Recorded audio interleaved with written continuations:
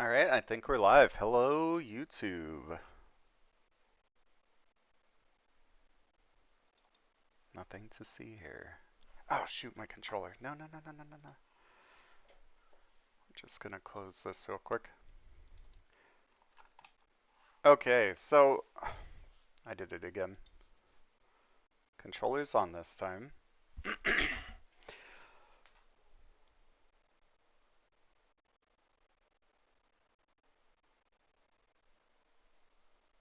Okay, my Alexa's talking to itself out there. That's creepy. Um, Hello, YouTube. Yesterday we crashed at the end of the stream. Camera out of focus. We crashed at the end of the stream. Kind of sucked. We have a bunch of prep to redo. But maybe it works in our favor because I do recall upgrading a steel axe that we didn't end up even using. So it was just like wasted. So we could just not do that since the game crashed.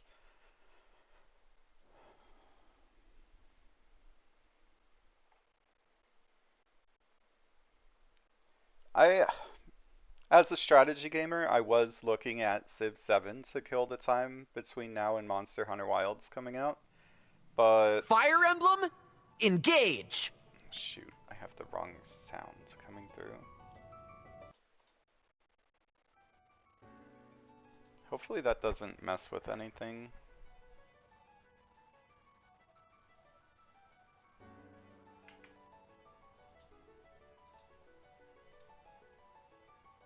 I never did check how the audio sounded on my last stream.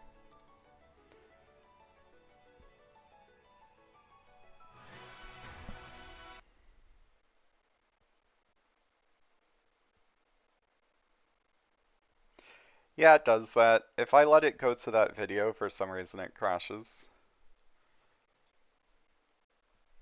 Oh, whatever. Let's see. How did the audio end up sounding on my last stream?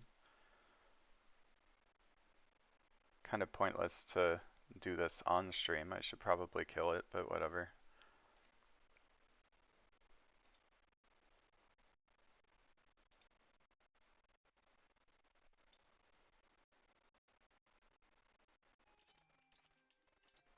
In-game sound sounds good.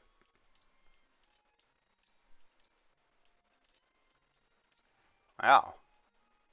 It picks up my controller really good, huh?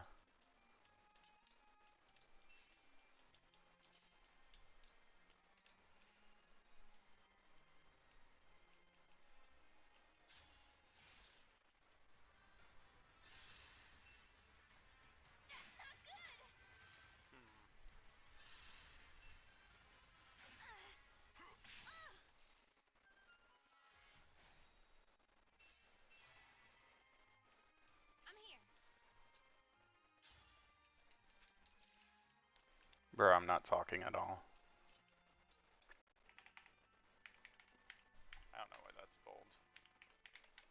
Okay. Seems like the audio is fine.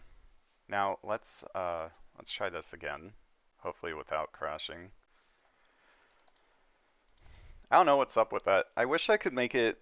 I can skip the intro video with Cobalt, but I can't stop it from, if you linger on the title screen, going to that video that actually crashes the game.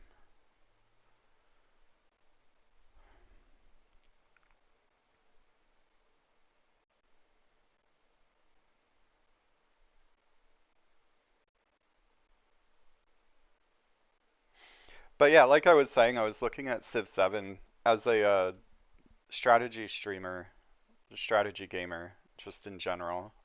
Civ is really interesting. But if I'm being realistic, I probably won't finish a single game of Civ before Monster Hunter Wilds comes out. Fire Emblem, engage! Those games run like months long sometimes.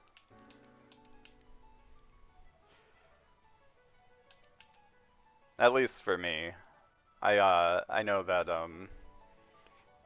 Mr. Spiffing Brit can just end a game before getting out of the Age of Antiquity, which is That's something.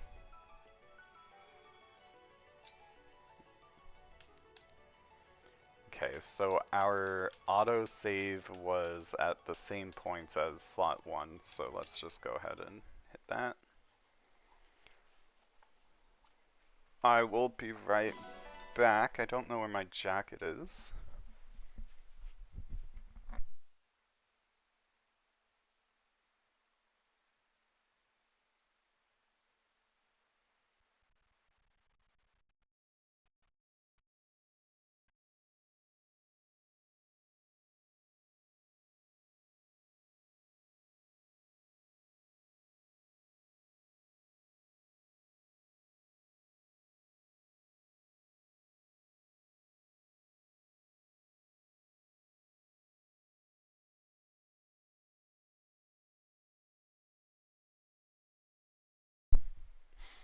Alright, we're back. And we received military funds from Brodia. Alright. Man, I don't want to do all this shit over again. It was kind of a lot. Like, of all the prep phases to crash during, the post chapter 8, when you get access to second seals, an updated armory that has like killing crit weapons and stuff in it, kind of bad timing. Alright, new items. 1 silver ingot. Let's go.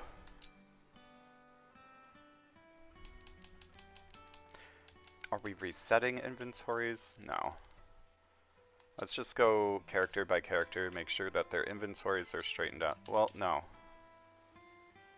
No, first we're gonna do our chores. Somnial menu. Let's do our fishing.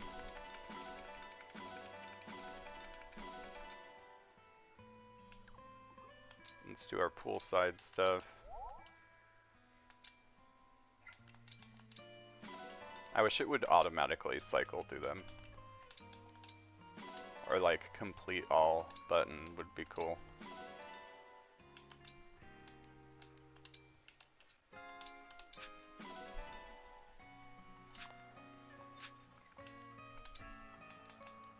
No new dogs. Yeah, we were looking into this last time to see if this stuff could be turned into like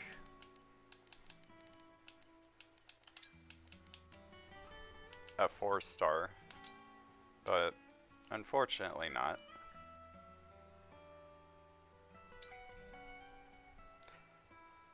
Not a big fan of Worm Slayer.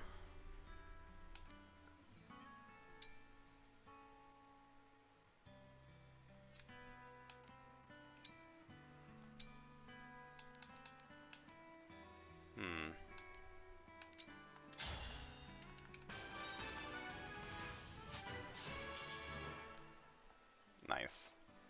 Worm Slayer is like really good against wyverns, I guess? Maybe?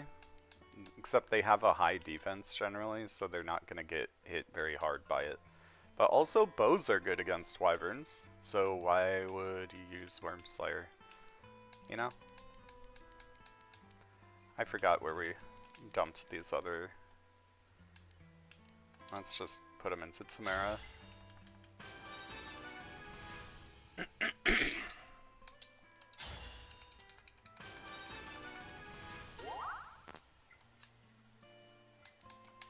Alright, now I know we're gonna want Panette to have the novice book.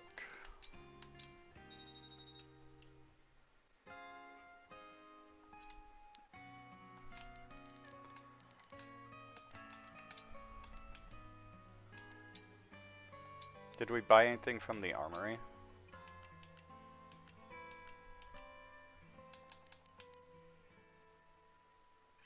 We did buy Thunder, Here right? you go. Whoa, almost clicked too many times.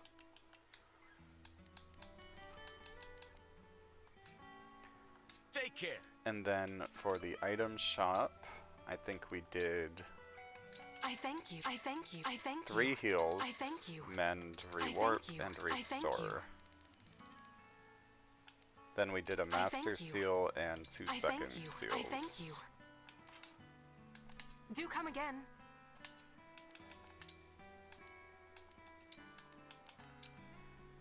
Chloe, we updated to a Griffin Knight.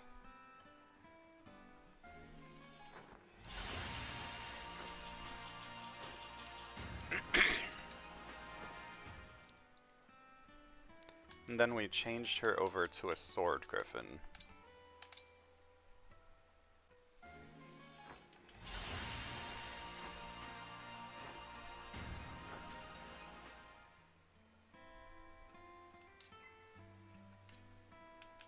Alright, now we do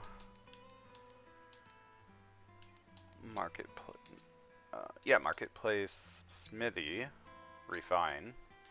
Well, I do know that we're gonna exchange 2 silver for iron, right? Let's do 1 silver for iron for now, since we do know that we're not wasting some of it. The Killing Edge we went to 3. Then we took a steel sword, turned it into a Levin sword. Then we took the Levin sword to 2.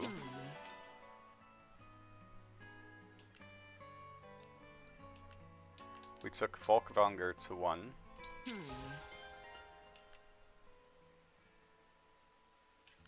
What else did we do? Notun to 1. Can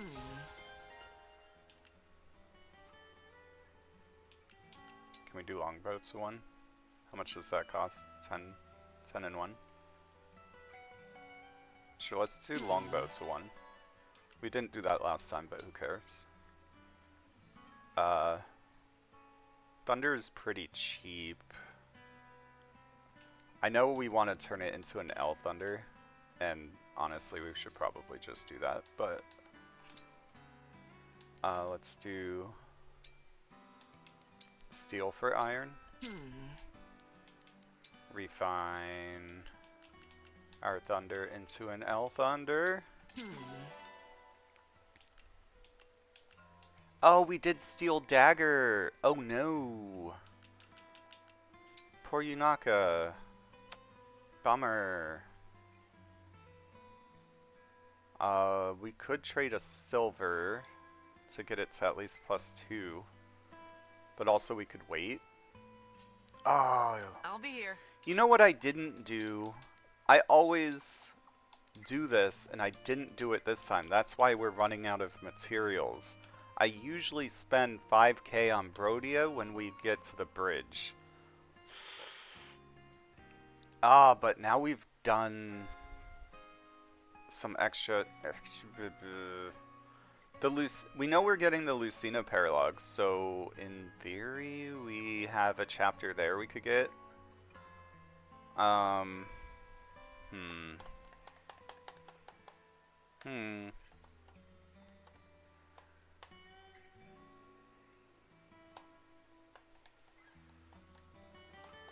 No, I don't think it's worth it to donate to Brodia at this point.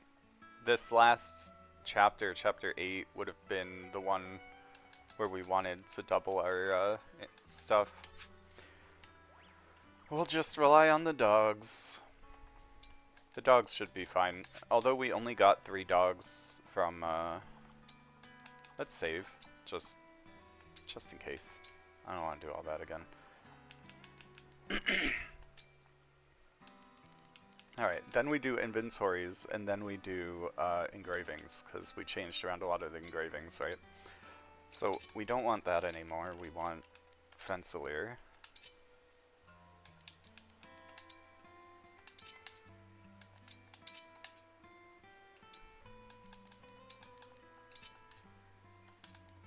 Seedall.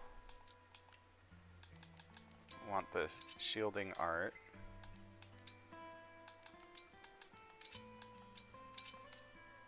Did we get Micaiah?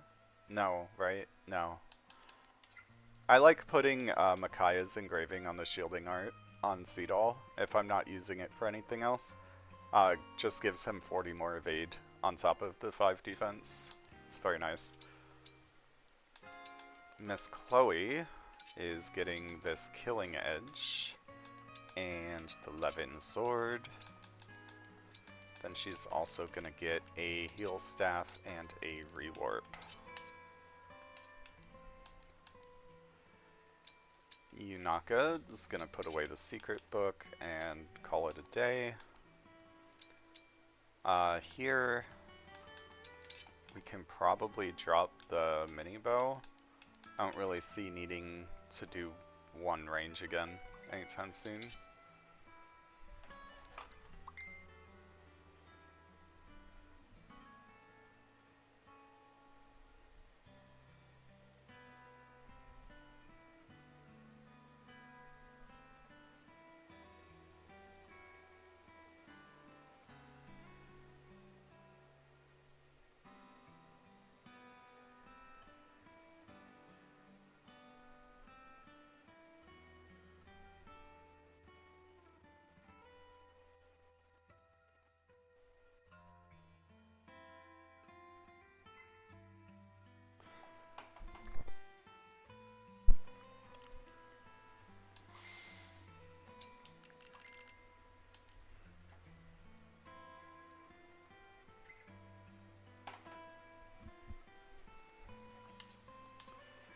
Alright, all crust is good. Jean... We had a situation with Jean recently where he did not have a good staff. So let's do heal, mend, restore on him. Maybe obstruct. We could theoretically turn... No. He could be our chapter 10 promote. Is anyone else vying for the chapter 10 promote?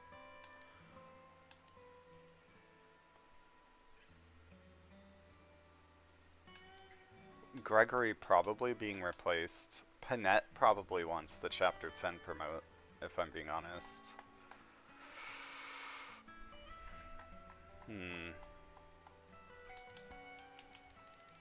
John, it's really looking like you're probably not making the cut because we're getting Pangeo in chapter 11. Assuming that everything stays the same.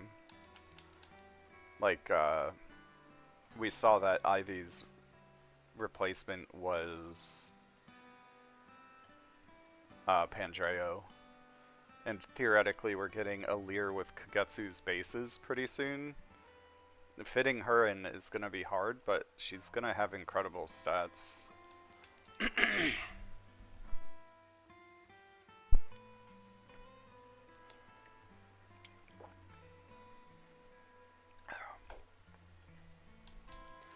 Anyway, we were doing inventory analysis.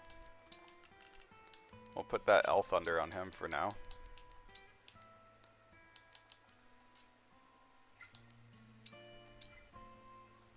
I don't know if Ivy's making the cut, but we'll keep a heal and fire on her just in case. Panette, we don't need either of those because we're taking no attune, which renders steel and iron basically redundant. We'll take these because I think we're going full on Berserker. Not only because her outfit in Berserker is awesome, but also because why not? It's gonna help her speed a little, but well, Warrior helps her speed more. This is always a struggle. This is always a struggle for me.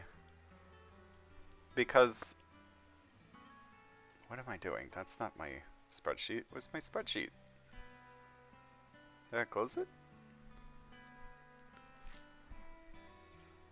I mean, if you ask Reddit or most other FE tubers, content creators, etc., they'll say Warrior is always better than Berserker. And that may be true, long term. I'm not thinking long term. I'm thinking short term. So if you look at Panette, Berserker, and then Panette in Warrior,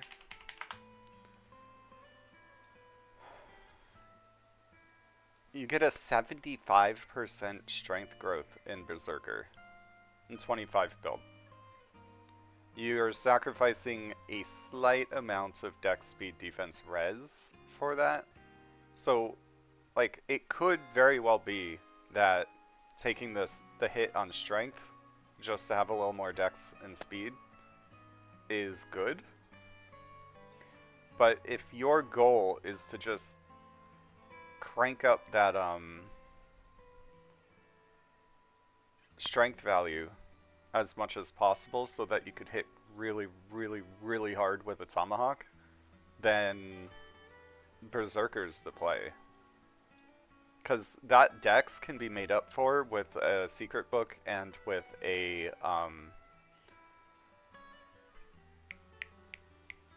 what am I trying to say? Secret book and the engraving the weapon. You could do an Erica engrave or a Lucina engrave on the tomahawk. So, and then the extra build, I know it's only 5%, but 1 in 4 is better than 1 in 5. Taking the 1 in 4 build growth makes it so that she isn't as weighed down by the tomahawk long term, which with a 35% speed growth, you probably don't want to be weighed down by things, you know? Yeah, so I'm thinking for now Berserker, and then eventually the problem with Berserker is if you take a look at its class caps right here, it has a really low defense and speed and dex cap. So as soon as Panette caps any of these stats, also really low res cap. As soon as Panette caps a stat, that's when I want to change her into Warrior. But for the meantime, having that extreme growth in strength, I feel like is actually worth it. And also, she could theoretically level up HP twice in one level as Berserker. I think it works that way. If you have 105% growth, you always get 1 and you have a 5% chance at 2. Because I could swear I have seen on a level up a +2 in HP before. Because I like to mess around with Jean in Berserker with Tiki. It gives him like insane growths. It's so funny.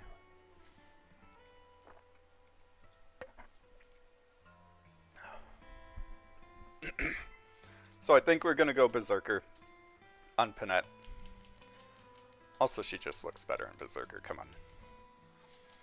on. The crazy thing is that Panette normally joins as a pre-leveled Berserker. I think internal level 16 or 17? I don't recall there, but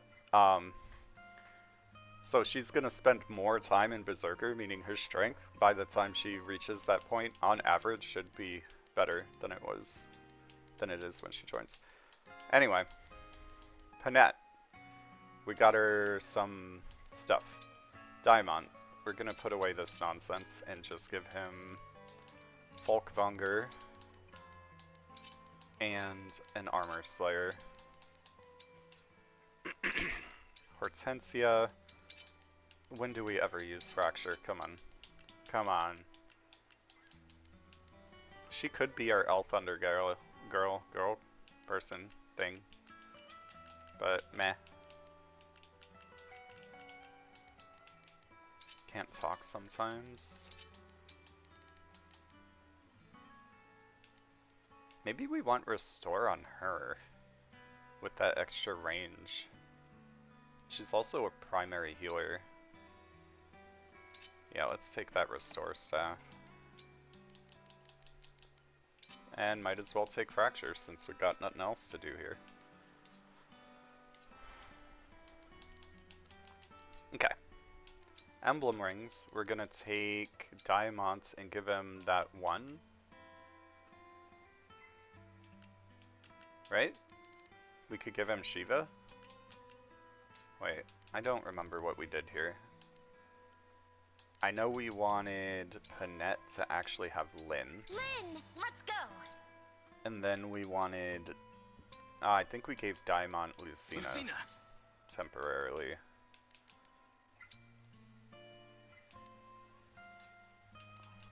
The rest of this I think is fine.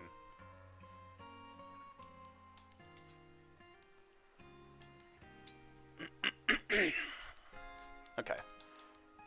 And then let's save so that we don't have to redo any of that if it crashes. Emblem ring. No, the last thing we need to do is go to the smithy and we're gonna hit the engraves.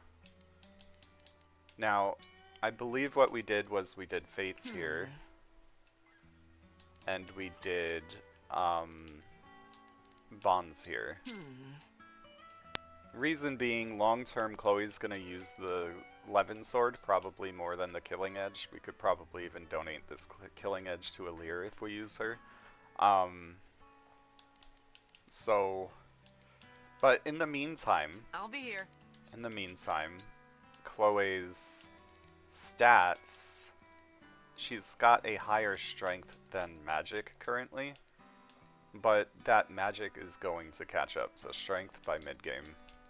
Especially if I help it along with the +2 magic thing, because we want Chloe basically using that Levin sword long term.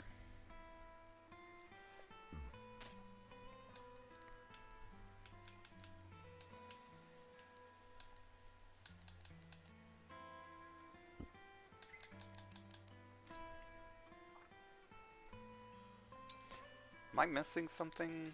Oh, right, yeah. We're in the middle. Sorry, I just completely lost my train of thought. We were doing engraves. Da da da. I think Folkvanger we wanted to give... Oh shoot, I don't even know anymore. We currently have this on Tirama Storm, which sucks. Did we want to give Thunder instead?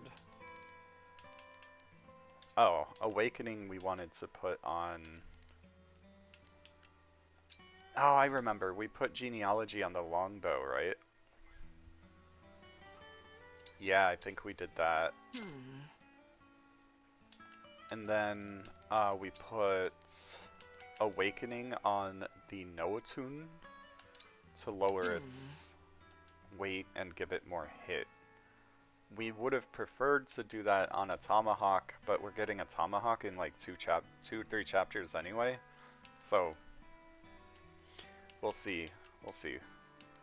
I may be accidentally delaying Panette coming online by not putting a hit engrave on Hand Axe and just upgrading it now to Tomahawk. But I mean, if she comes online as a melee rather than a 1-2 range, I'm fine with that as well.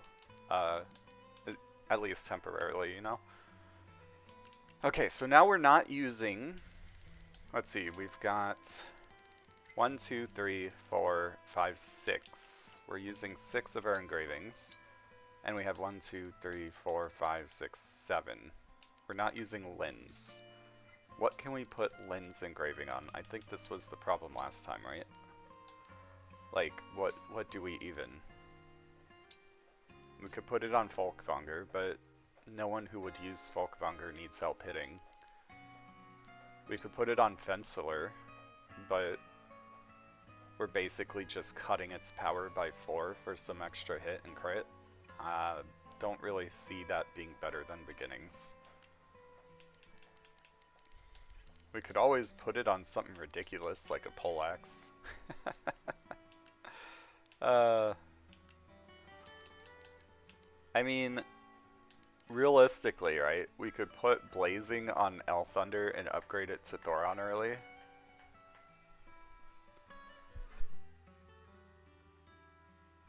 Sorry, sneezed.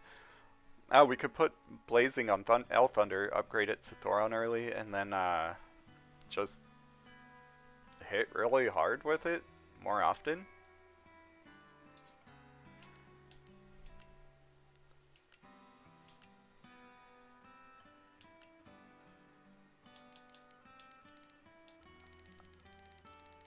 I mean, I hate to say it, but like, I literally don't have anything to put Lynn's engraving on. It's not very good at this point in the game. It cuts way too much power. Like, -3 is a huge hit.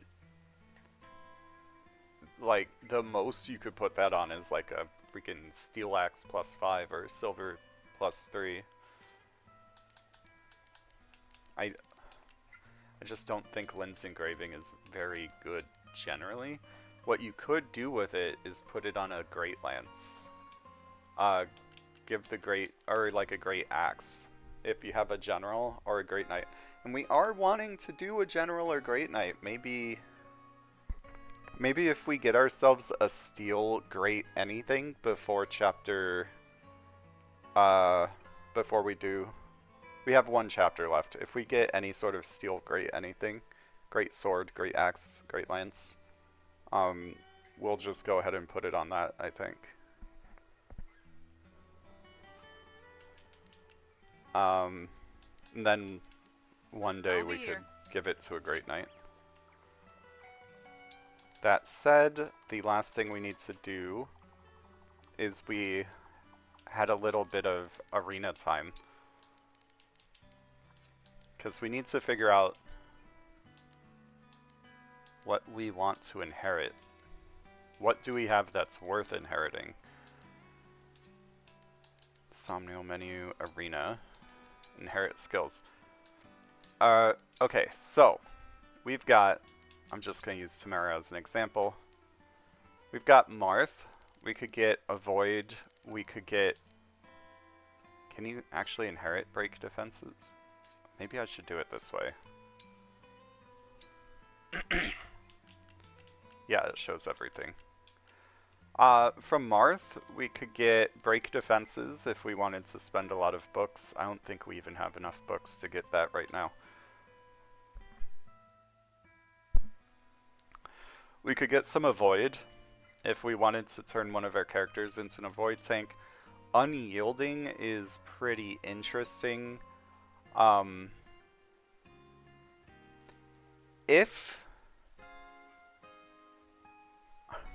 So I had this like idea in my head, right? Like if you wanted to build a evade tank or just like you know like the Vantage Wrath situation, right? Like what if we don't get Wrath or Reprisal? Something we could do is give Panette Roy for holdout. The final level of holdout is 1 HP. As long as you have more than 1 HP, you will always survive a hit. So we could give her Vantage, Holdout, and or Vantage, Roy, and Unyielding. Because if we don't have anything helping her damage, why not help her survivability? And then every turn, she'll recover some of her health and be ready for Holdout again. It's just a thought. But like, it is only 100. The bond fragments are the hardest part here. We could give someone Perceptive. We could do Perceptive. What else do we got that's worth inheriting? Leaf. We've got Vantage we could inherit. Build, but build sucks compared to Lynn. We could get up to speed +3. This is probably going to be the play for most of the characters, inheriting at least 2 or 3 speed. from Lynn. Lucina, we could get a character with dual assist. I don't really have any characters planned to be a hero at the moment, but this is good on, just generally good on backups. We could also do dexterity if we wanted on someone like our Luna proc guy. You could get yourself extra chance to hit and 3% more chance for Luna to proc. I think it's dex based.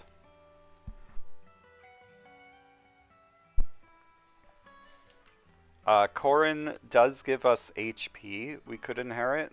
Also, if we had anyone at 2000, which we're probably not going to get by chapter 11 unless we get really lucky with our next well proc.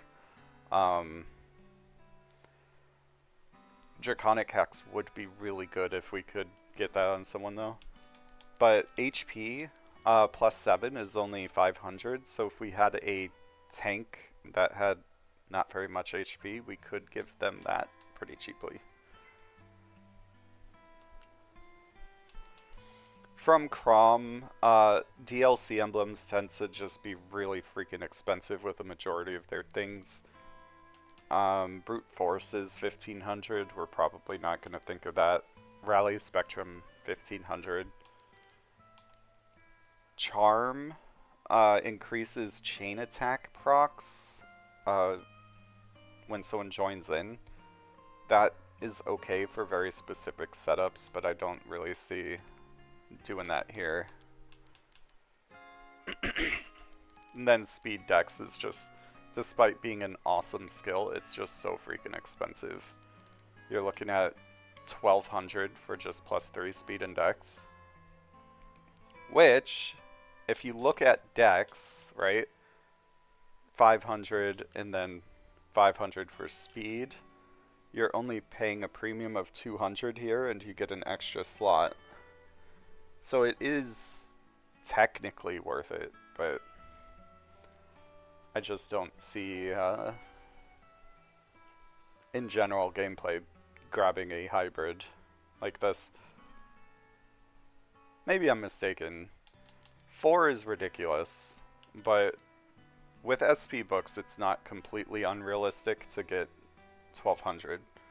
And then you could have speed dex plus 3 on a character. Like Panette, for instance, probably wouldn't scoff at speed dex plus 3 if we don't end up getting a either Wrath or Reprisal on her. Edelgard only has one thing that I could really imagine inheriting. Strength Dex is so overpriced that it's not even something that you would think about. Weapon Sync Plus is 5k. Which, yes, that's just a free 7 attack, so I can understand it being expensive, but... Oh, you could get the Gambits, or the Assembly Gambit, which is, I think this is inherit only. I've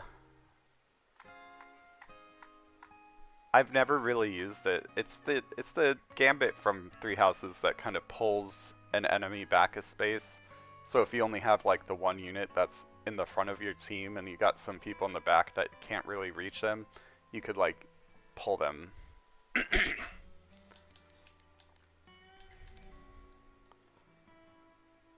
But yeah, Lineage, I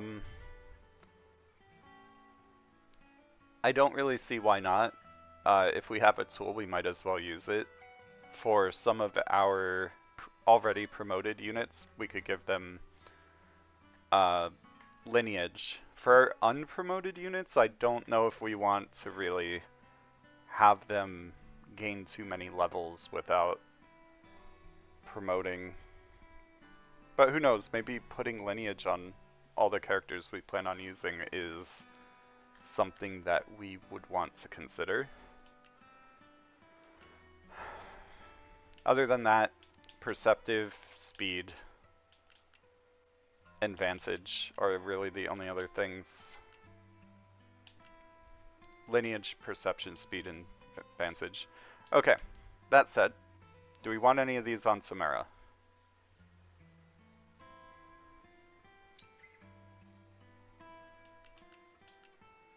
Probably speed, right?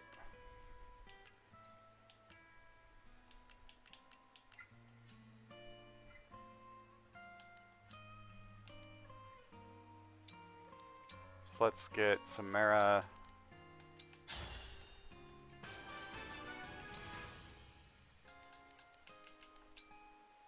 With Lynn. Yikes. Okay, so we need 1,200 more. We're probably not going to do that across the board. Let's see what we got from the bulletin board. And can we fish again? How many times can we actually fish? Only the once, okay.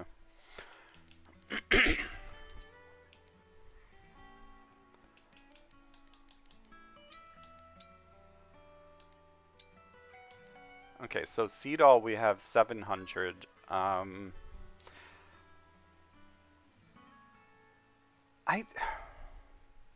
Seedall's interesting because Arms Shield might actually be good on Seedall. Specifically because he has fists, which are good against magic and bows, and who's the most likely to hit your dancer with an attack? Probably a bow or a magic user. Generally like a longbow or a Thoron that you forgot to take into account or something.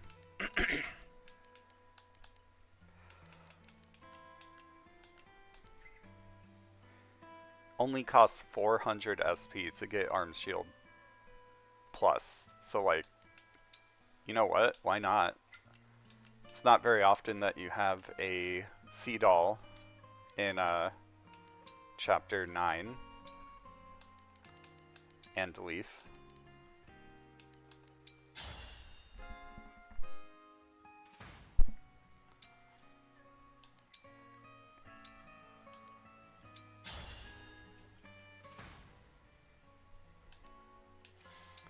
Alright, Chloe.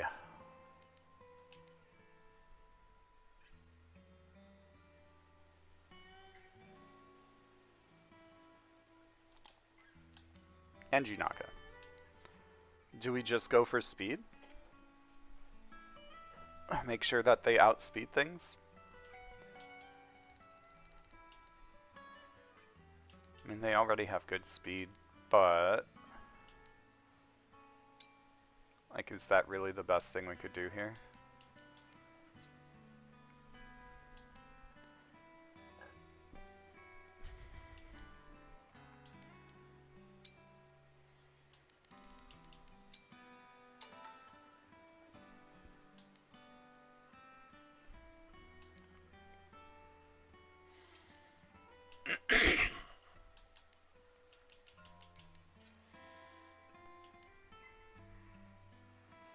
I think since Chloe and Yunaka are already promoted,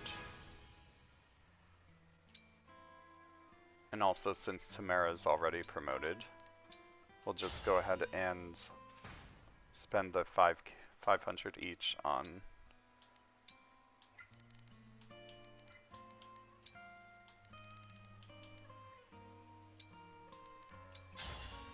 go ahead and grab lineage on them. Same thing with Alchrist. Although Alchrist could get like +2 strength and debt. Well, no, +2 is like 1400, right? We could do the try to go for the give him the 500 book and go for the +3 dex and speed.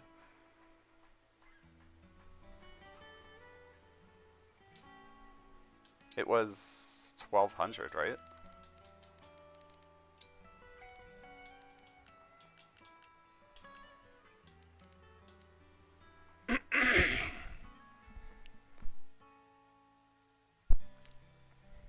Do we have anything better for him? No, right?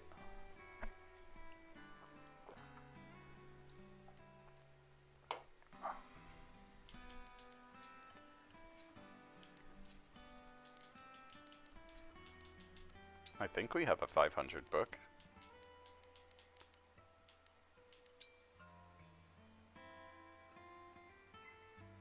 Okay, let's hold off, because I don't want to run out of bond fragments.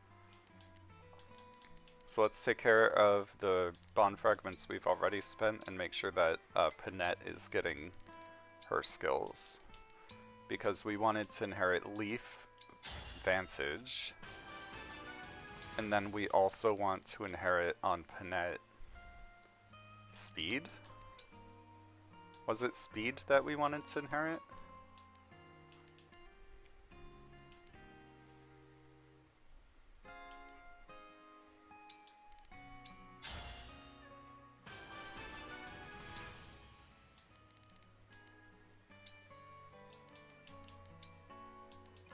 I sure hope so, because I just spent the fragments.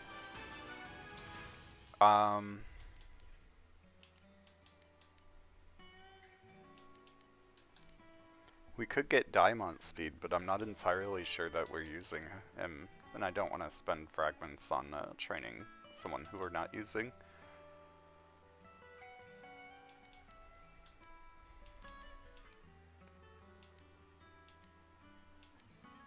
Alright, let's inherit the stuff for now.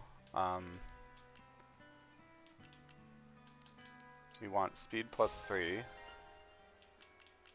and then lineage.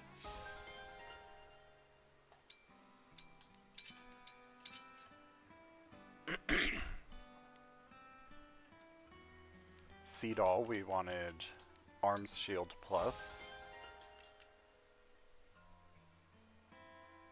We could inherit lineage on him to get some extra. It doesn't say specifically combat.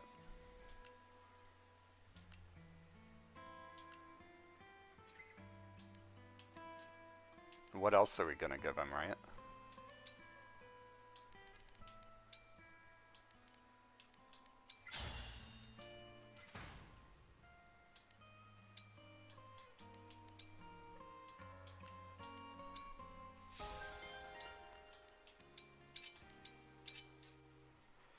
That'll help Seedall live a little bit and also help him level up, even though all he does is dance.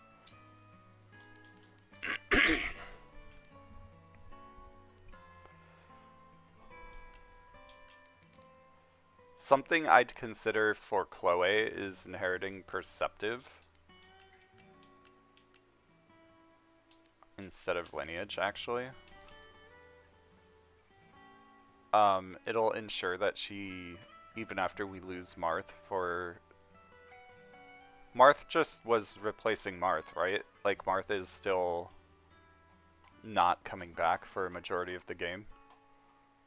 So, this is like our only chance to give her Perceptive, which will help her not get counterattacked, which on a Griffin Knight that already has good avoid is probably good.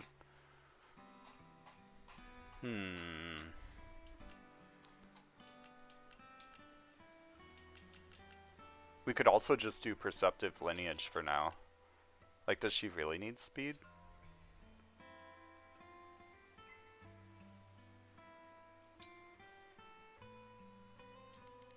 How much speed could we inherit? This is where bond fragments are going to get tight. We only have 660 left. We still want to give Alchrist some training with Crom. We would want to get Crom to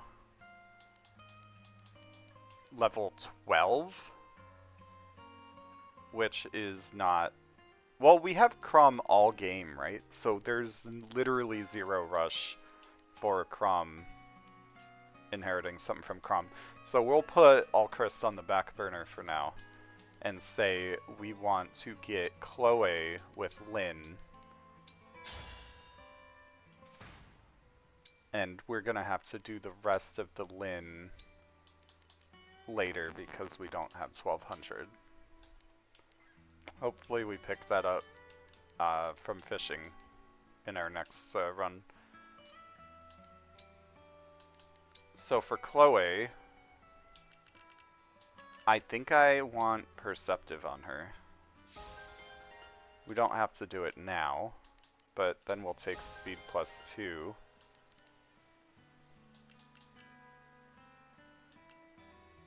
What are the odds if we do this? She'll be at 181. And we could get 20 SP, right?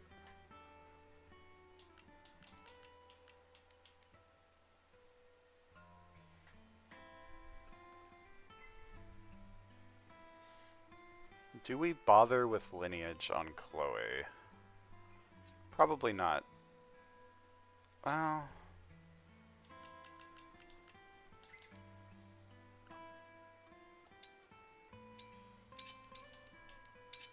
it would only help her for 2 chapters. But it's also only 150.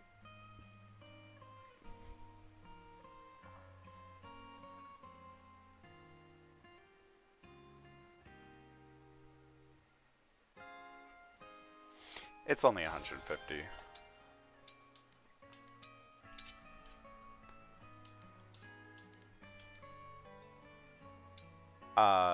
Yunaka. We'll do lineage. And then I think we were gonna do speed on her too if we can. I think Speed Taker would be pretty fun on Yunaka. But also Knife Precision is really weak. Holy moly. Why? Honestly, Perceptive on Yunaka could be really good too. Well, if she has Crom all game, we don't need to worry about Perceptive actually. Like, she doesn't get counterattacked in bushes anyway. So Alacrity is also pointless on her.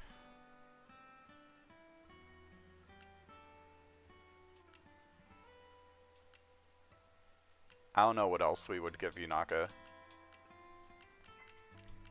Maybe we just wait and see if we get something else. Because she doesn't really need speed. We could give her Speed Taker just to make sure that she doubles sword dudes after a while. But, like, whatever. He's fine to inherit lineage.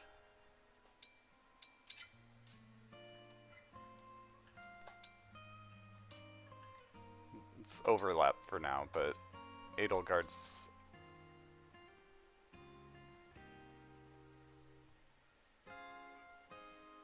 the Micaiah replacement, so we get Micaiah late. Okay. Yeah, so we'll just wait and give Alchrist some speed decks from Crom. Maybe some way of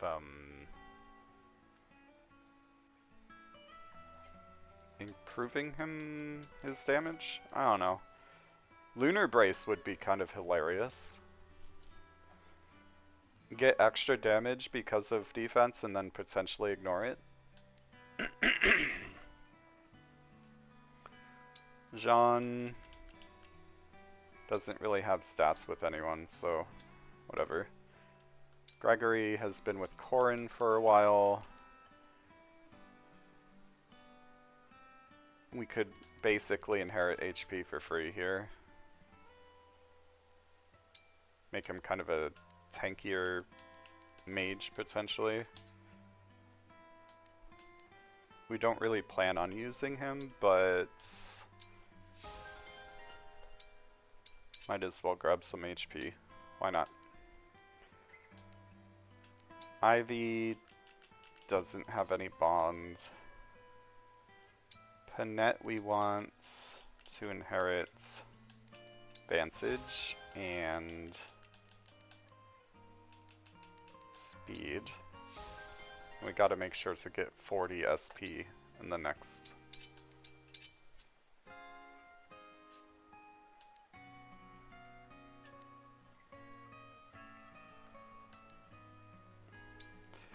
Diamond doesn't have 5 bond with anyone, so he's just screwed. Same. No one else has 5 bond.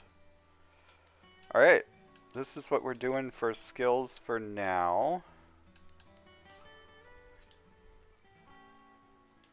We're out of SP, we're out of things to forge.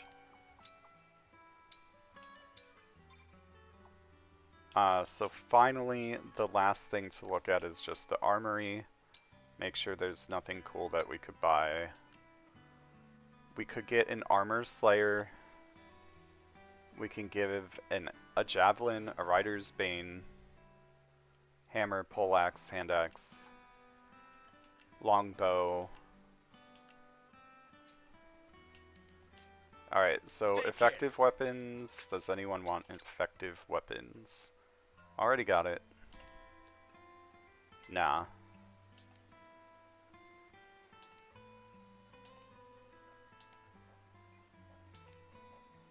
Already got him. Already got it. Alright, we're good. Alright, that was annoyingly long. Sorry for taking an hour at the beginning of the stream before we even got into anything. But wouldn't have had to do it if the game didn't crash yesterday.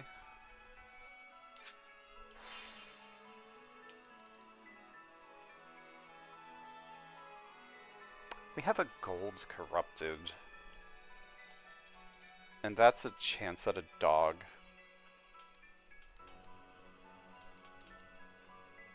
Floramil Town is pretty easy too. I think we'll do that, I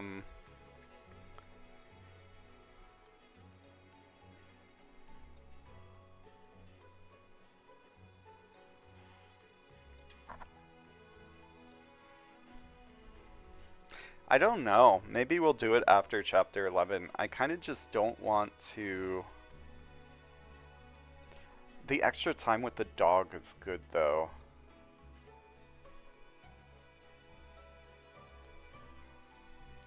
I don't want to over level anyone before we can get a master seal. We get one master seal in chapter 10, one in chapter 11, and then we could buy one after chapter 11. At which point most of our people that we want to take into the endgame should be good.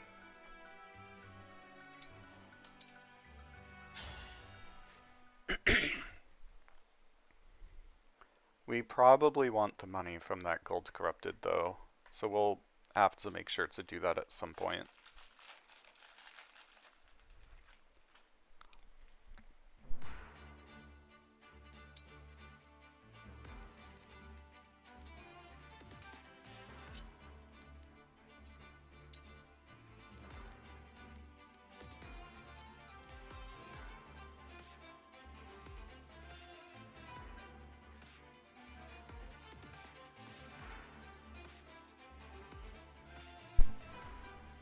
Well, here's the conundrum.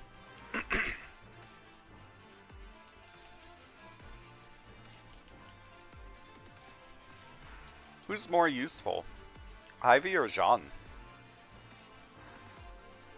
Jean's not really useful until we reclass him from this point.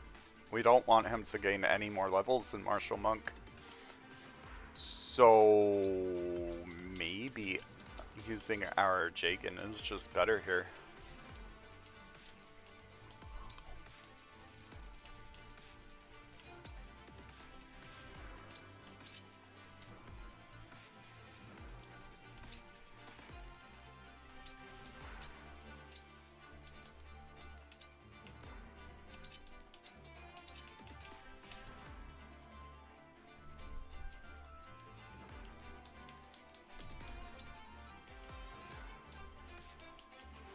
Still has staff utility, so sending her to deal with axes. We have lances down here. Sending Panette to deal with lances. Sending sword user top. Lance user bottom. One mage. We'll send Ivy straight forward to rescue Alfred.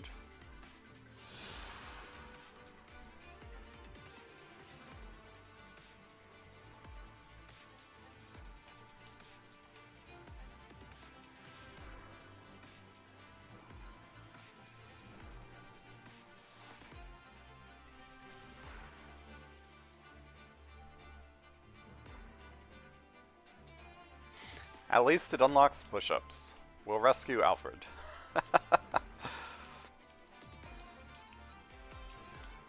Yeah, we'll just send our flyers straight in. Unfortunately, that means that these guys up here are actually pretty easy, but it's easy for the group you send south to get overwhelmed. So we'll just send these guys north, and then send the rest south. Chloe's fine up there, right?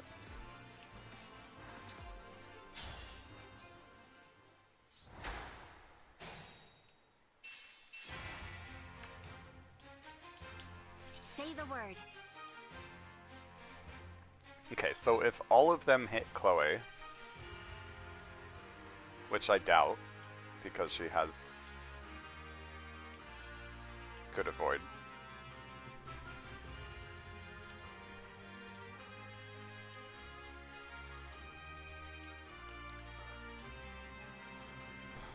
$21, $21, $26. I have a calculator.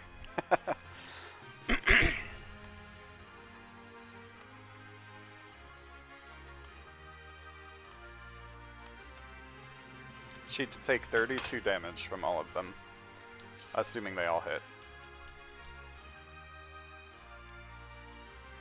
So, if we then add in Thunder, which is 19, we just won't add in Thunder, how about that?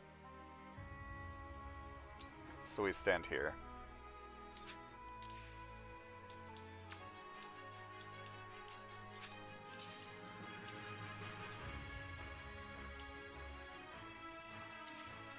How is it possible that it's not showing... It's not showing that as part of his attack range? Like... Oh, I thought the other axe was... Okay. Helps to zoom out. So 32 damage, 19 reduced by 13 would be another 6. So all 4 would kill.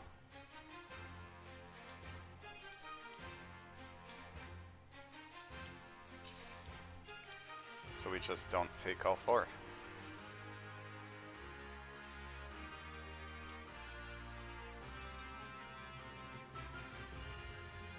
Do we want Divine Speed? Probably.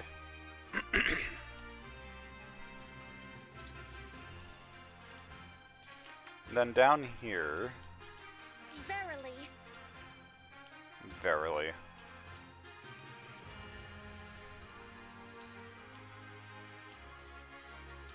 We helped Panette with her speed issue by giving her Lin. So now she's 13. Not doubled by either of these guys. 2119.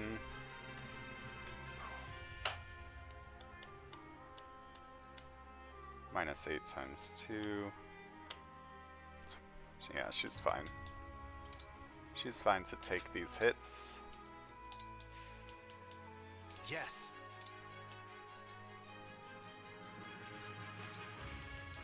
Go ahead. Okay.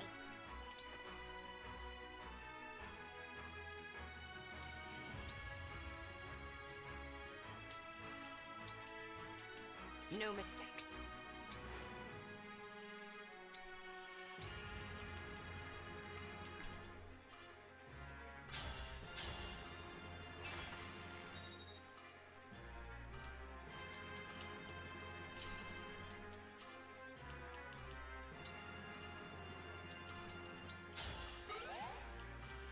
protect you.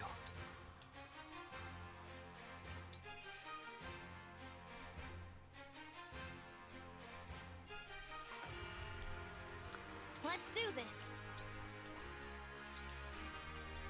Let's go. The choice is yours.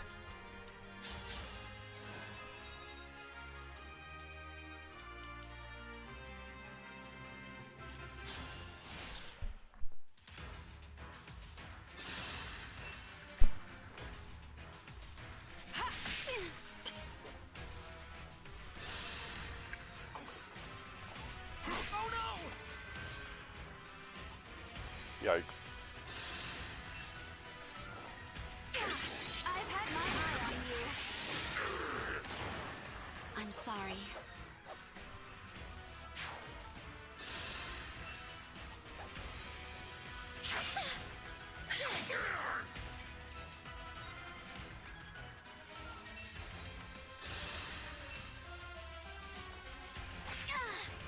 Too close.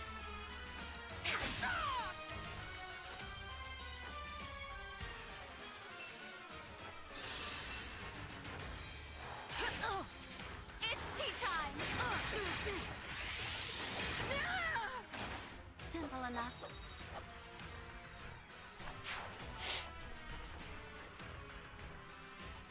Chloe is an absolute unit.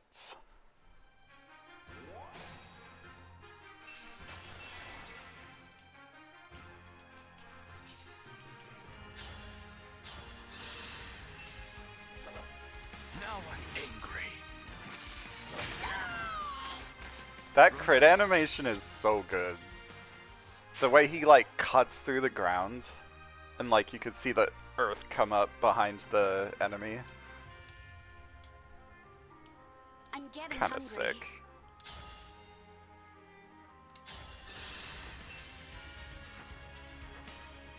Hungry for more.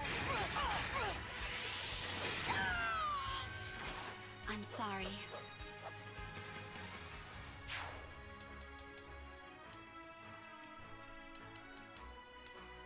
Okay, well, let's see what we could do down here first. We may need to relegate our flyers to taking care of some business.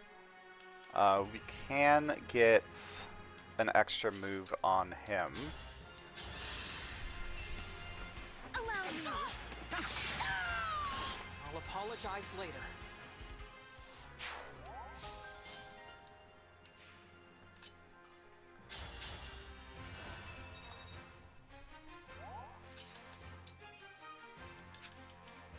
Let's move forward while we're doing this. No! I wanted the flyer! I had no choice but to win. 60 frames per second is nice and all, but it makes the controls feel kind of wonky. If you're not capping the frame rate, like you push the button once and it'll go like bzz. It's crazy. But like when you're capping the frame rate, sometimes it just drops your input entirely. Retribution is due. Okay, so we could kill this with these two. This is gonna be a break. I could also just get a bow. And that's definitely a kill. But this is a break with 100.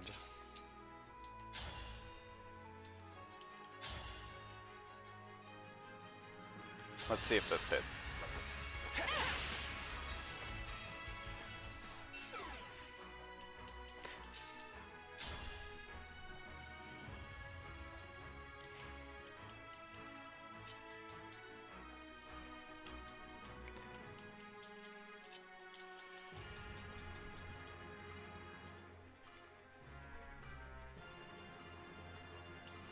Yunaka could probably take him in herself because she has the high crit. Let's see. You're dead. Was that too much? That allows us to even if we don't crit here, we can kill with Samara.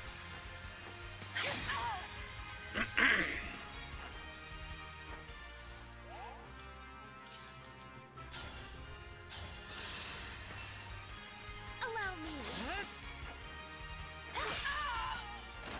Think whatever you like. Picket is so flashy. Not a kill. Not a kill. But, with their powers combined...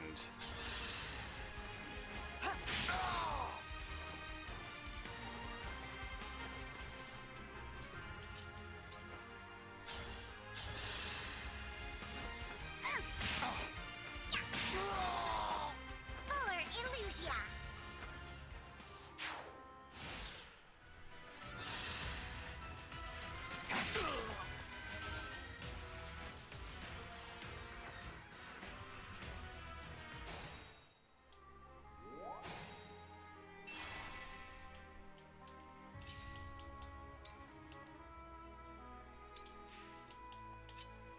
Oh!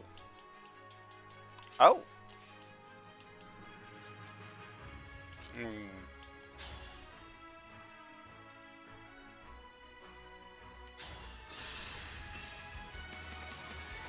I'm ready to begin. Simple enough.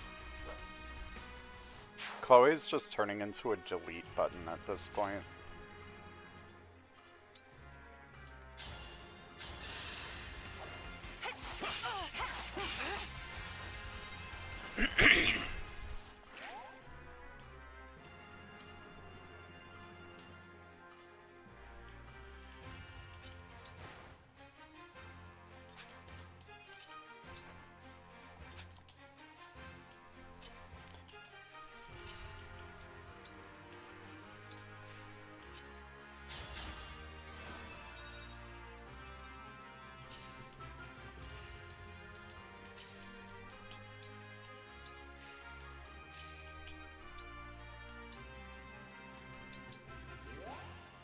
Cool. Keeps her at just under. That was perfect.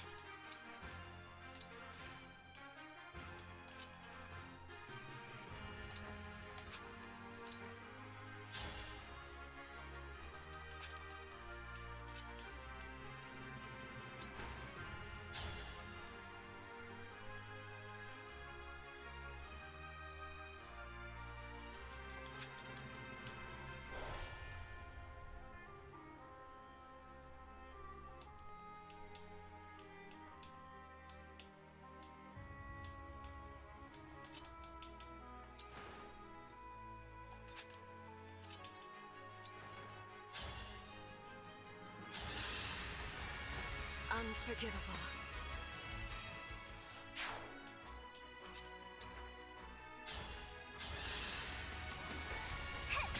Now you've done it.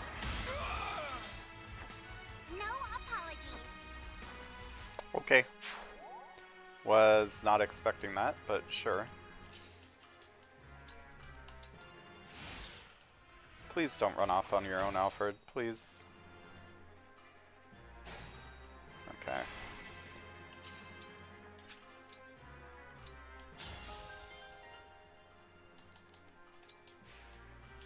Bum bum bum bum bum bum bum bum bum bum bum bum bum bum bum bum bum. Freeze staff again, huh? It's obnoxious. At least he doesn't use it until he's aggroed. Of course.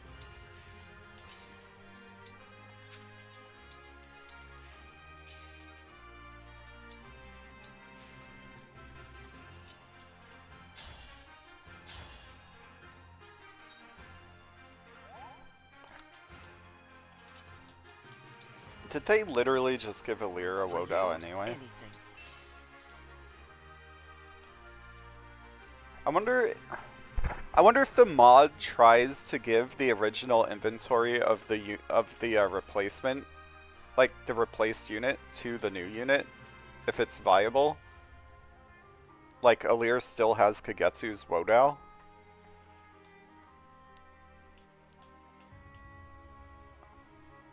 And Zelkov's steel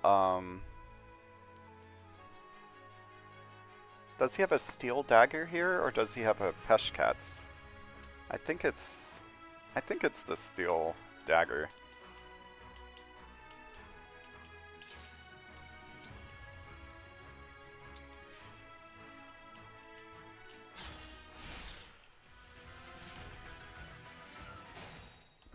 Yeah, I think these guys have Peshkats.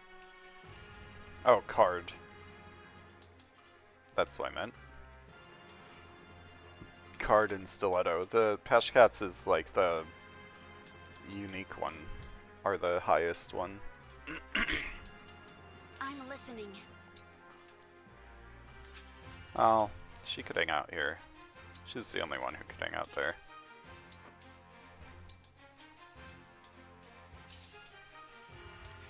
$139. Okay, so hold up. 115. None of them can hit her except that guy.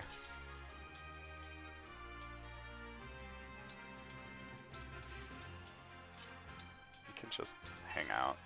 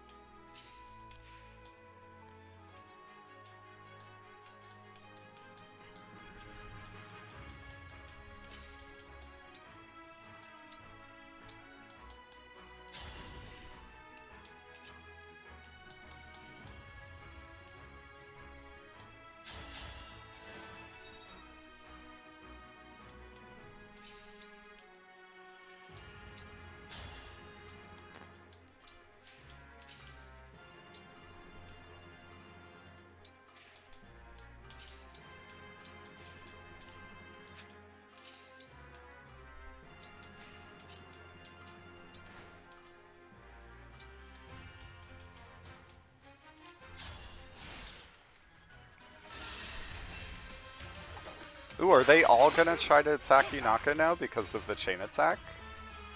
That would be ideal, actually. No. Boo.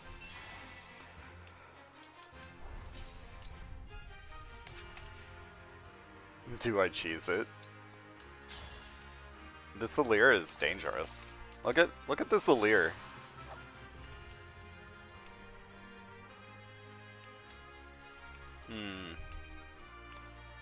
Probably gonna be stronger when... This is the enemy version of Alir.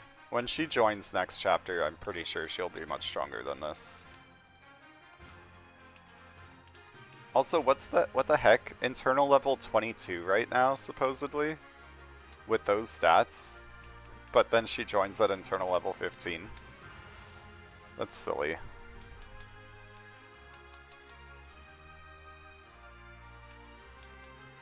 I mean... I really hate to just, like, dump experience into Yunaka like this, but... Free attacks are free attacks. Ooh! Didn't crit.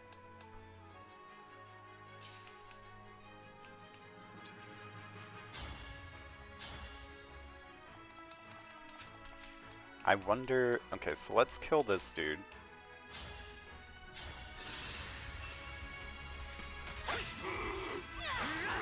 You have my respect.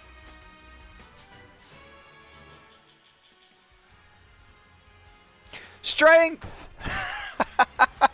She finally got strength! It only took 10 levels!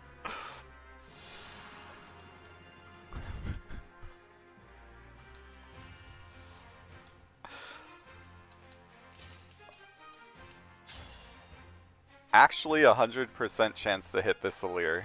Alright. Bop. Too much.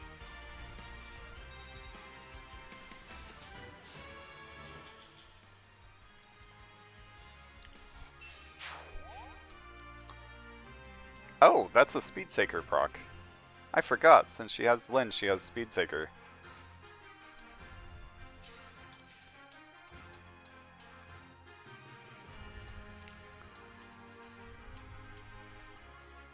Have we just given Chloe that much experience already? Eh, she could use stabs.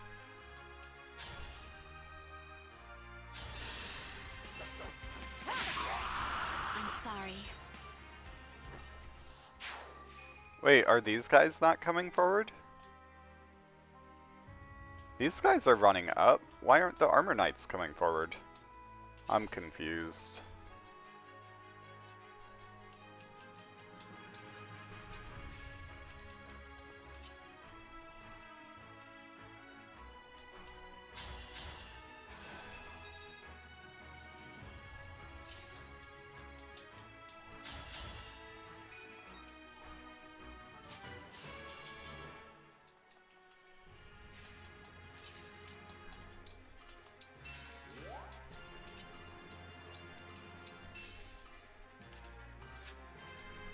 You have an Armor Slayer, get up here.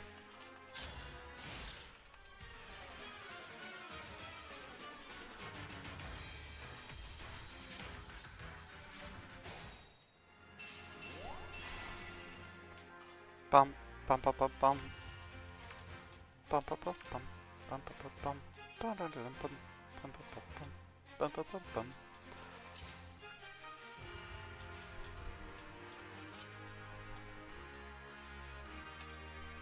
Ivy's so slow she doesn't even double it.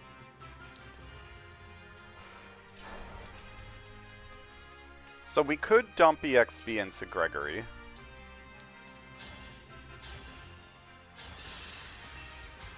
I know it's too late, but sorry. By dancing him. But we also have a better magic user right now.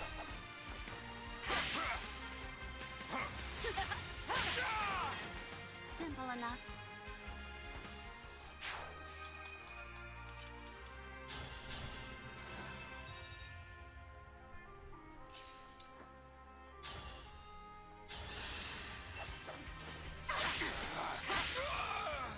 I'm sorry.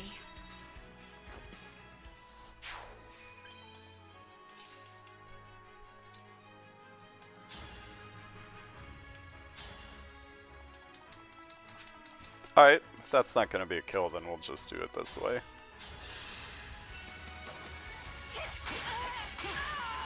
Another kill for me.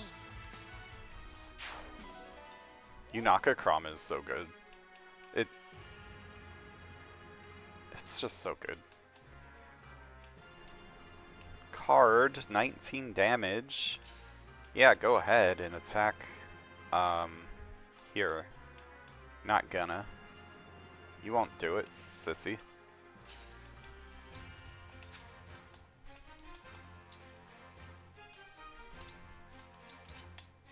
If you attack him, you better hit.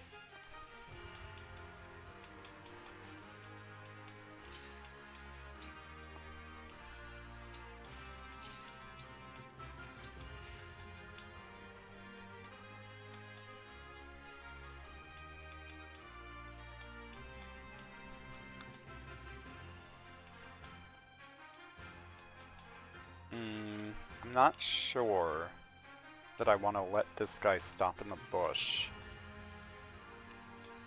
Maybe he won't.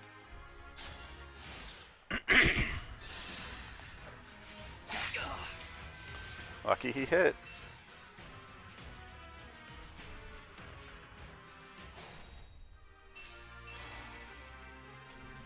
I can keep going.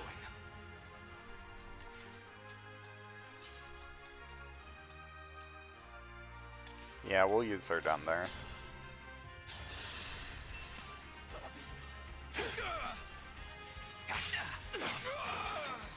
You put up a good fight.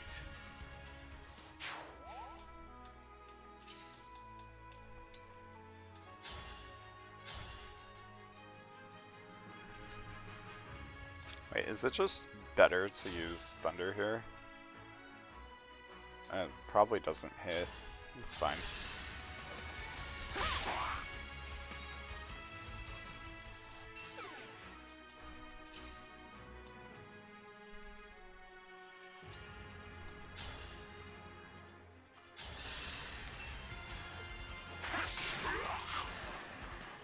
apologize later.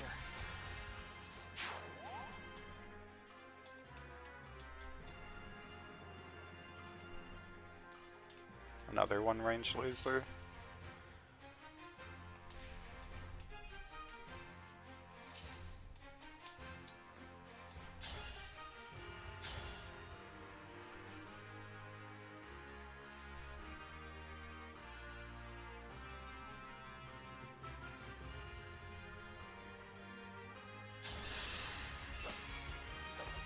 Me first!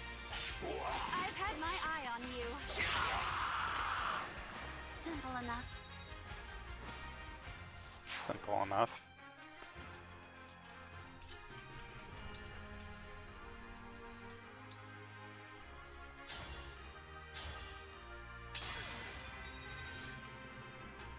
Thought I'd try. What's the point of a fracture staff if it can't ignore break immunity? Silly.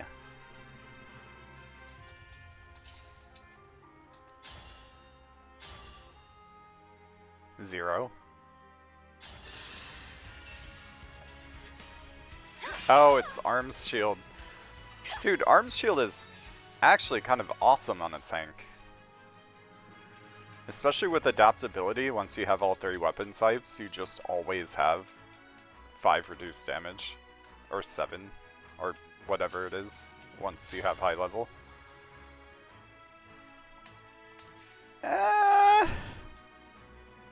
Do we really want to give a bunch of kills to Panette while she's still an axe fighter?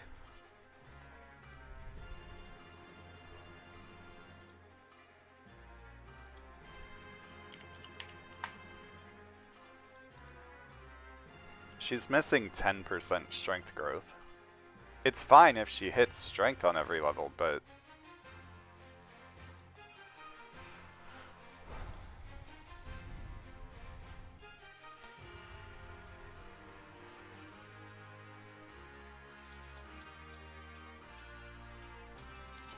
I don't trust that.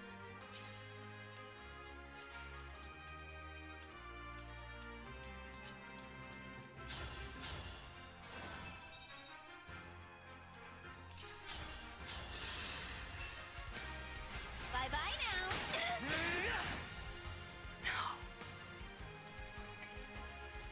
I love the confetti.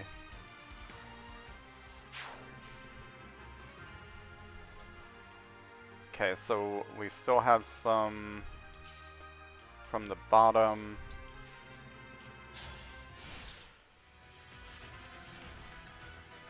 Lining up all nicely for me. Come on, Gregory.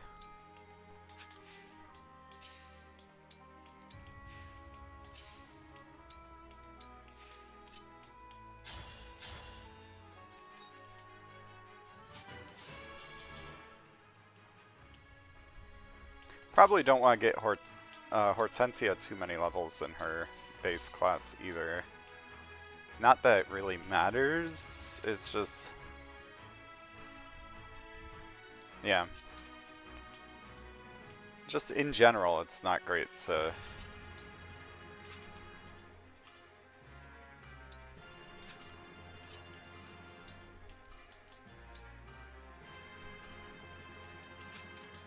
Which one of y'all have the best avoid? You have the best avoid. By far. Except... here. Only one person can attack. If I take the Hurricane Axe out... 24, 24, 24, and a 27 that definitely hits.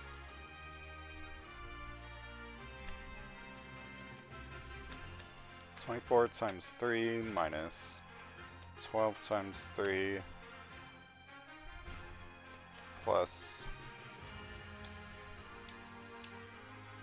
27 minus 13. Combined total, they do 50 damage. So maybe I go...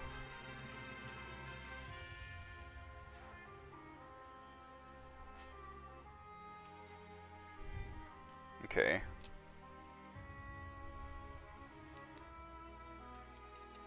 $24 times 3 minus 12 times 3 is just 12 times 3, which is 36.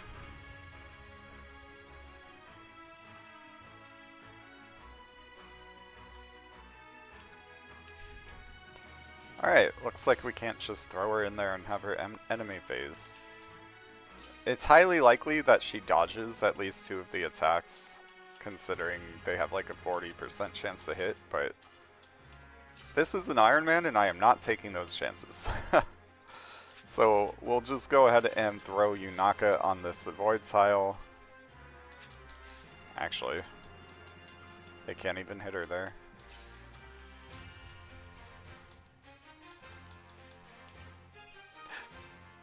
Does this change anything?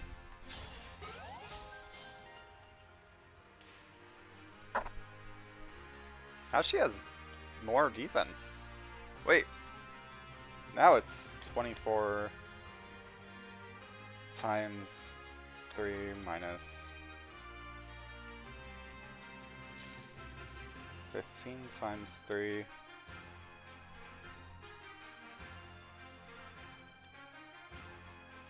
I'm definitely getting hit by a 27 minus 16. Ah, it barely kills.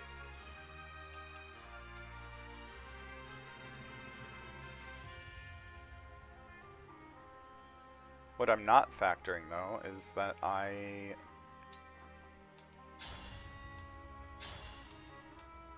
have another person there. I'm sorry.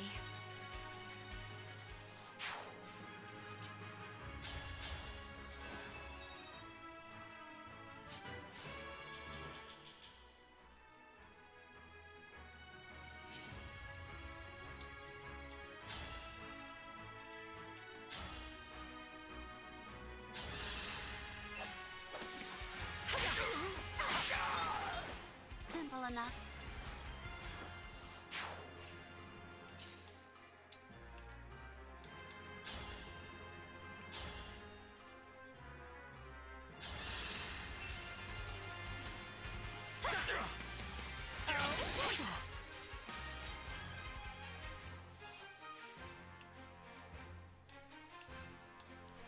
I could take 3 of the hits.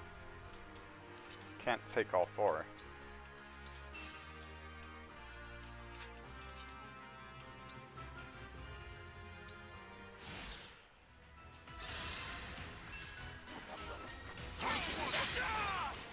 I'm sorry.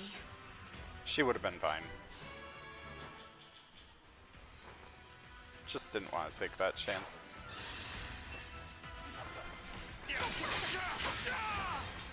Simple enough. That's definitely hitting. I'm sorry.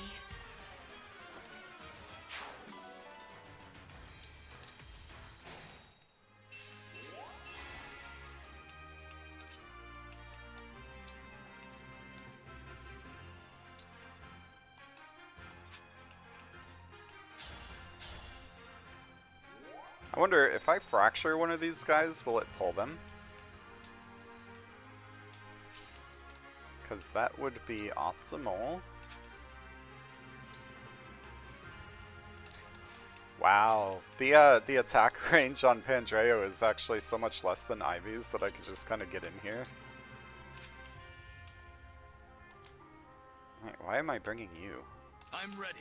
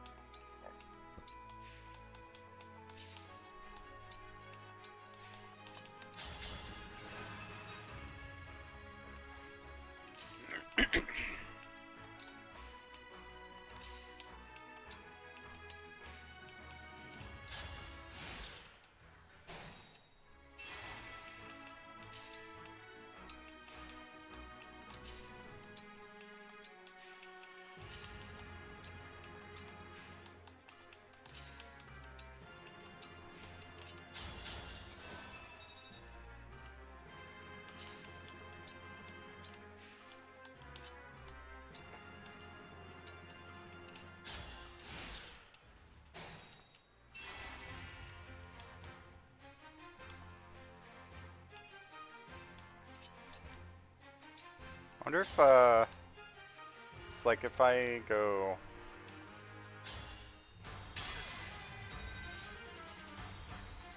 Is that aggro?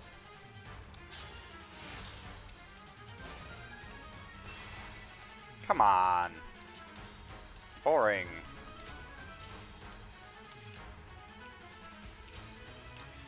Alright, so he's gonna attack with a steel hand art or he'll do a freeze. Meanwhile, we're getting hit by an iron axe and more steel hand art. I don't think most of them do damage to her. Yeah, so we could go ahead and bait it out that way.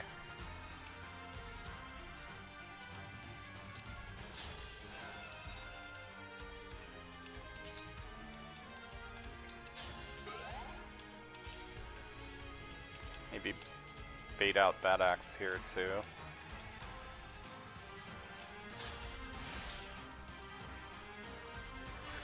Oh no, she can't move. Remember this. Dude, forgot to unequip the armor slayer. Crazy. Miss. Damn. What? Get out of here. What is this nonsense?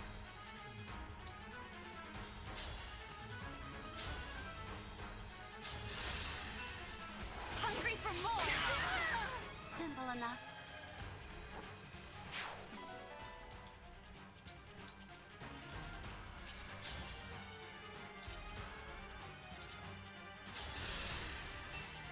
Think whatever you like.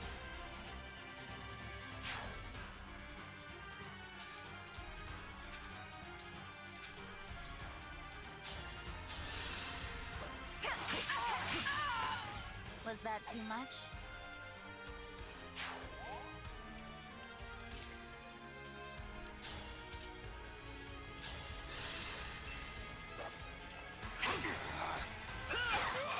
You put up a good fight.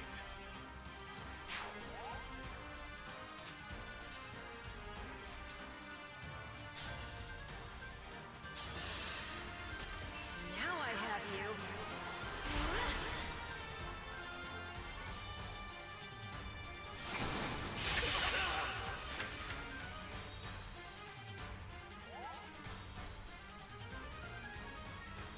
I kind of like Penetlin.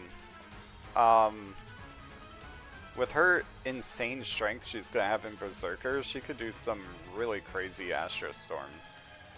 Like, if I thought Etier's Astro Storms were good, Penet's are probably gonna be way better. Flame Gambit! I had no choice. Now but he to can't win. even move. He was just gonna freeze someone anyway, but...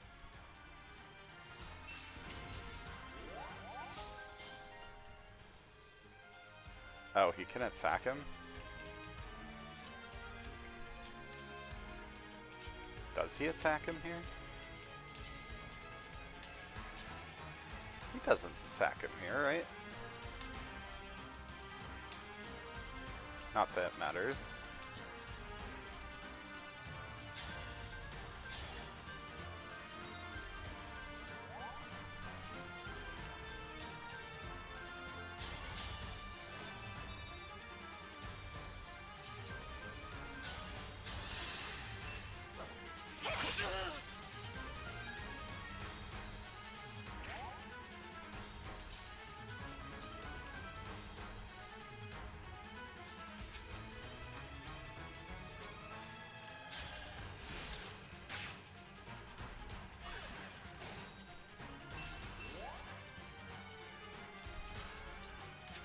No, I don't want to give it to him.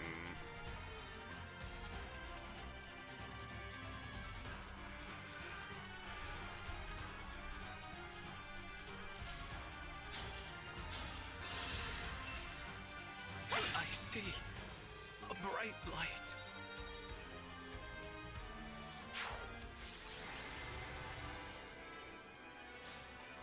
Yeah, it makes sense that Chloe would get that.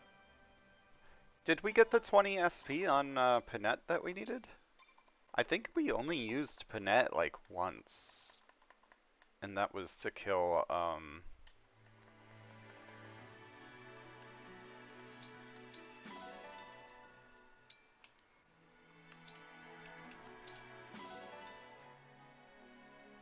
Kagetsu, or Elir. The randomization is confusing me.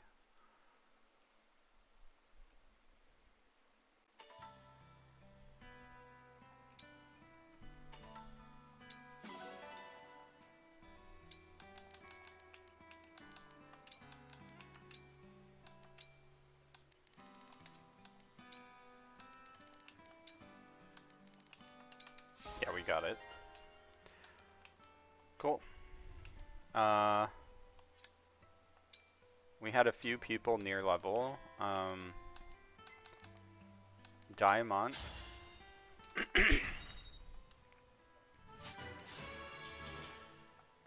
Not a very compelling level up there, Diamond. You are competing with a Lear for this slot, you know.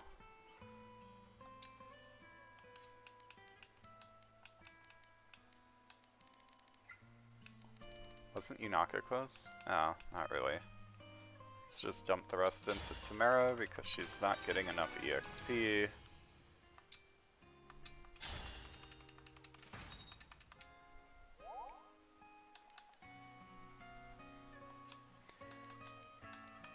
Let's grab our 200.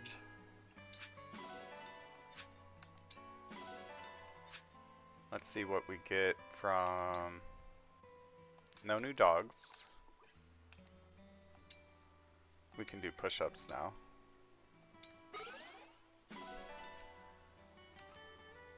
We could do our poolside.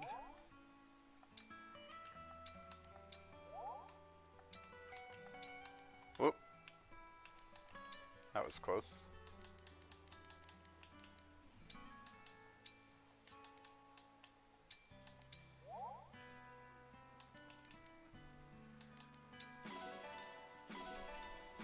Nice, we got 1,000 from the rare fish. Ooh, another rare fish.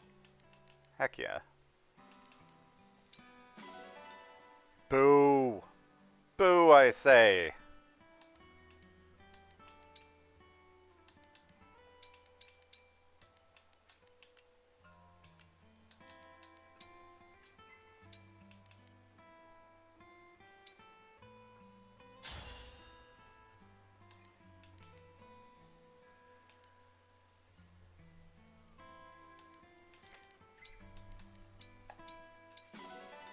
Alright, so we only have 600 SP we can dole out, which really friggin' sucks. I don't think I've ever been this unlucky on the well in the early chapters. Normally I try to crank one up to like 4-star early, but we've only been doing 3 stars.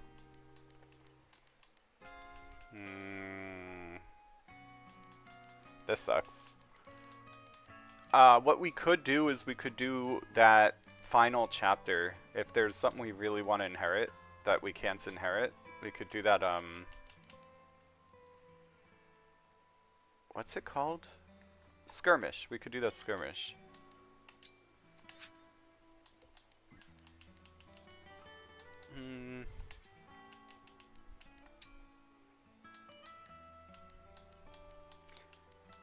Think.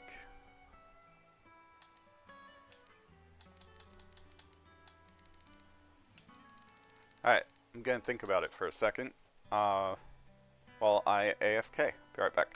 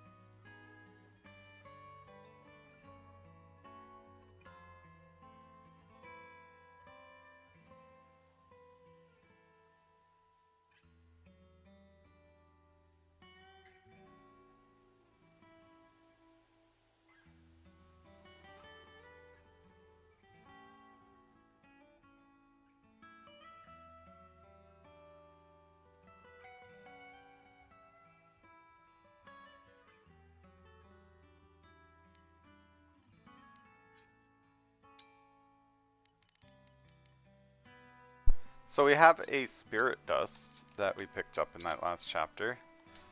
We could just give it to Chloe and kind of give her magic a little push. We could also kind of help Hortensia a little bit. Her magic growth isn't really that great.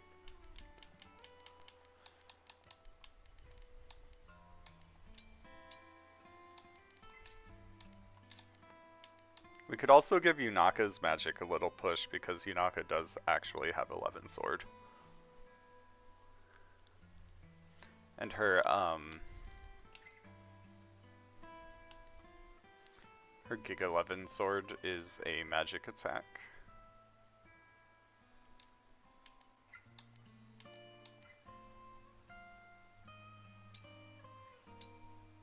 You know what? I think we will give it to Yunaka just because it's hilarious.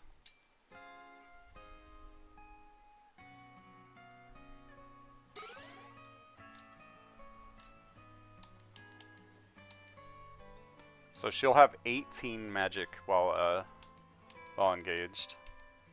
It's kind of great.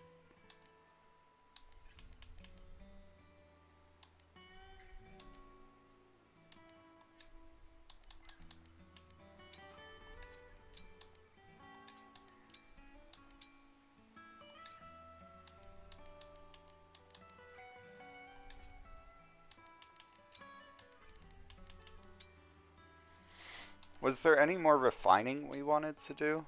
I mean, Levin's sword could always use a little bit more of a boost. Oh, right, Yunaka's dagger. We do want to boost up her dagger a bit. I'm not trading silver for 7 freaking iron.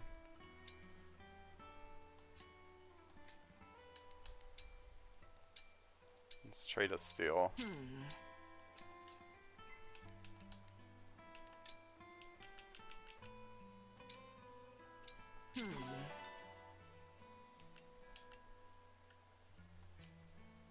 I'll be here.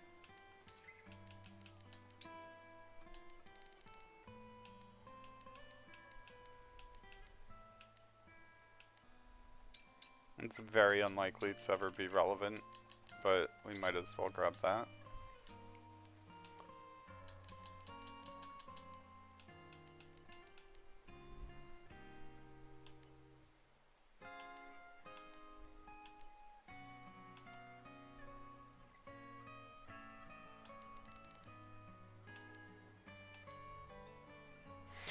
That death counter down at the bottom is getting a little lonely, right? Should we just kill someone on purpose?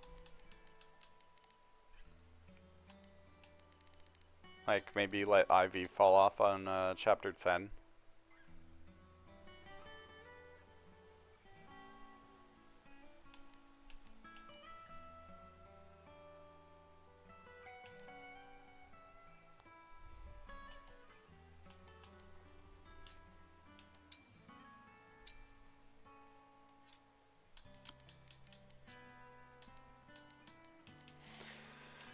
Okay, so Take care. this is our last chance to inherit for a while from most of these emblems. So anyone who wants speed, this is our only chance to get speed plus 3.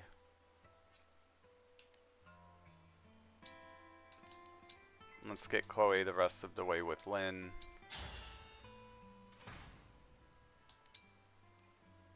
Inherit speed plus 3.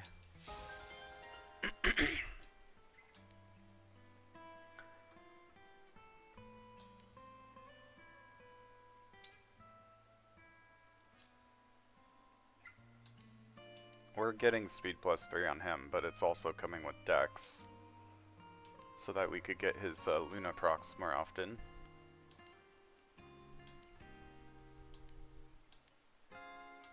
I think that's it. I think we're good actually. Right? We don't need speed on him. We could get speed on Yunaka, but honestly her speed is like insane right now. I think she's exceeded what her growth should be. She's only level 12.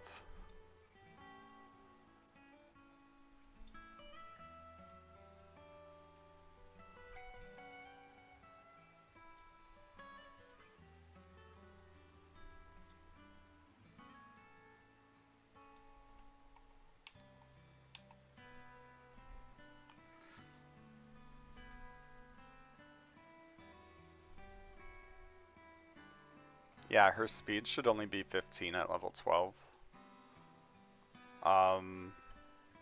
Ours is 18. So our Yunaka is well above average on speed already. Strength, above average on strength. Above average magic. +3. +3. +2. +1. +1. Yeah, our Yunaka's been growing pretty good since we got her at level 6. I think we got her at like level 6. Or whatever level Chloe comes in at normally. Chloe we got at level 4.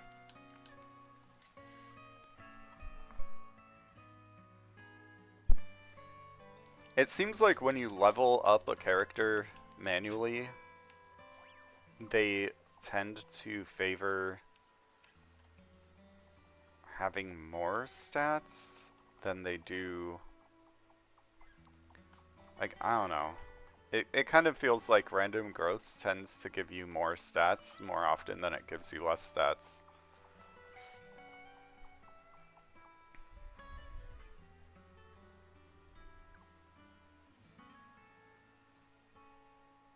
I think we've done everything. I like really don't want to forget something though. If we're not trying to inherit anything else on anyone else right now, I think it's probably safe to go ahead and give these two to Allchrist.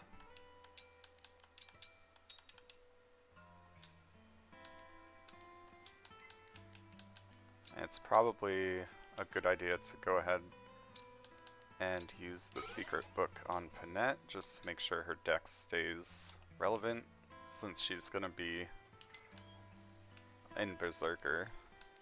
Ooh, maybe we shouldn't have done that because now she's gonna cap faster. Isn't the Berserker cap 20? Oh, that was stupid. She's only gonna get like 10 levels in Berserker before capping dex.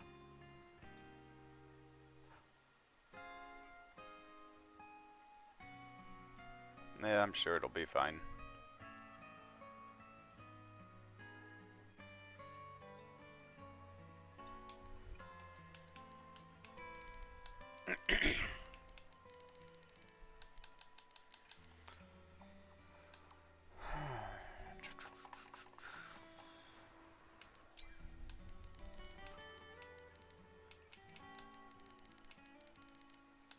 Right, all crits can now, we got enough bond fragments, I hope, to get him to 12 with Crom. Man, with all these bond fragments I'm about to invest into him, it would really suck if he died in the next chapter.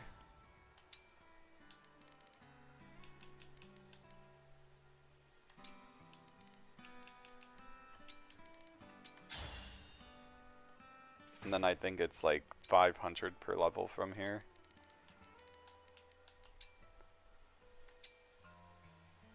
Oh my gosh, we don't even have enough bond fragments to get there. Say it ain't so.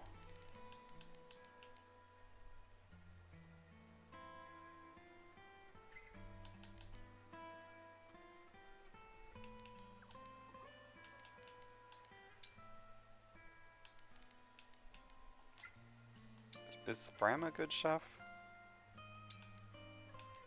Probably fine, right? Mutton stew.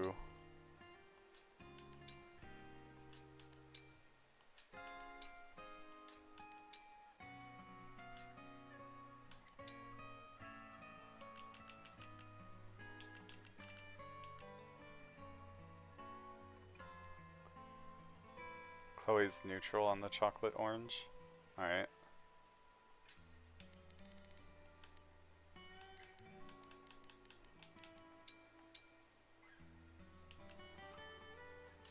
Diamond dislikes chocolate oranges? What the hell is wrong with him? All crust too.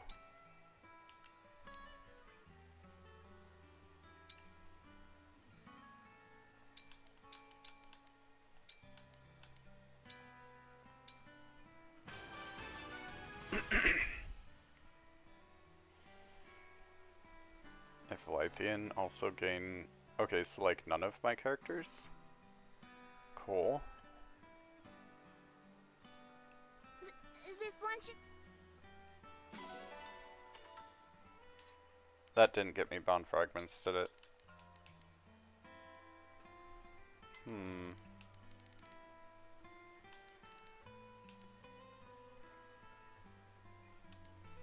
I just have no way to get more bond fragments, huh?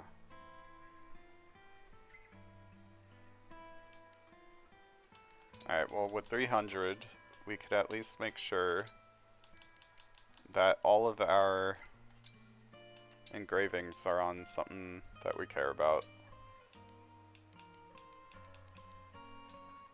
I think they are. Yeah, I think we're fine. I'll be here. Okay.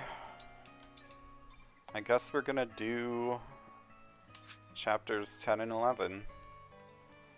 We're gonna lose our draconic time crystal in chapter 11. Oh no. We can't pull more. Maybe Somnial Menu, Baltimore. Maybe we got some achievements. We did. That's what we needed.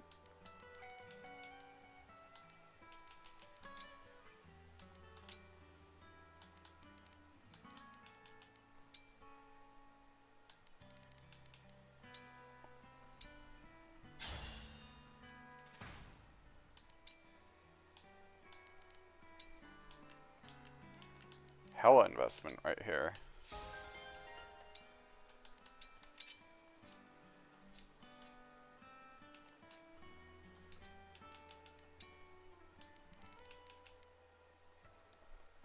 Those two stats are kind of insane.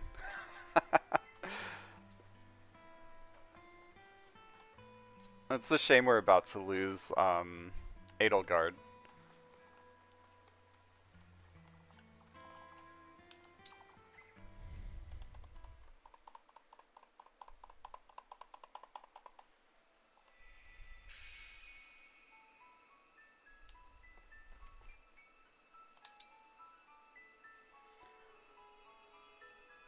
That's...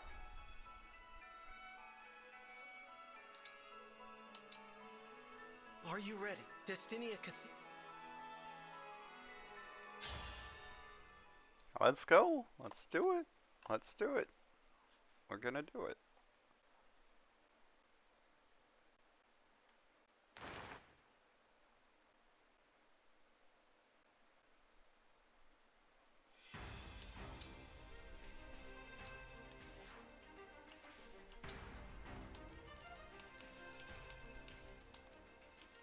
We'll bring Diamond, Ivy, and Gregory along, even though we don't plan on using them indefinitely, just because they'll help a little.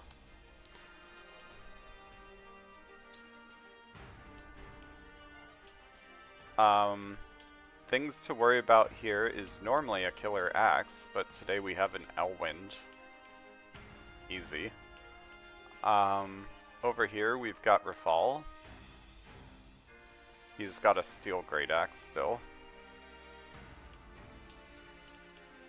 That's actually a significant amount of physical attack. We do have a Veil. Veil could be a problem. She has a Wolf Wheel. Gonna have to remember that. Never mind. Doesn't matter. She also has a Freeze Staff, even though she can't use it. Which just means we're getting a 5. I think this first half is gonna be easier. Because we don't have the Killer Axe to worry about, and once we bait these guys, Veil's gonna either hit this or come out. Shoot. Her being a tome user sucks. If it was not Veil, and just like a different tome user, they could like come out here and be like, I mean, they wouldn't come out here and use this. We are getting Celica, and our Byleth replacements is Hector. I'm super excited that we're getting Hector, actually.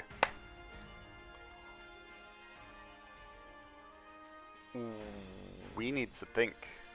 Hector's really good on Diamonds, really good on Alfred, really good on Panette.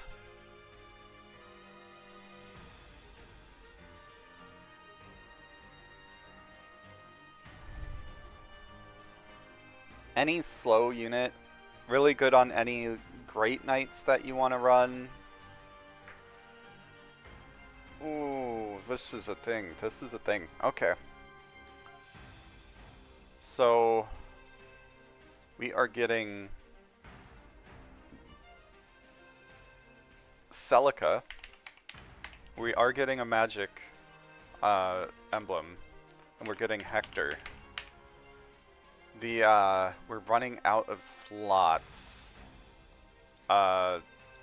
We really need Veronica or Ike to show up. Otherwise our Panette's just gonna be kind of a basic bitch. But we can plan to put Panette into, I mean, Panette is gonna be fine in Lyn or Hector, honestly.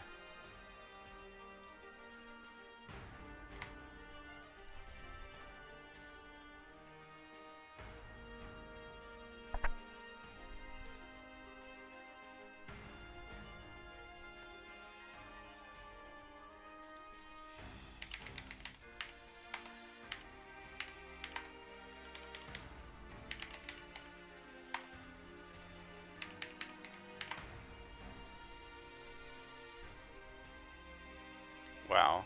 Great Knight would have more res growth somehow.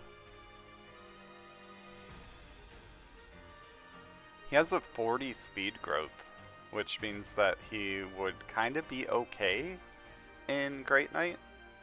He would still get like some speed level ups. His strength is a little bit low, isn't it?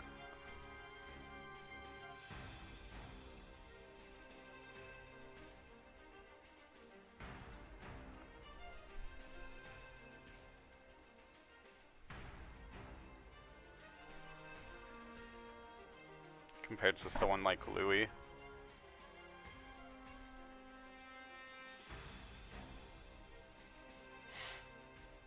I mean, this is a chance to give Alfred his redemption arc if we do a Great Knight Alfred with Hector. So like if we did Alfred with Hector. Oh, I'm dumb. I meant Great Knight. Getting ahead of myself here. So Alfred's got basically the same stats, a little more strength, a little more dex, a little less HP, a little less res, a little less build. So like Alfred is a better Great Knight.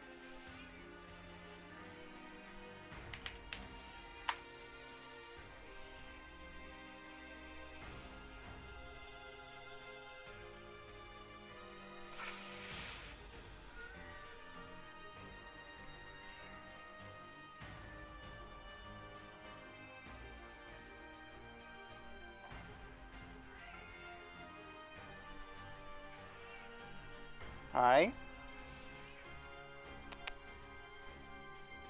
Hi.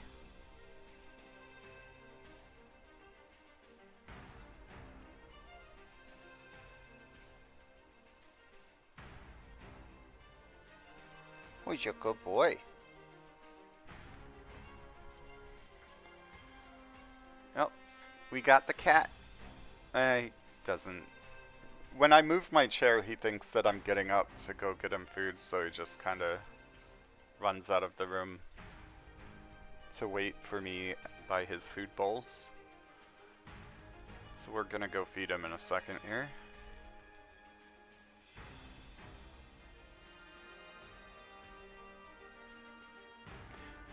Is there anyone else we want to hold out for? I mean, Goldmary's about to join us. But even Goldmary compared to Diamond, like...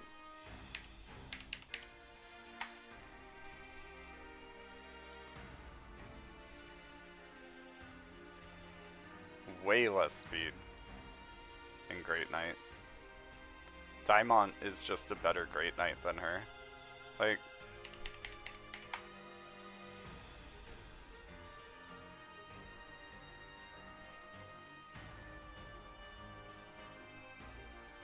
I mean, Goldmary will have more defense and less speed.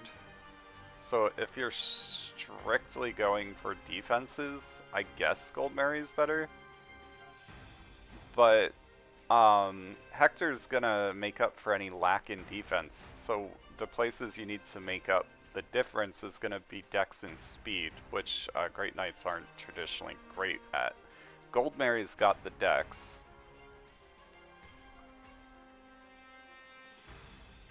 Diamond's got the speed. But our buddy Alfred has dex and speed growths. Well, 50-40 in dex speed. We lose a little bit of magic, who cares? We lose a little bit of HP, who cares? Build, who cares? Hector gives us build. Should we just use Alfred and plan for Hector?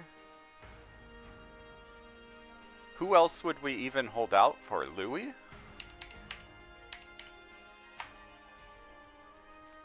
Louis's lacking in speed. Alfred is actually a faster Great Knight than Louis.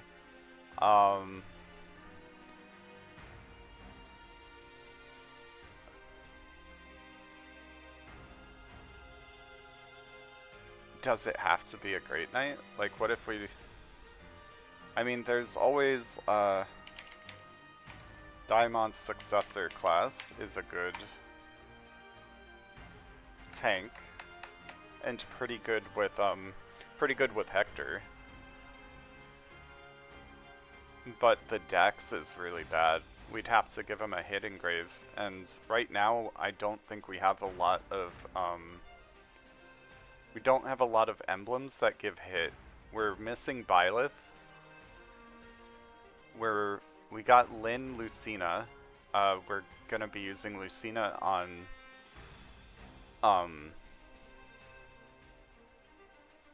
Panette. Erica would be a great hit engrave for us to get on Panette. But like, we're running out of slots here. The odds of us getting both Erica and Veronica, or Erica and Ike at this point, are very slim. So yeah, we got a distinct shortage of hit engraves. Well, I guess we got Leaf also.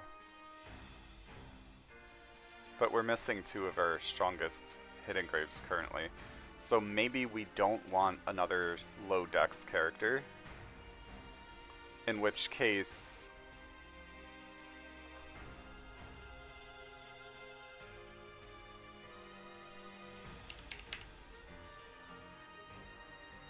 Louis in Great Knight would almost certainly get ignored by everything.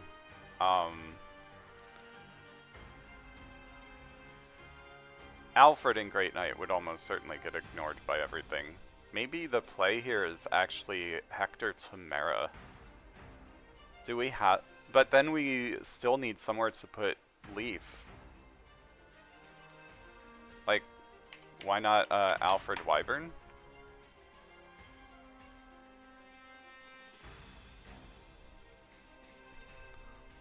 Kinda low dex.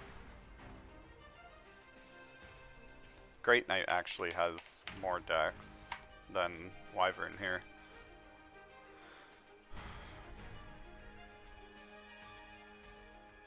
Goldberry's speed is awful. Dex is awful. Have we seen Rafal yet? We already got Rafal, didn't we? No, we got Nell. Right, Rafal is our Goldberry replacement. Now that could be interesting. Because Rafal is a unique class. So if we compare that to Louis and Great Knight, he's better. Alfred and Great Knight was the other one we were currently looking at. We're gonna lose a little bit of dex, but we pick up strength. Well, magic doesn't matter. We pick up strength in builds. And we have the dragon subtype, which means we get different effects from Hector. Well, or Leaf. We're looking at Leaf right now, aren't we?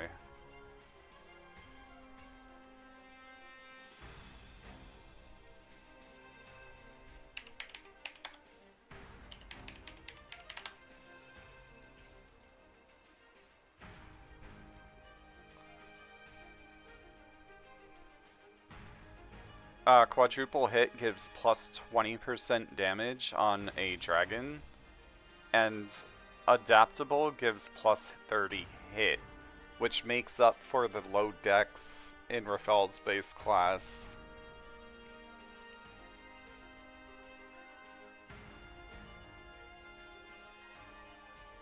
The light brand is... Rafal getting somewhat of a magic growth is better for light brand. I hear you, Riley.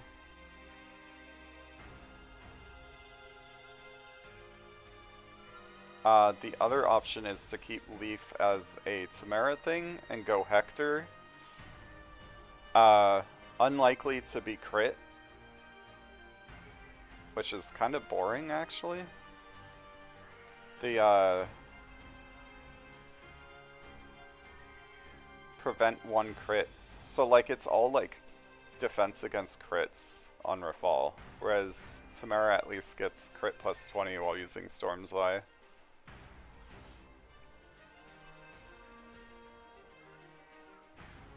Looking at this, you almost definitely want... I hear you, Riley. Uh-huh. You almost definitely want Hector on a backup unit. Because... Or a Wyvern. Because some extra res is always nice.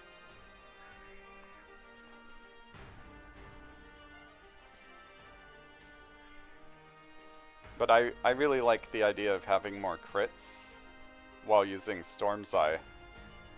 Which, if we circle back to Panette, Panette's unlikely to get completely ignored while using Hector. And she'll always double while using Storm's Eye. And she'll get plus 20 crit. And then we could actually put the Lin engraving on her tomahawk and have her just turn into a crit machine.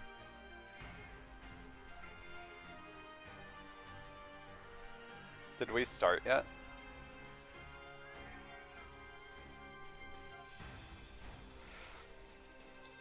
Did we start yet? No.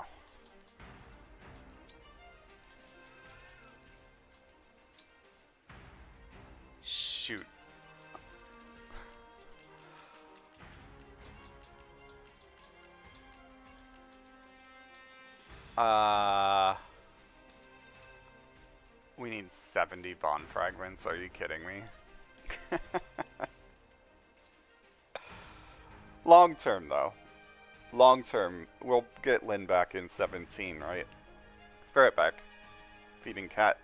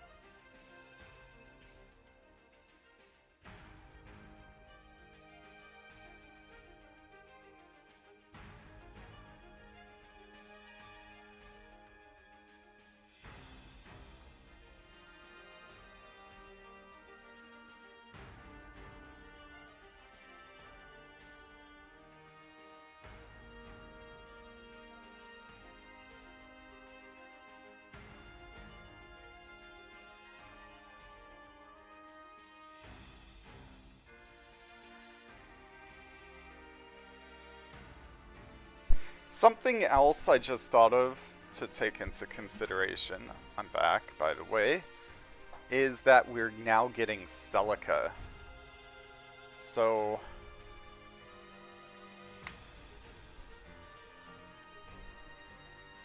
oh, we're getting Roy, too.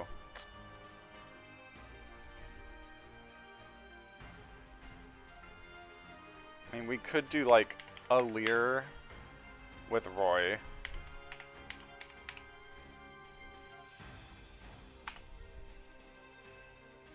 Put Hector on Tamara. Or Panette.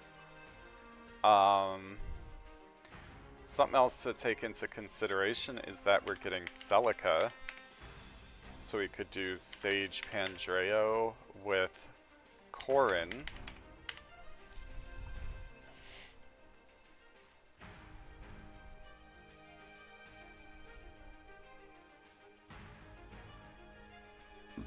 I don't know what class we'd put Alira in here.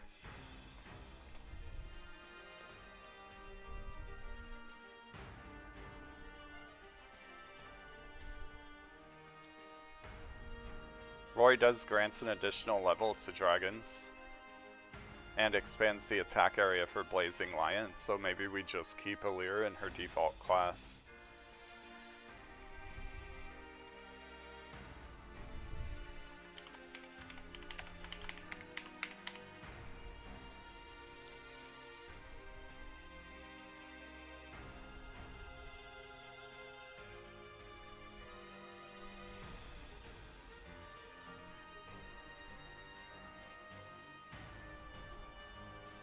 Oh, that's right, it was Rafal. Honestly, his default class is probably fine, right?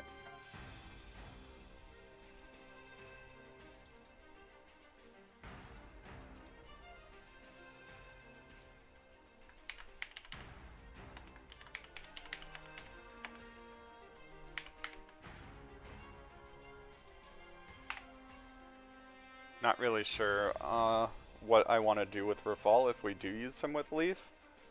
But this is an option here. We could do Tamara with Hector, keep Chloe as with Marth, take Alir and Pandreo from the next chapter.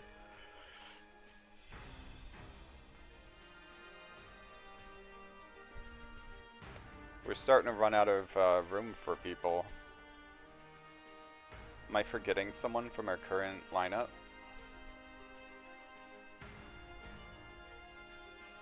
Seadoll Chloe.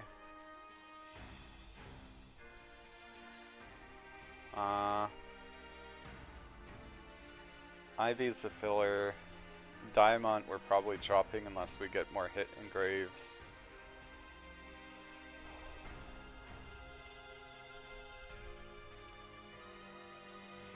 Do we have anyone not assigned?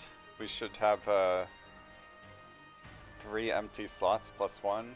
1, 2, 3, 4. Yeah. Cool.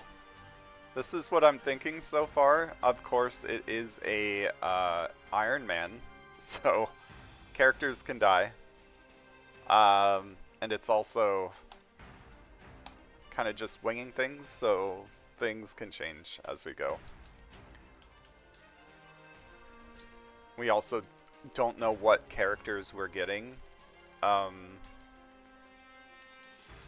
We don't know what emblems we're getting in those last 3 slots. Things can change significantly. I think we go ahead and... oh, we're still swapping spaces here. Honestly, Chloe could just take all these out. What are we worried about? Elwind? Not really. 21 magic attack. Over here we need at least 1 magic user.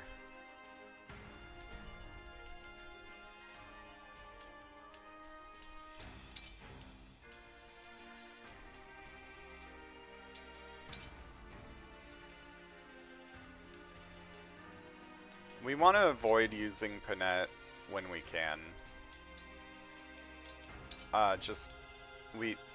Any EXP we give her is wasted unless she levels up, and I don't want her to level up. So we'll send it like this, I think.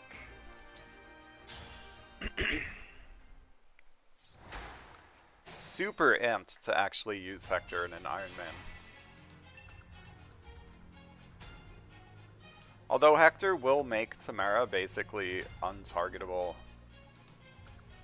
So like we could also do Lyn on Tamara, Hector on Panette. We'll see, we'll see, we'll see.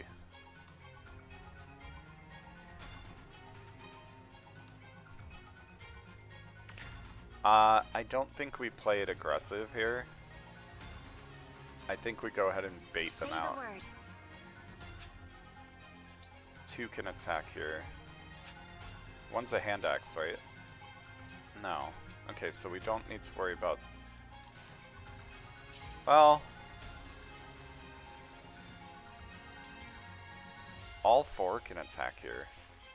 I am slightly worried about clan, so...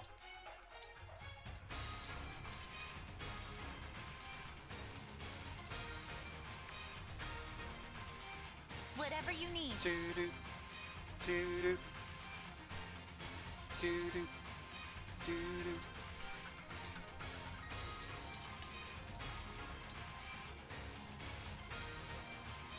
Haha! A 1% chance to hit. Yes. Let's go. The stage is mine. Yeah, sure. We have plenty of staff users.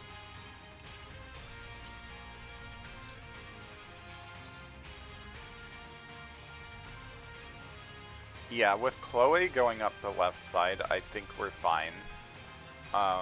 She can easily take out the thief, especially with Seadoll's backup. I think we just send Tamara right to help deal with Rafal. Yes. I hear you. And then Panette could just back up Chloe, even though she doesn't need it. That's your command.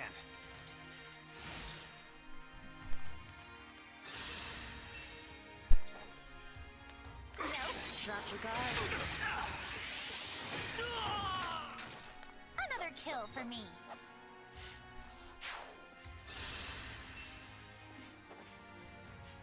Obvious. Look what you made me do. Was that too I much? think critting with the 11 sword there was a little unnecessary, Yunaka. Try again.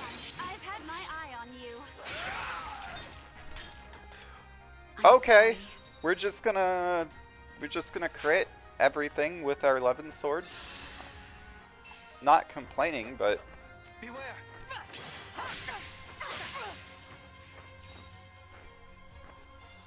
now you don't crit.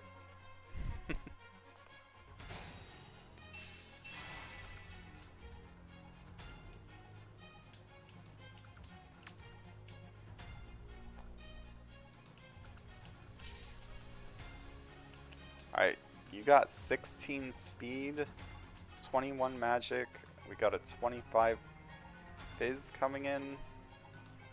How concerned are we?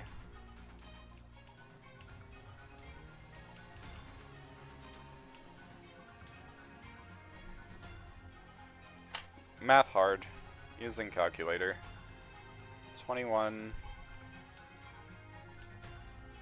plus 25 minus his res and defense, 20. He survives, it's fine.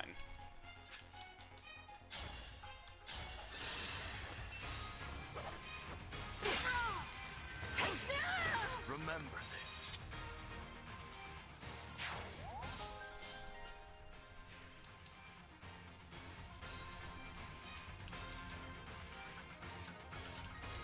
Take it.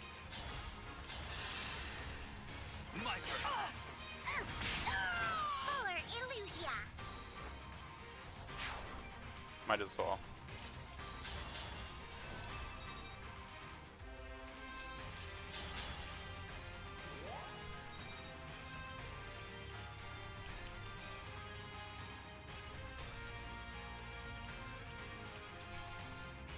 Do we bait these out?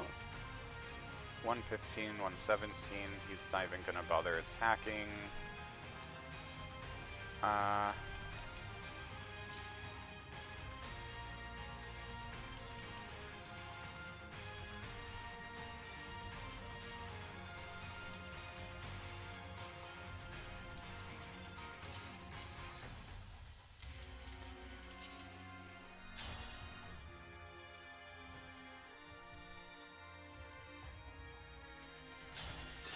Yeah, we'll just play this one aggressive. You have my respect.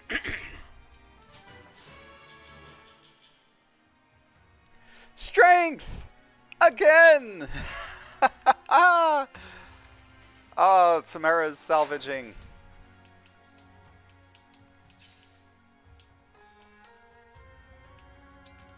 Is it one hit? No, it's not one hit. So we'll do it this way.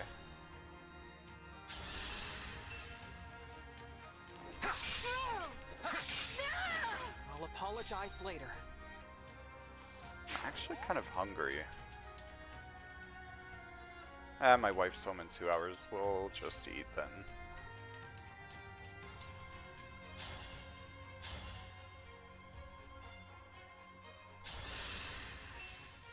We'll just avoid using Chloe too much while I wait.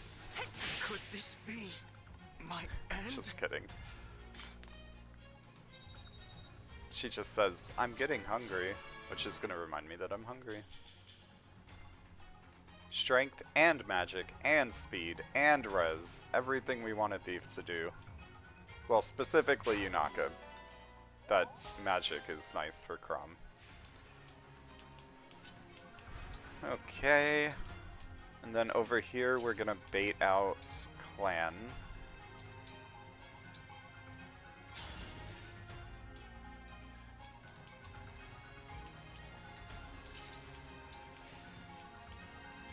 This guy should start running this way soon. Yeah, Or that way. Whatever. Freeze.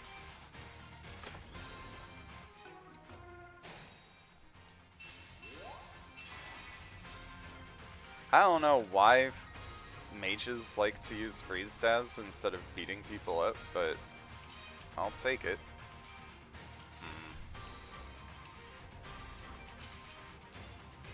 It's fine.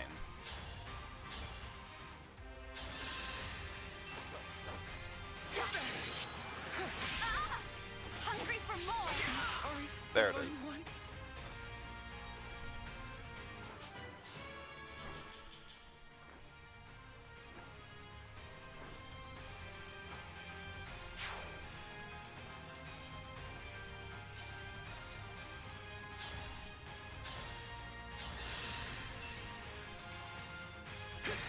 Get some effective damage against the You put up horse. a good fight. Alright, now we want to put port here.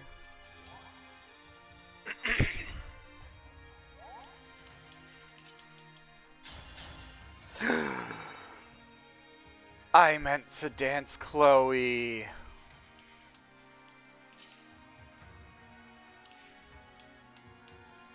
Alright, we got 20 magic attack coming in. That kills him if it hits. Luckily we did dance the frick.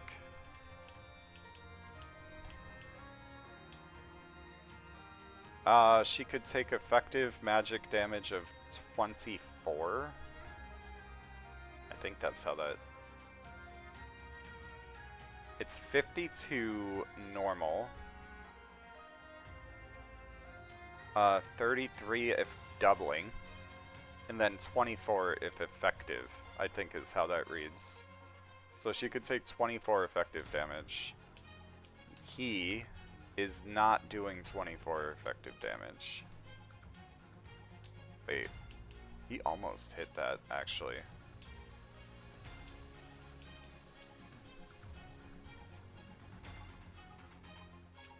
He almost had it. Okay, so he does not kill Chloe.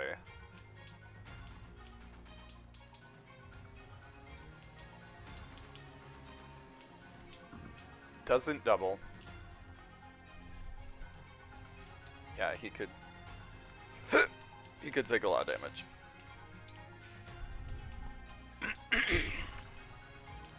Is that a thunder? It is a thunder.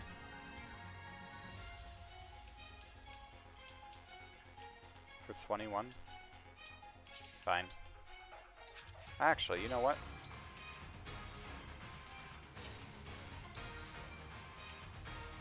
Ha! Oh, Dimitri was up. That's freaking golden, dude. I don't think they know about Dimitri as far as their AI goes.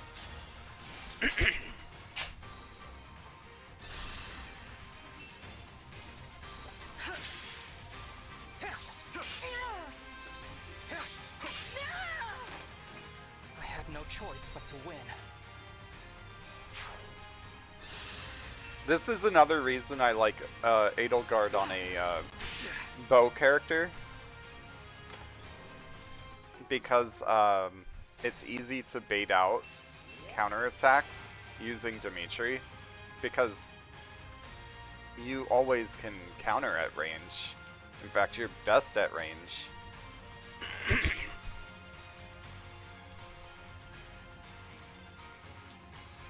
Bro could almost kill Chloe with his magic attack 6 times 3 and opted to attack diamonds? I will never understand. I will never understand.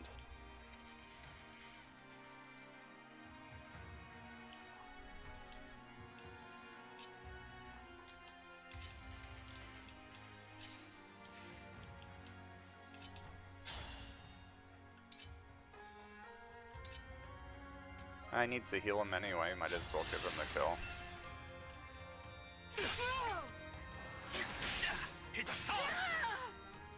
Remember this. Just because there's a chance we might want to use him if we get some good hidden graves.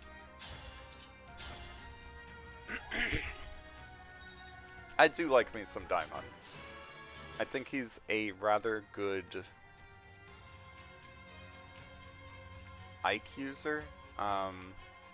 Ike's going on Panetta if we get him, but he's just a good tank. But we have Tamara as a tank already, so I don't know.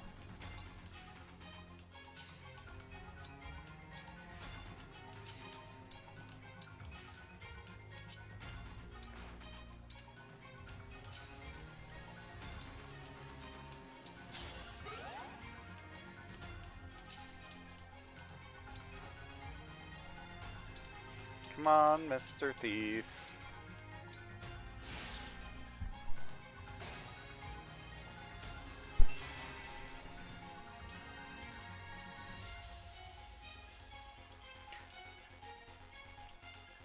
Okay, so suppose, you know what? I'll just do this.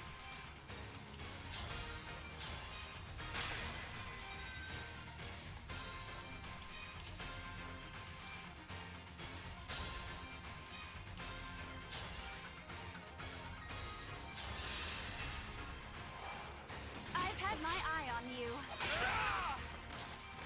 Simple enough.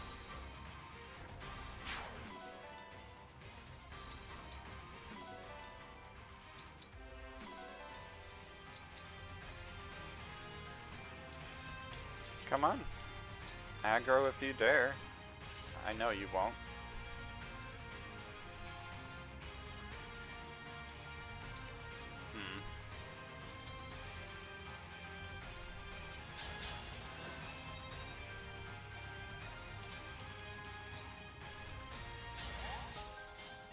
Just in case, I guess.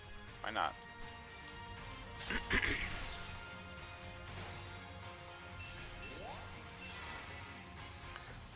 Alright. So... she doesn't have, like... she doesn't have the super move. Whatever.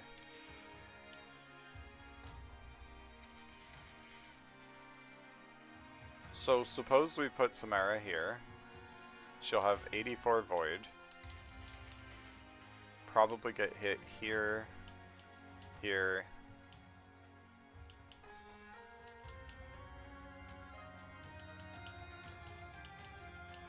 and here. We can mitigate damage from these guys by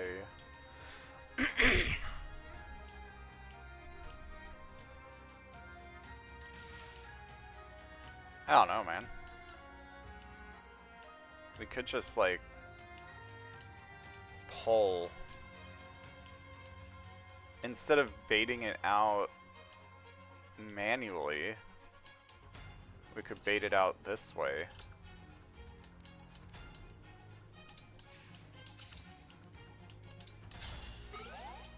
And that's not gonna attack him.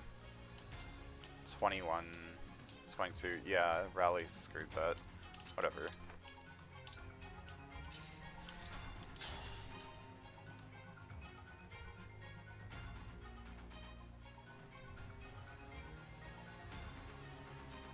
Come on out. As if I'd lose.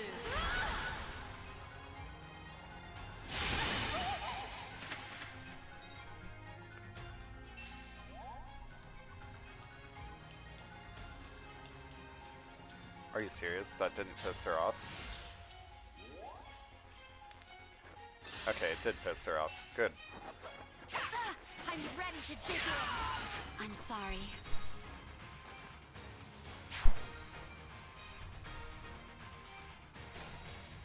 She's staying there, though. Weird.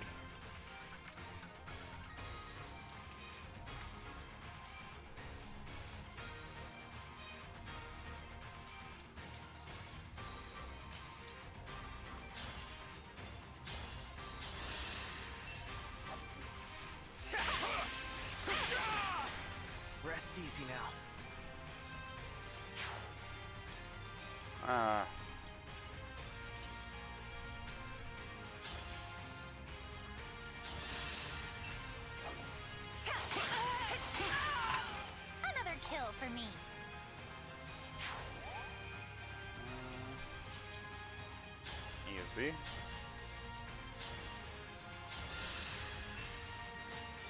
I'll apologize later.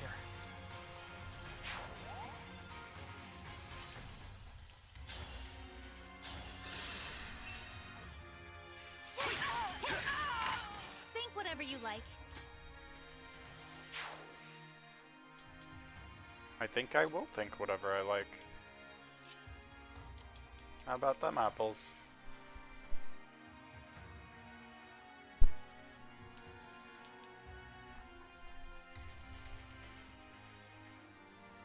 Elfire for 29 or Wolfbale for 26. She'll probably go for the Elfire.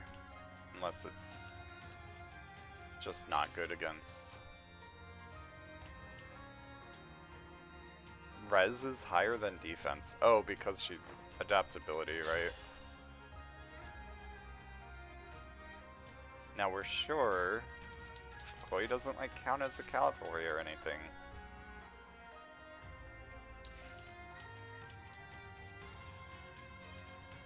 $29 or 26. She can take 29 and 26. Alright. I'll help. Hungry for more! Simple enough. Dang it, Chloe, why you gotta make me hungrier?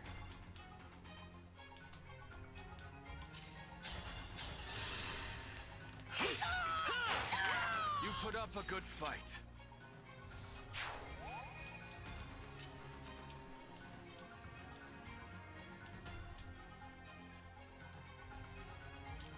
Can she get in the thing? Oh, she can.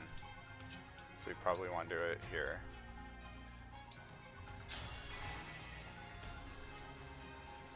Zero out of one? That's an interesting glitch.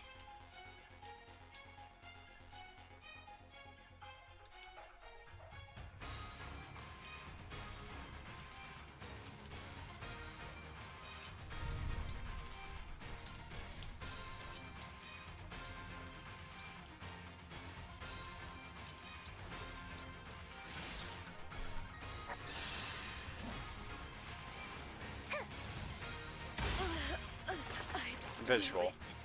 Okay. What?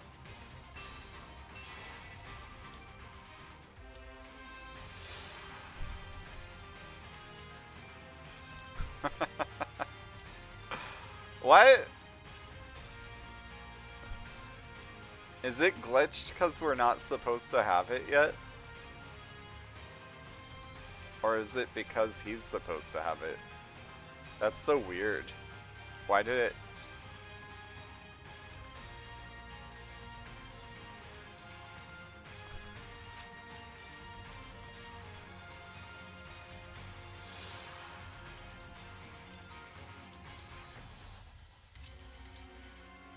Fine. I didn't want those doubles anyway. Jerk.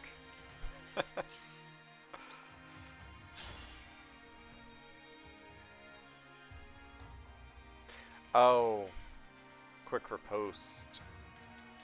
Quick riposte.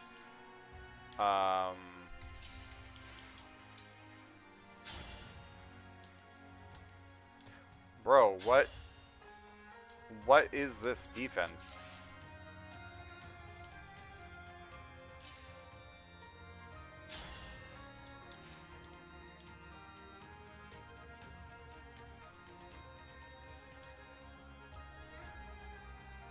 She only does 29 damage.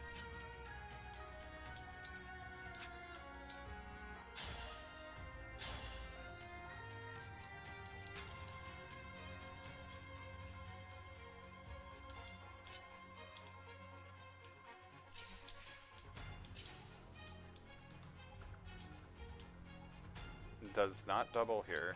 Okay. Gonna need the whole crew.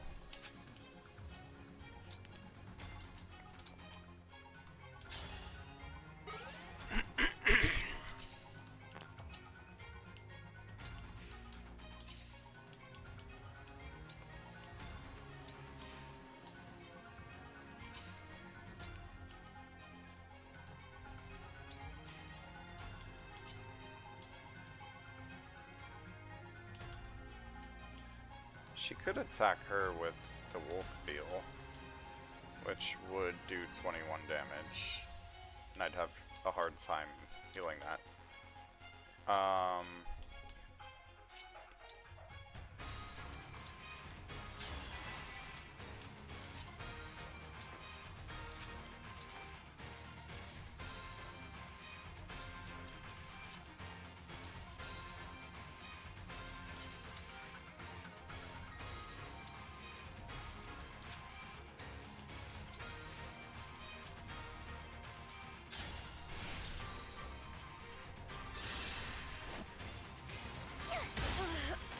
Really? You can't pull out that Wolf Beetle for me?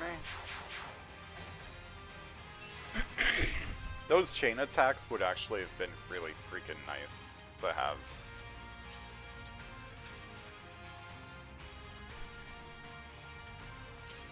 Okay, so we're gonna clearly need to use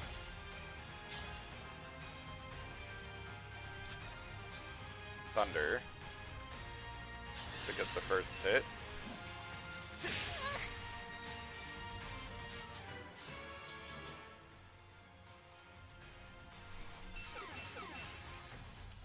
That takes care of some of her stats. She still has Quick Riposte, but Adaptability just changed her to Res. So now we just need to hit her with some Fizz.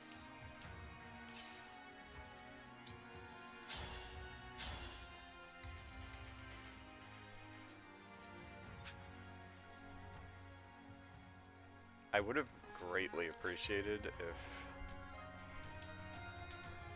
Okay. We're gonna get the last hit with her, I think. Let's do a Poison Gambit with the longbow.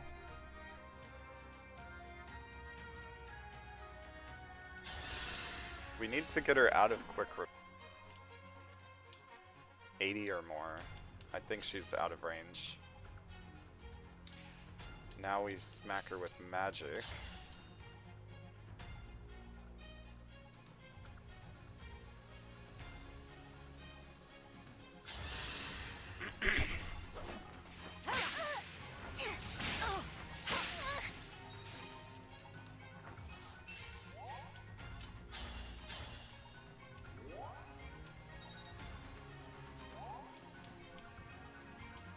Now we smack her with Fizz. Let's get a backup in here. You have my respect. Now she's back in Quick Riposte range, so we probably do nothing and wait for next turn, where we could do the 3 range hits again to get her out of Quick Riposte range.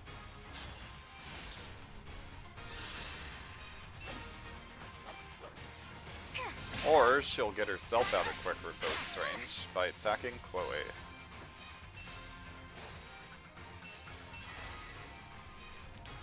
That's the thing about Hector, he's an enemy phase unit. So, if you just like have the person with Hector attack you, they're not getting most of the benefits from...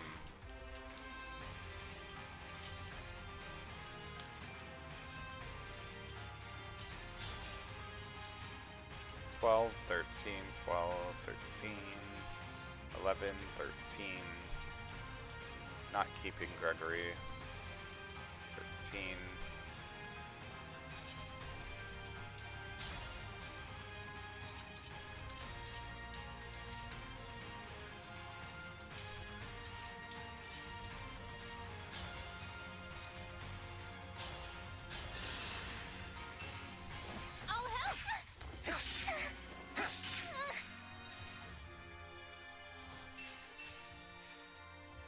oh, we're also getting Veil. That's something to keep in mind. We're gonna get Veil as Hortensia in the Somme, halfway through Somme.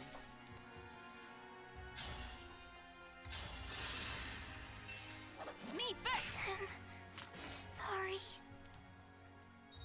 Vale could be a really good user of the...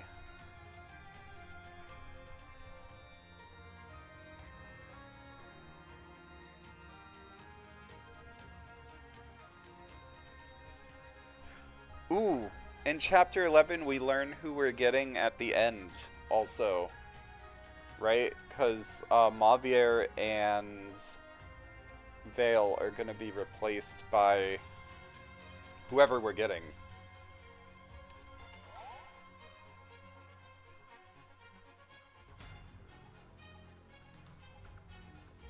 So we'll know who we're definitely using for our 13th and 14th slots.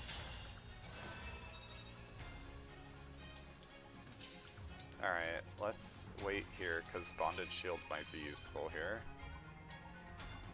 Let's get you over here. Okay, so what nonsense do we have to deal with up here? Selleck. Do you have Warp Ragnarok? He has Warp Ragnarok. Oh no! Oh no! Wait! That's worse! That's worse than Lin! Oh no! Can we bait him? Oh, we could bait him though.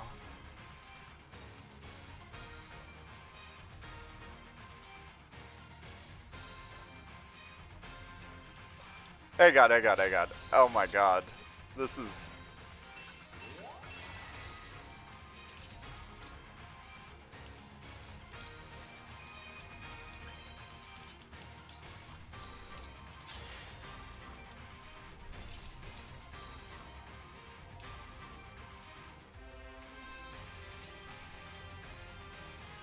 Oh no. The ideal would have been to have that, oh man, whatever.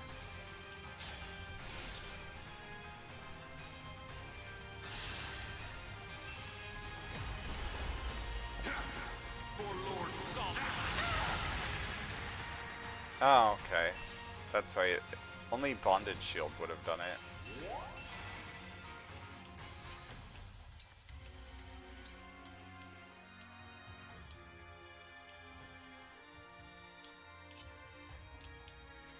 There's work to do.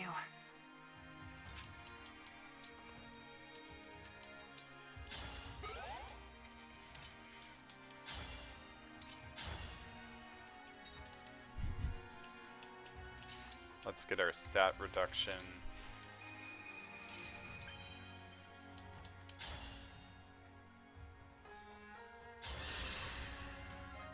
I won't miss. Nice. Okay, so this might not be worse. Unless he gets it back. And they do get it back after a couple turns, I think. As long as I'm not corrupted, I'm fine for Holy Stance. He can echo, so he can attack twice with Resonance. It's going to be hard to calculate his damage because of that.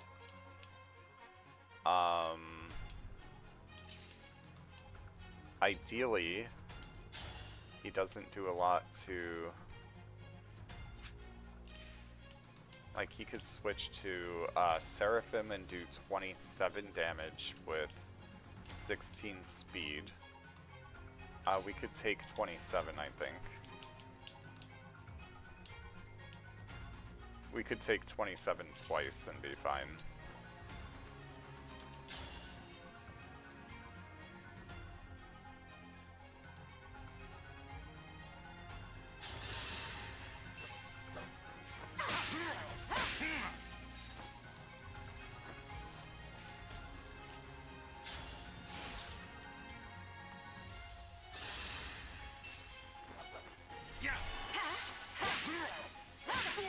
I'm sorry. Nice.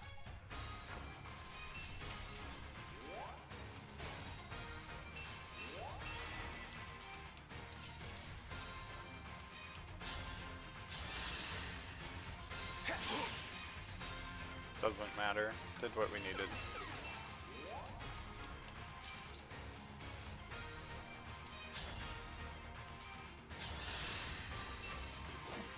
I will protect everyone. I cannot accept this. All crits coming in here with the crits. Alright, now let's open the door.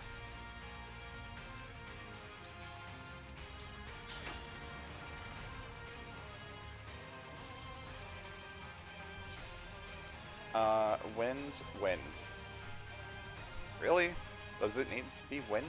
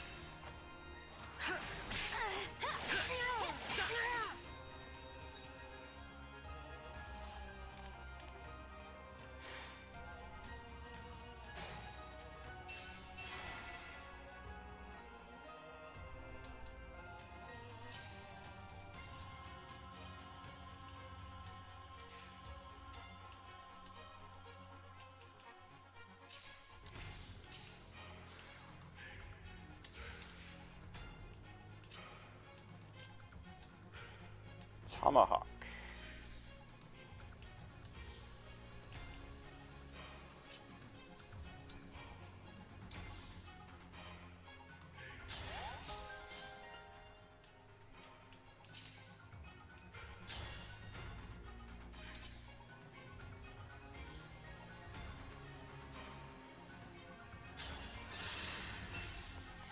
I don't do mercy. Think whatever you like.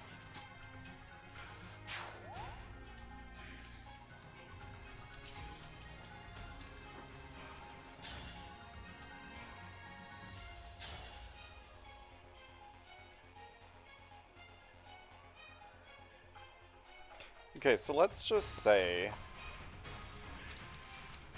he hits with a tomahawk for 35.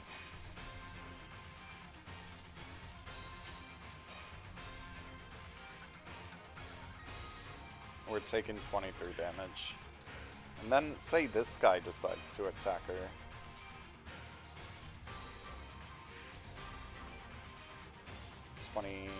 Three damage.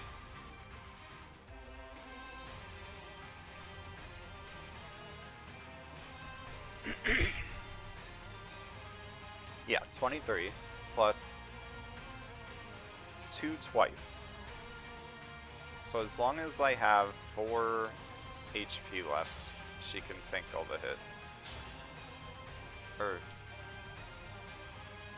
27. He's bringing her down to 29. If he hits.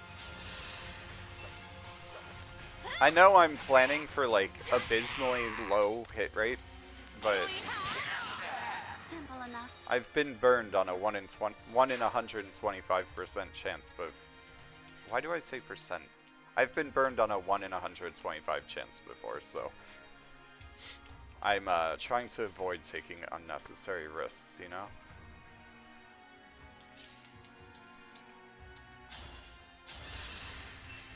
My turn. Time to finish the job. That was excessive. Was that too much?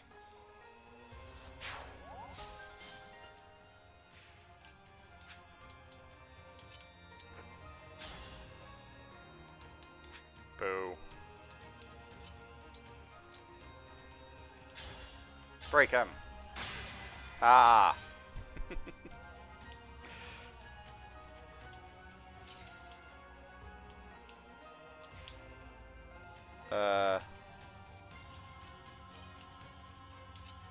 Well, damn. Fine.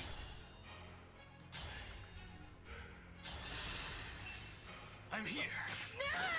That looked painful. Kill steal.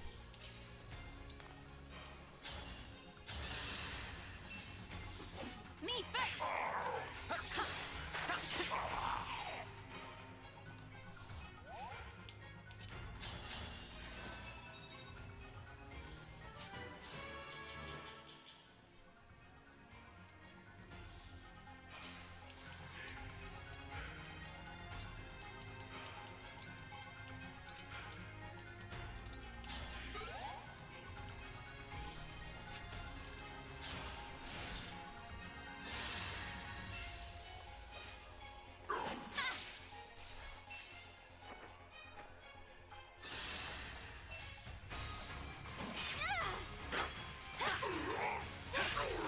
You have my respect. That was a weird decision.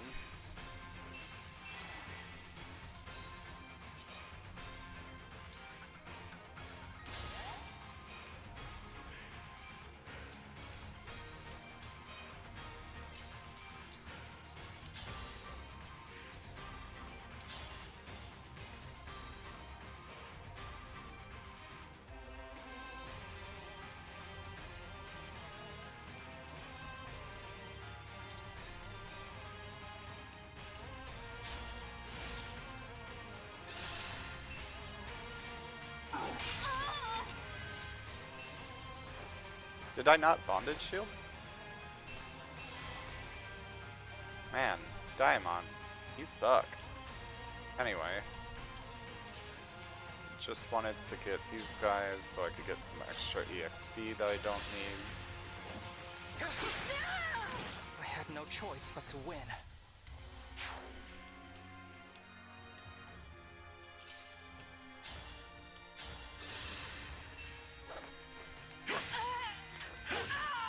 Remember this.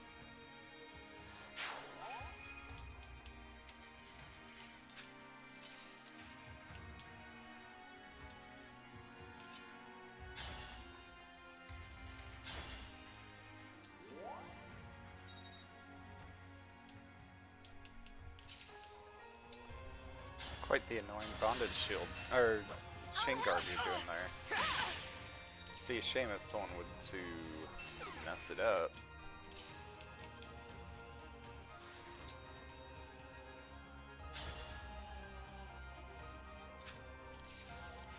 She does the most damage out of anyone. Am I sure about that?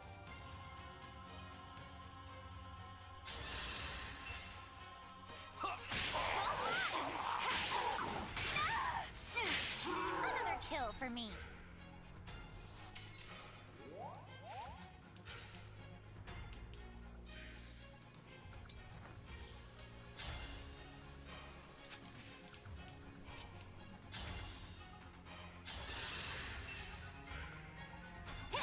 So gonna crush you. Think whatever you like. Magic? I don't even know what to say about that one. Okay, so we're probably doing the most damage here, or with the killing edge, we could potentially get some crits. We would need to crit twice.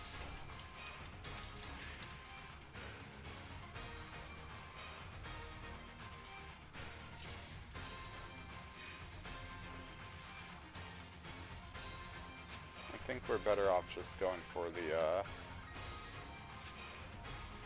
we don't have start attack on anyone, right? 0% chance. Oh man. Don't have a chance of killing here. So the kill goes to Yunaka.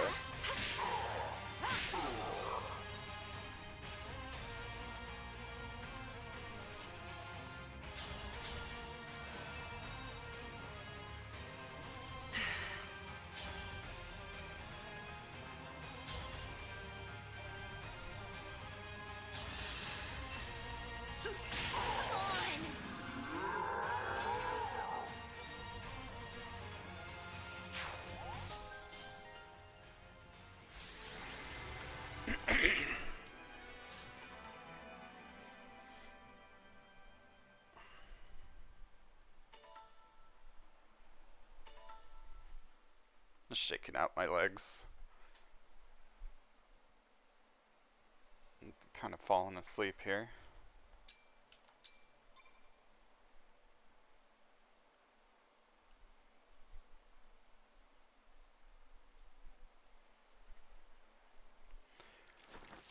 Alright. Ah! Wait, it's still Vale? Hmm. Why wouldn't they just tell me who we're getting? Rude. Any new information here? It's all just rings that we knew about, right? No new information? Oh wait, who's Mavier? Oh, the four hounds don't come in till later. Vale specifically is immune to death here. Someone actually like tried to route this map, and when they got Vale down to like 1 HP, she just wouldn't take damage anymore.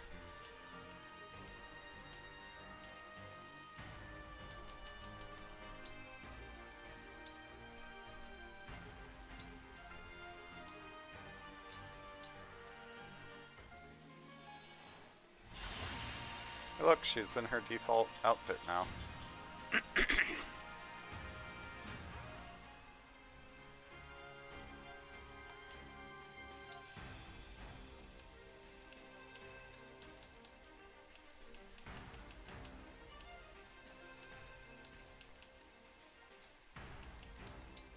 Alright, so we get to keep Yunaka's ring, because that's our forever ring. Tamara is going to take Alphonse. Or maybe we take Sharina.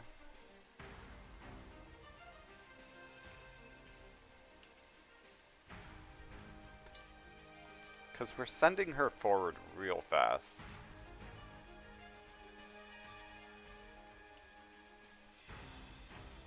It's gonna be Alphonse or Sharina, it's just a matter of...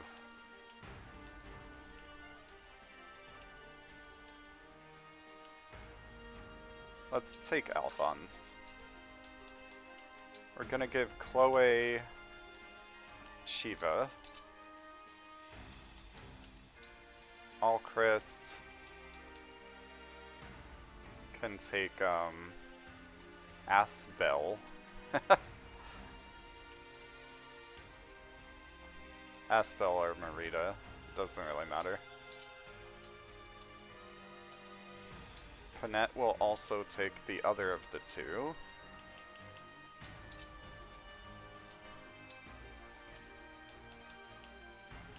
And then we'll give random bronze rings to the others.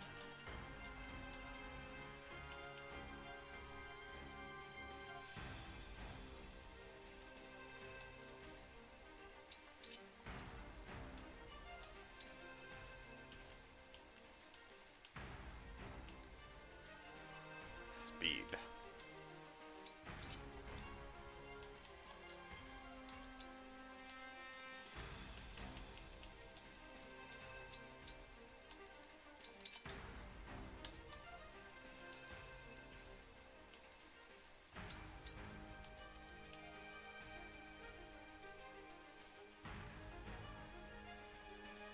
We don't have Micaiah to worry about, so I think I'm gonna drop Restore for a second and give her Freeze.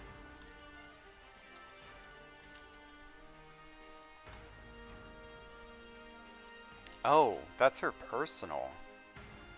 I thought that... No, World Tree is her class skill. Okay, so she already has range. That's good. Now, as far as we have a lot less to worry about with Micaiah not being one of the rings that we've found yet. Or Sigurd. But we do need to worry about The Lins can call doubles. The Lucinas can participate in backup attacks. The Edelgards get gambits. I wonder if they can use them. And combat arts. I hope they can't use them. That would be scary. We've got Corins that can do dreadful auras. Oh my gosh. So we do have a freeze to worry about. That might be a problem. We'll see. Marth has divine speed and perceptive. And then Leaf has adaptable and arms shield, which is kind of a pain. And if this is to be believed, it could do quadruple hit. So we're gonna put the people we don't care about in the back. If we're gonna lose a character in Chapter 11, it's gonna be someone we don't give a shit about.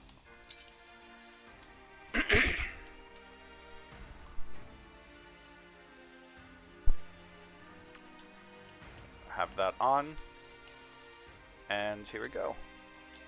Let's do a save.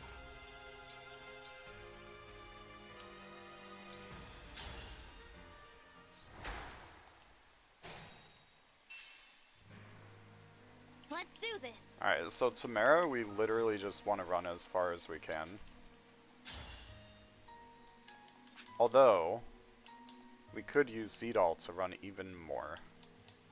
So we'll keep that in mind. With that in mind, this guy doesn't have Roy, which normally stops him from I'm dying. listening.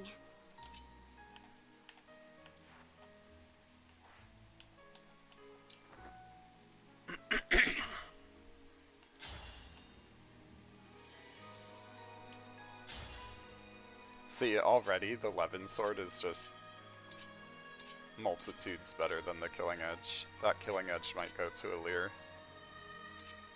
Although, huge chance to crit here, and just single crit will end him. I'm ready to dig in. I'm sorry.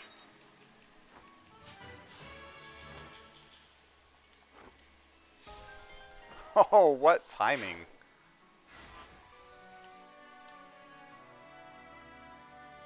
Oh, I thought he was on the bush. He's not in the bush. Aww. Okay. Yes.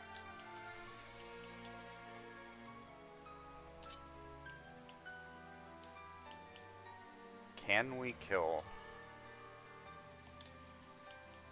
He can't catch Chloe anyway, so we might as well try to... The choice is yours. Am I dumb? I just said he wasn't on the bush. I very well might be.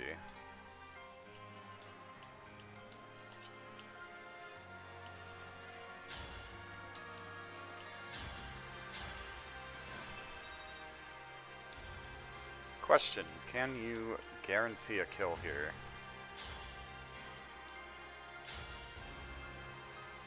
Nope. Alright, so we want to clear the way.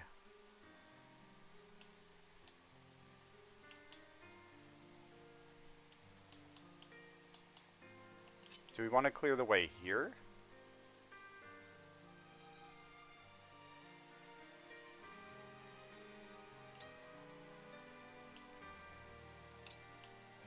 Whatever you need.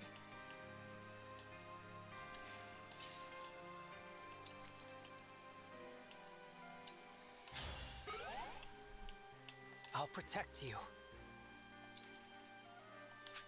You have a long or... Okay, he has steel. Of course.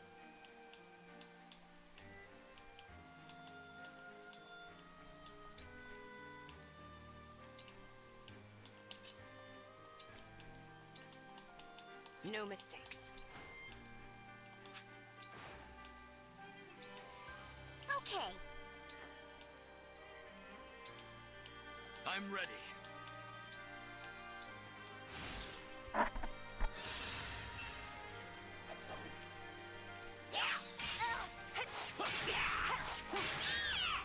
Interesting decision. Was that too much?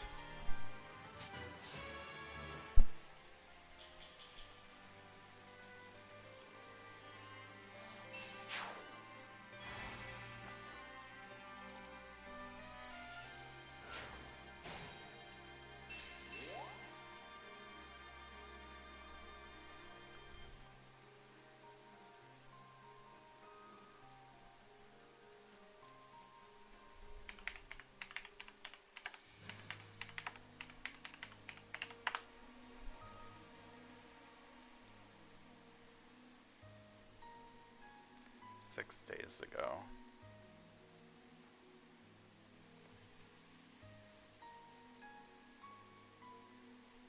Five days ago. Did anyone mention the Lin things yet?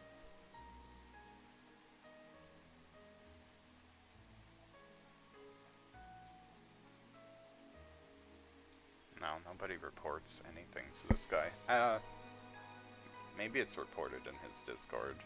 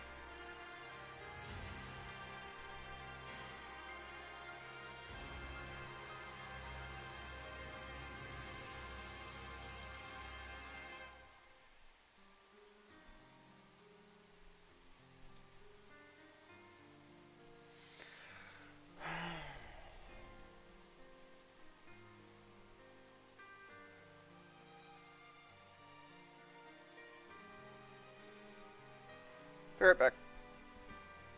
Oh my gosh, he has no eyes. That's creepy. Look at that creepy. Alright, be right back. Grabbing a drink, going to the bathroom.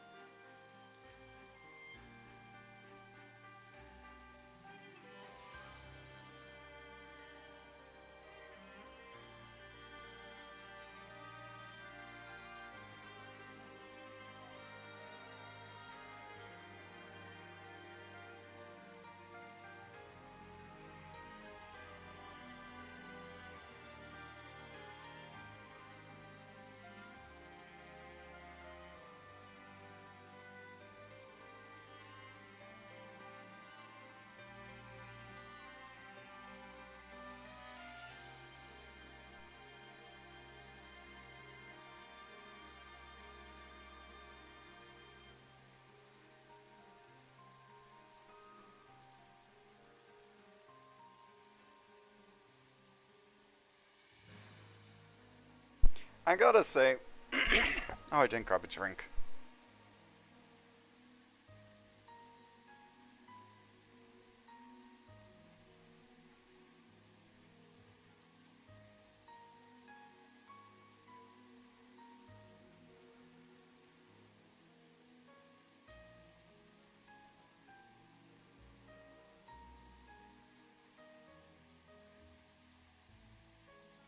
I gotta say, I kind of wish that Draconic Vibe Crystal was a little bit modular, I guess. Like maybe package required scripts and stuff into like a requirement file. Be like, this is requirements for the other mods, and then put like, these are randomization options for this stuff, these are randomization options for this stuff, this is the asset stuff, this is the accessory menu, rather than packaging it all into one giant mod. This was kind of a problem with overhaul mods in Skyrim, right? Back in the day, you guys remember Skyrim? But overhaul mods would become a bit too big in scope, and eventually they were just so much better if you could take the parts of the mod that you want and leave the others. I know everything in DVC is you can turn it off, right? But like, what? The randomization definitely is not causing these doubles to have no HP when they spawn. There's something else causing them to have 0 HP when they spawn. Like, something that was touched for some other aspect of the game.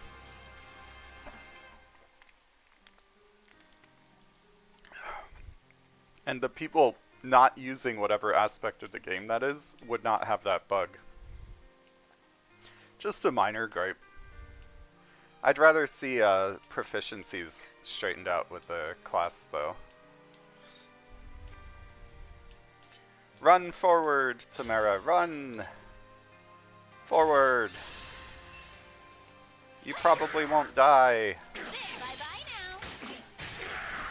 You have my respect. I feel like it's okay. It caused an update and those all died. It's just so much safer to run Tamara straight down than it is to run O'Lear. And I could probably take my time with these guys. Except, the 4 hounds are gonna show up soon. Yay! It's dex percent, right? Yeah, dex percent. Cool. That would have been so much better back when he had Edelgard to give a bunch of dex. Who dat? Lynn? And the not so threatening illusionary doubles.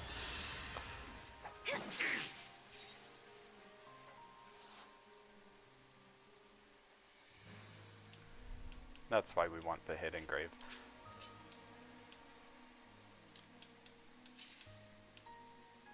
Man, I want to run more people forward, but we gotta deal with this guy.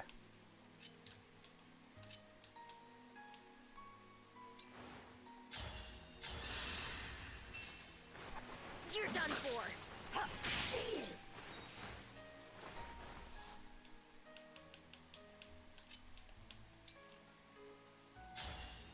Really? Oh, it's the chain attack? Maybe one of them misses. If I may. Good.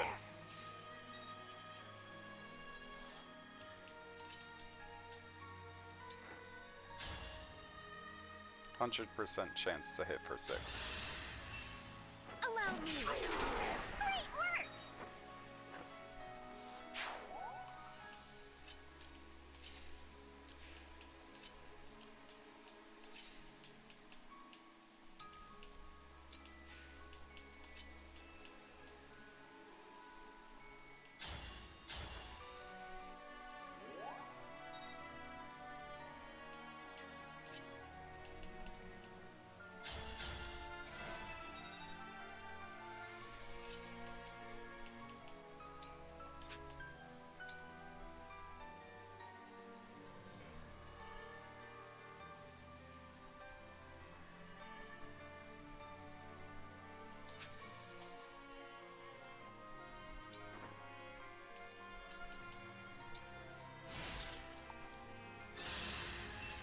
Oh no!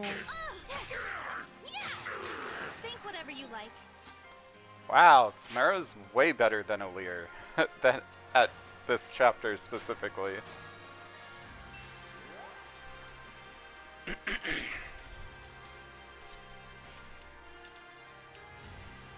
Music's so dramatic.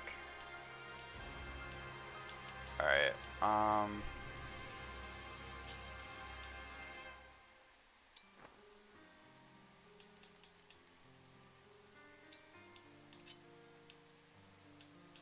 Bro's got an axe.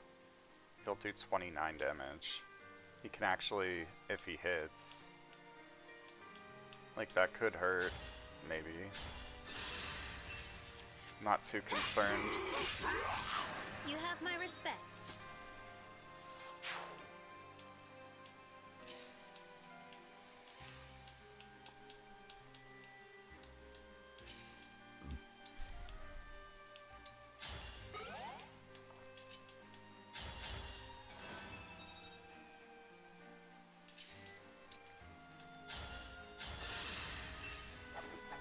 Dropped your guard.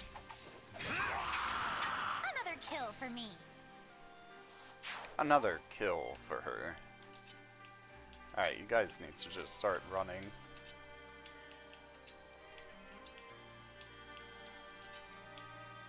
The idea here was to make those bushes not have a movement cost to them, but I probably should have run him through first.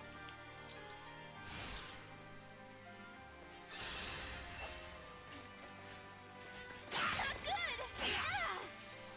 Rude.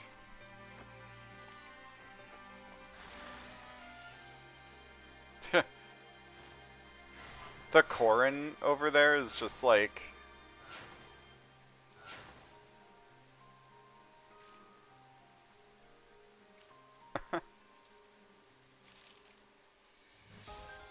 making water everywhere. So we have some information. This actually throws a wrench in a couple things.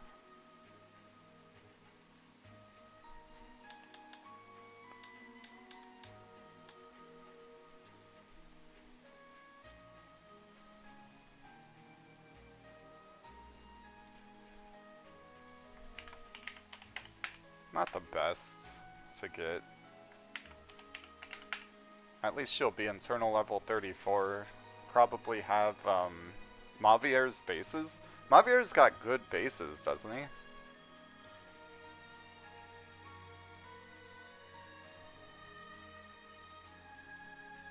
No. No, he doesn't. He's got minus base and dex and speed. Minus base and... well, minus 0.15 is like whatever.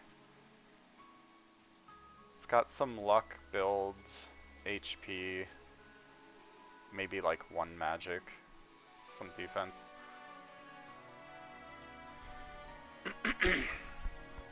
So Saleen's gonna have Mavier's bases and Saleen's growths.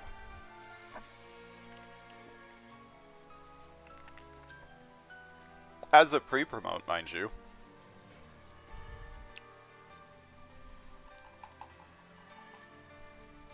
Does it level her in Vidame the entire time? Because that'd be pretty cool. We'll see. Currently though, I think this makes it so that, like, the correct target for Celica is probably right here.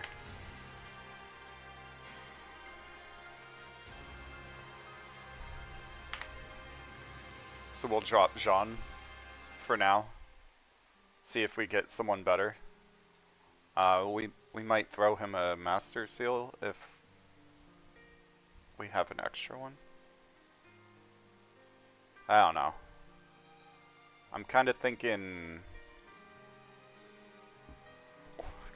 Jean doesn't fit unless we get like a Byleth or Or a Soren. A Byleth or a Soren. No, Soren? If we get Soren, we're taking Vale. Because, like, obviously.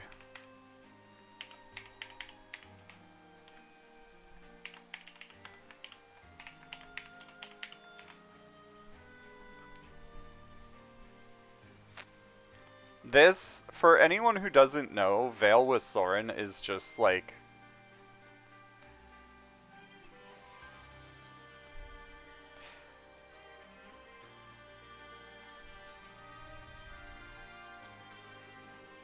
I don't even know how to explain how broken it is. Especially because we have Roy and Leaf. So basically, the build here is you take Holdout from Roy, you take Vantage from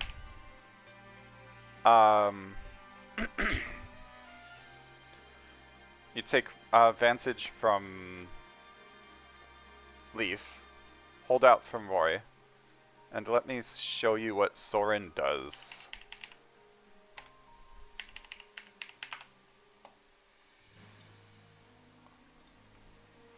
So, oh, very cool.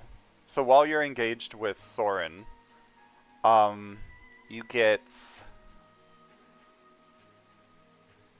this, first of all. So, Vale has Obscurite. The Tome has, like, a good amount of crit on it, right? So when you're attacking with Tomes, you inflict res minus 20% on the foe, and recover 50% of the damage dealt. Your critical rate is doubled as a dragon while engaged with Soren. So basically, imagine this: you throw Soren out into the middle of everyone, right? If you've got Holdout +++ on her, as long as she has more than 1 HP, she doesn't die in that combat, period. So if she's at 1 HP somehow, maybe because she missed the last target, that's where Vantage comes in. Vantage, she'll attack first and recover and probably kill them with a crit.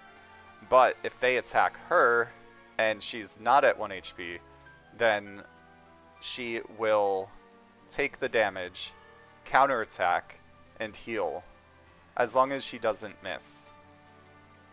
So the two ways to build that is just get her hit rate so high that she will never miss, and then you probably wouldn't use Obscurite in that instance. You would probably go more for like a Bolganone or something like that.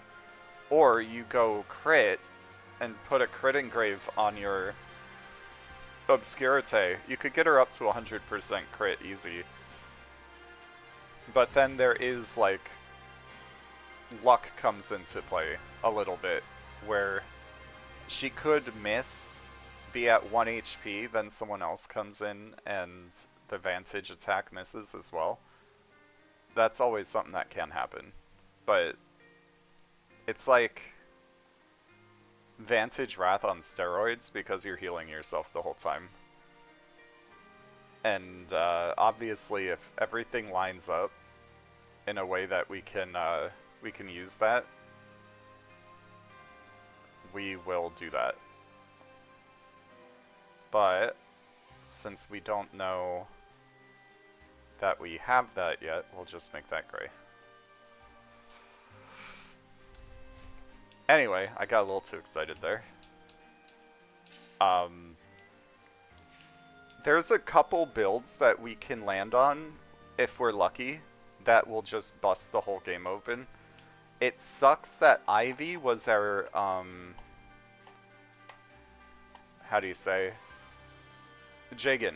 Ivy was our Jagan, which sucks. Because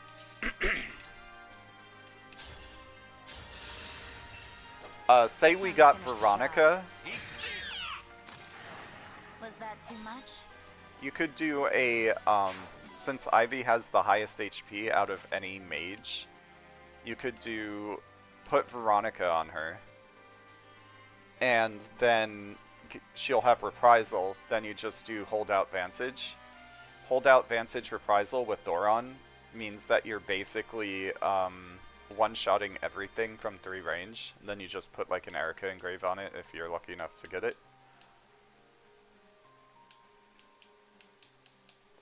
Alright, here's our Allier's stats, by the way. Internal level 15, Allier.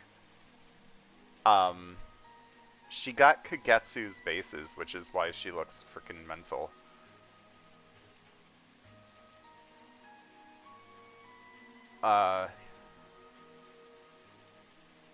Let's do Fire Emblem average stats. Allier at, let's say we class change her immediately, and then level her to 5. This is the row we're looking at right here. Okay? Actually, she's internal level 15. So ignore me. Ignore me! We're actually looking at this row here. So if we level her right away, then level her up to 15. Or internal level 15. We're plus 6 HP, plus 6 strength, some extra magic, plus 4 dex, plus 5 speed, plus 4 defense, plus 3 res and plus 3 luck, and also her build is 10. See, it's not Kagetsu that's broken. It's Kagetsu's bases that are broken. So like literally anyone, if you get a physical character that joins you in this chapter, any physical character that joins as Kagetsu is just gonna be broken. But you could also get unlucky and get like Pandreo or something. A magic character joining as Pandreo is also equally blessed, because Pandreo's bases are good for a magic character. Here goes. Oh, she's internal level 16. Whatever. Point still stands.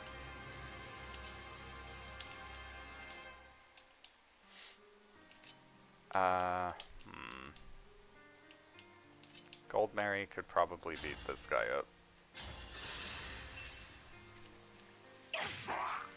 I'm too good. Gold Mary is my favorite character from Engage. It really is disappointing to me that she's not great, you know? I wish she was great.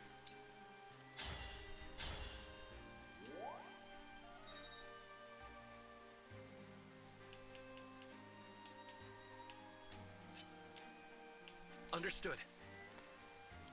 Pandreo joining as a level 17 martial monk is actually probably not ideal.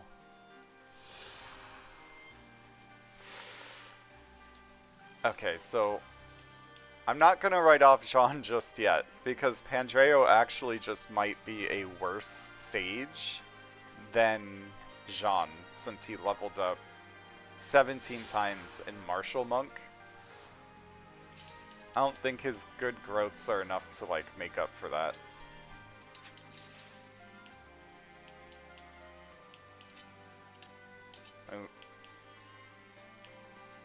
I mean, I am kind of discounting the ability to use Gregory.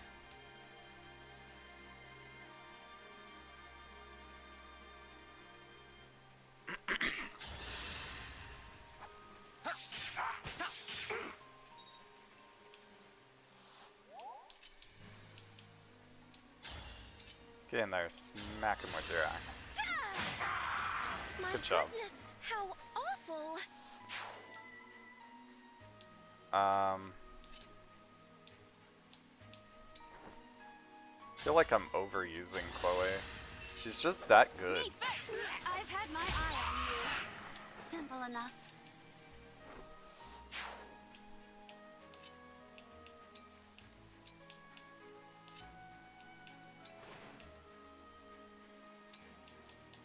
Oh look, we've got Roy on Samara, so now she has holdout.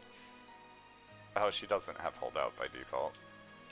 Oh yeah, she does. Haha! Go! Destroy! Okay, so we're gonna hit Steel Sword, Steel Lance, Steel Lance, Steel Lance. I do have Roy on Samara in my,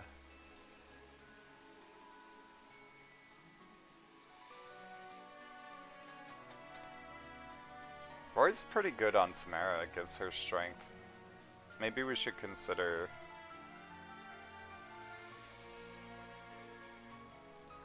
We'll see what the last three are. If I could give a Lear something better, and I could always give a Lear Marth.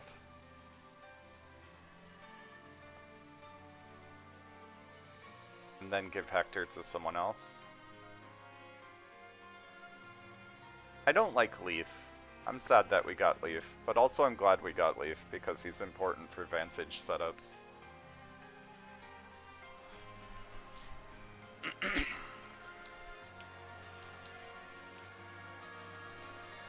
'89, not likely to die, has really good defense. Melee, melee, melee, melee.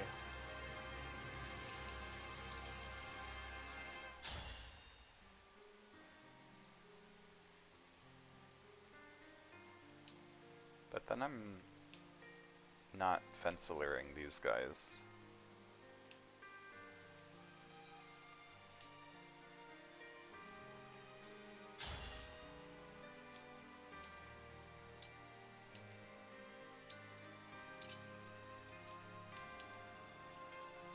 What are the odds they even attack her? Oh, chain attacks are a thing.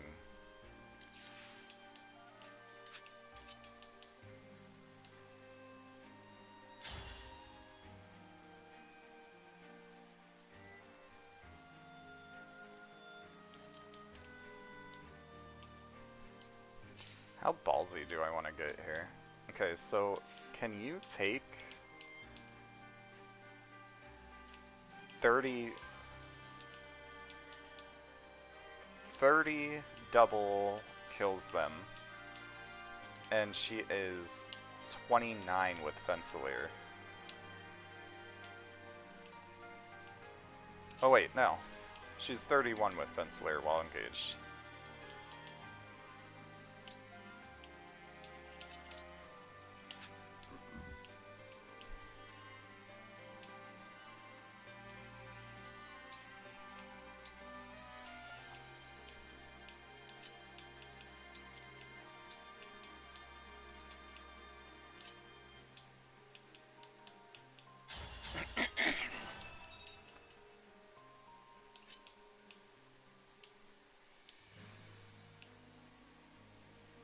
'97. Speed 16 doesn't get doubled by that either.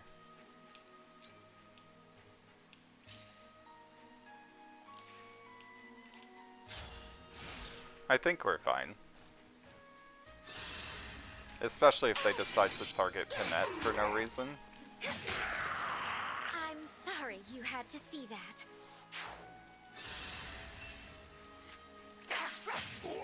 Rude. They're just ignoring Cora Samara. My goodness, how awful! Here goes! Think whatever you like.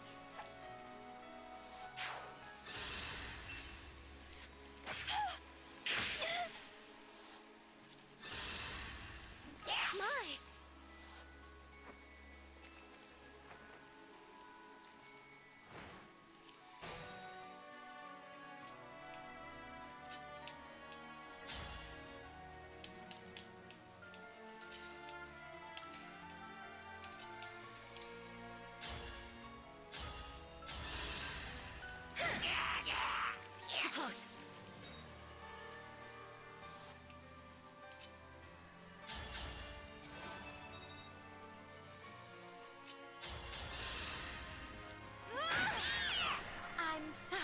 had to see that.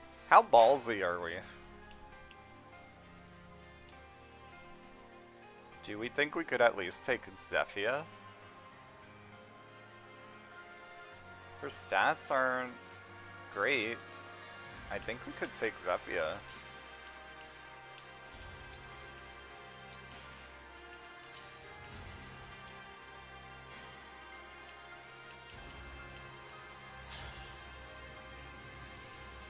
What? Don't waste a physics staff? Get out of here.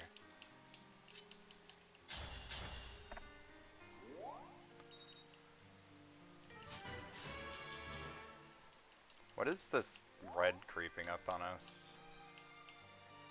Oh, it's the cavalry. They're actually like that close? Okay.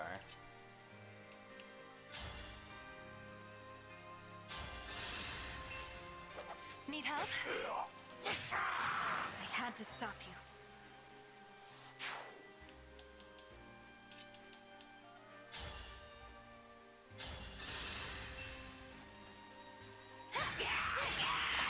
You have my respect.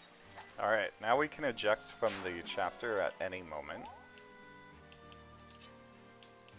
If things get too dicey fighting Zephia. Which I just decided we're gonna do. I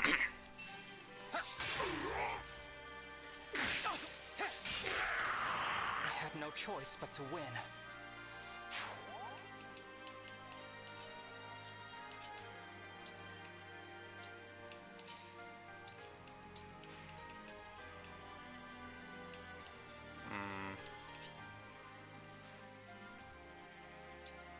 I think they both can hit her there.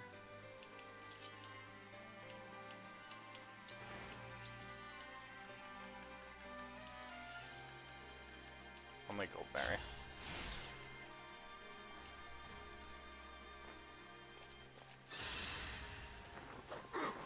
Hungry for more! I'm sorry.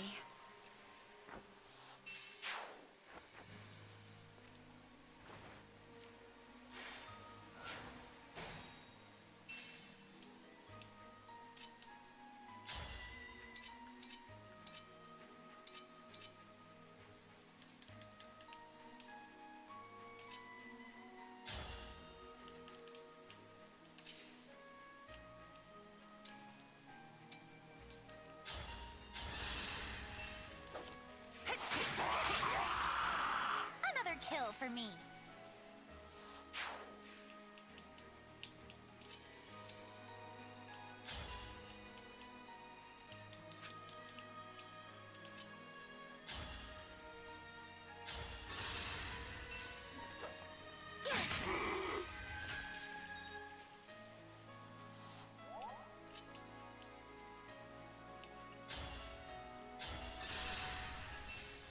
You're done for. So gonna crush you. Think whatever you like. Sandstorm time.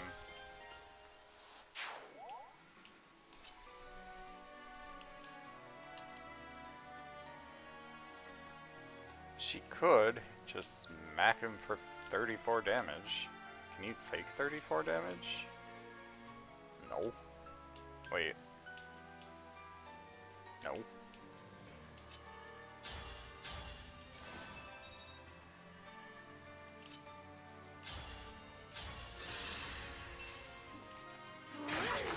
My goodness, how awful. Alright. Now we just need to prep for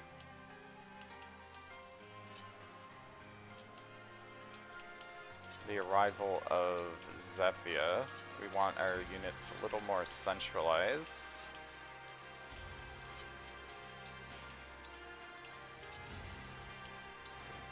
We want to keep Tamara out of it, probably.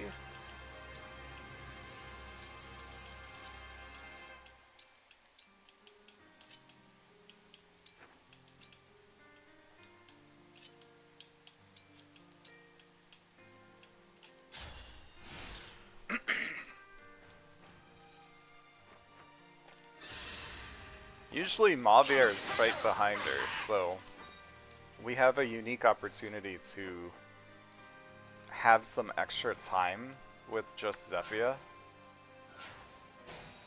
before the arrival of, okay, so she hits 134.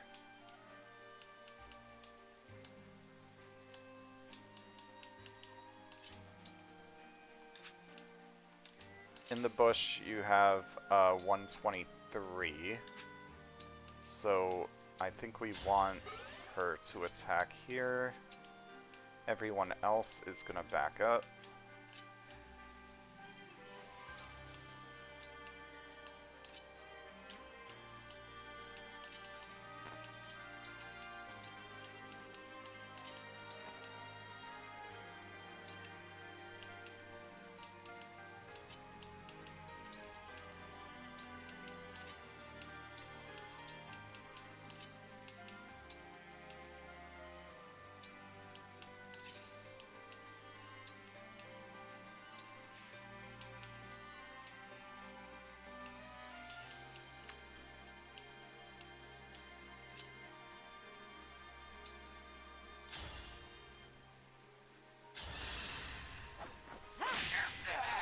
Simple enough.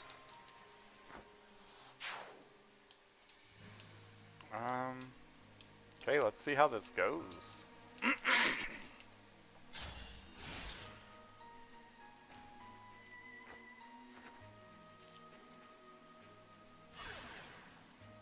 Did you just freeze her?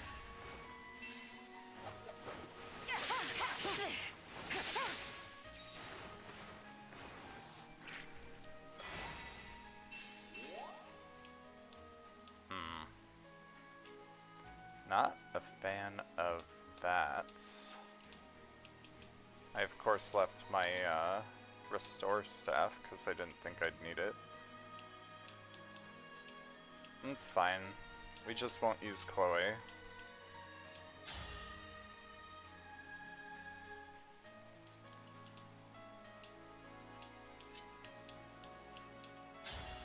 Damn, woman.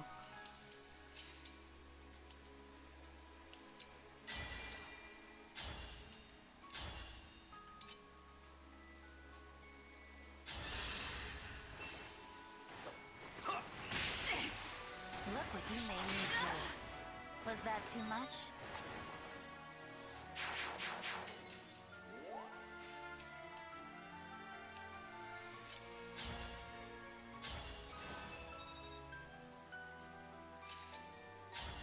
Can we get another crit?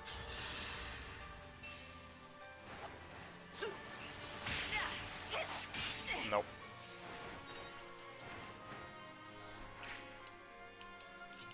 Is this a guaranteed kill? It is one away, and also she has a 5% chance to miss. So let's get...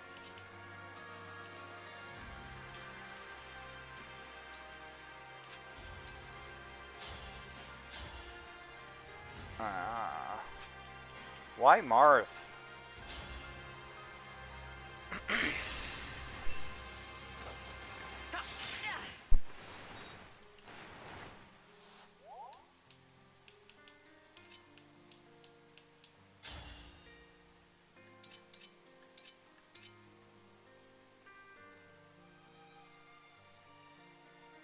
She doesn't really have a good chance to hit though. Even if we miss, odds are Panette lives. I'm sorry you had to see that. Okay.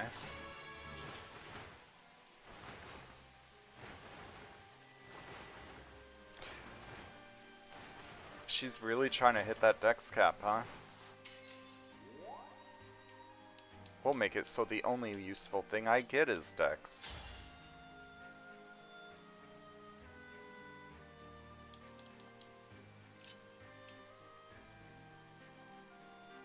I don't think we're getting the final kill without putting ourselves in too much danger. Let's see if we get a crit here with the Wodow. No.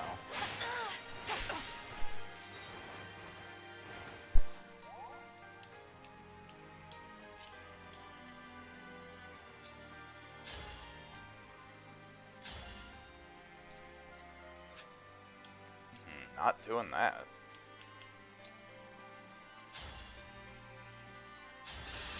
Let's see if we hit with the thunder. We do not. Let's see, we could do a Warp Ragnarok to take her down to almost dead. Almost dead.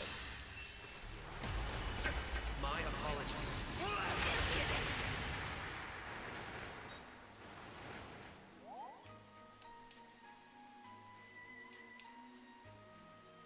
The only person left that can hit her is like Goldberry. Wait.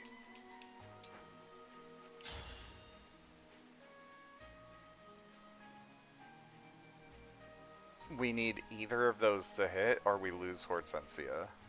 Is that worth it? Sure. You're done for. Alright, cool. Quite strong.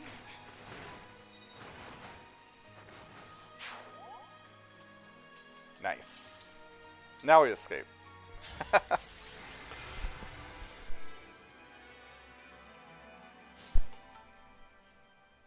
The really cool thing here is just getting to use different emblems at different times in the game.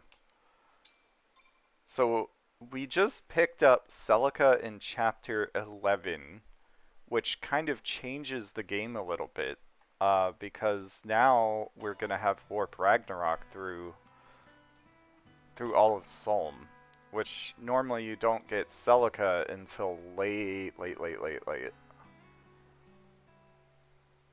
She has the second least screen time next to Marth. So it's kind of cool to have her for like a majority of the game now. Somnial menu. Fishing.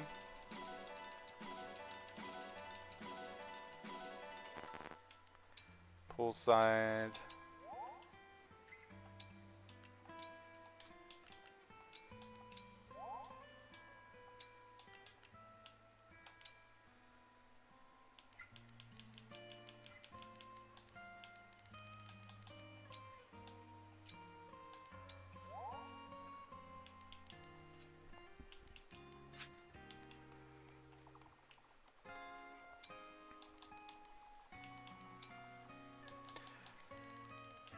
I mean, Alira's pretty freaking strong right now.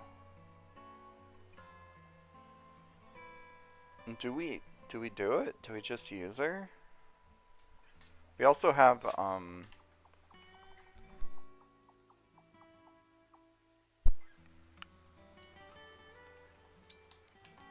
we currently have Roy and Celica.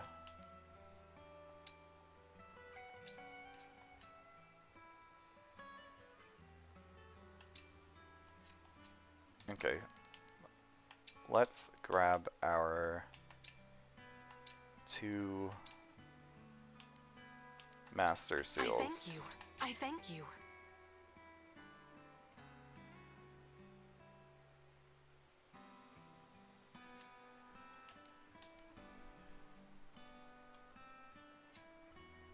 Do come again.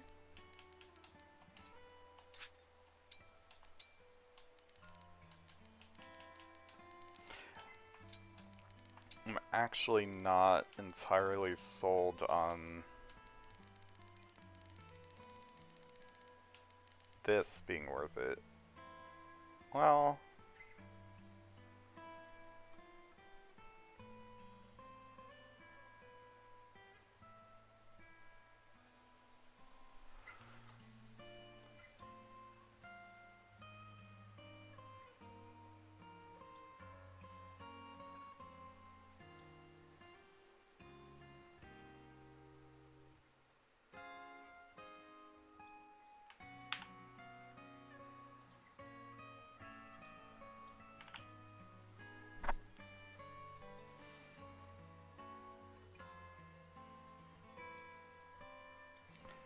this is Pandreo, internal 7 or internal 16.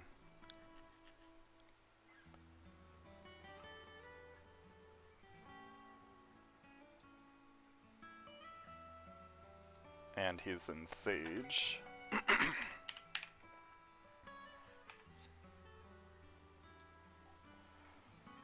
It'd be 34, 5, 17, 21, 18.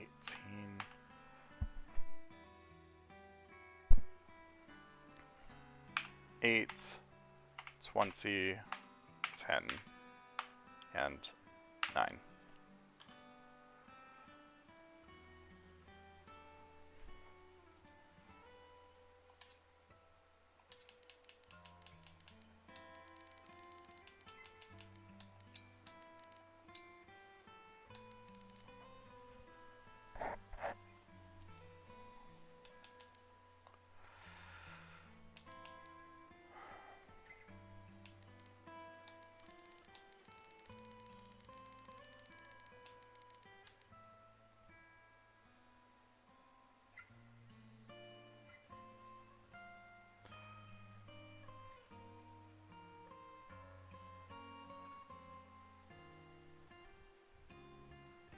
We almost certainly want to use our Vidame as our Silica user, right? So we're looking mostly for a Sage, someone to hit really hard with Doron and then debuff afterwards.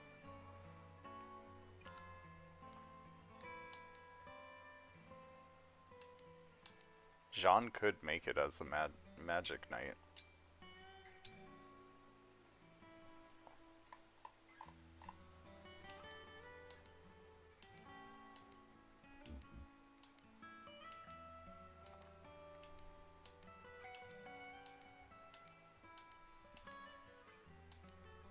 He has more dex growth in Sage, though.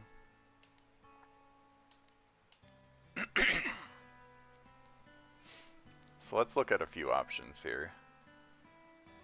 So I grabbed the wrong thing.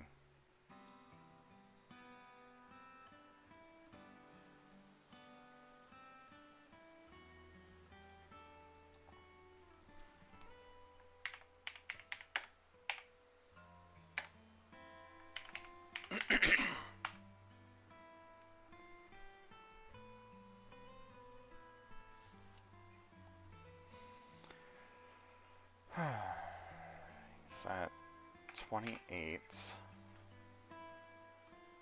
7, 14, 16, 13, 8, 14, and 11 with 6 build. Now, to get what Jean is probably going to gain between these levels, what I'm going to do is I'm going to just do some subtraction here. So if we switch him at displayed level 10 to Ace, okay.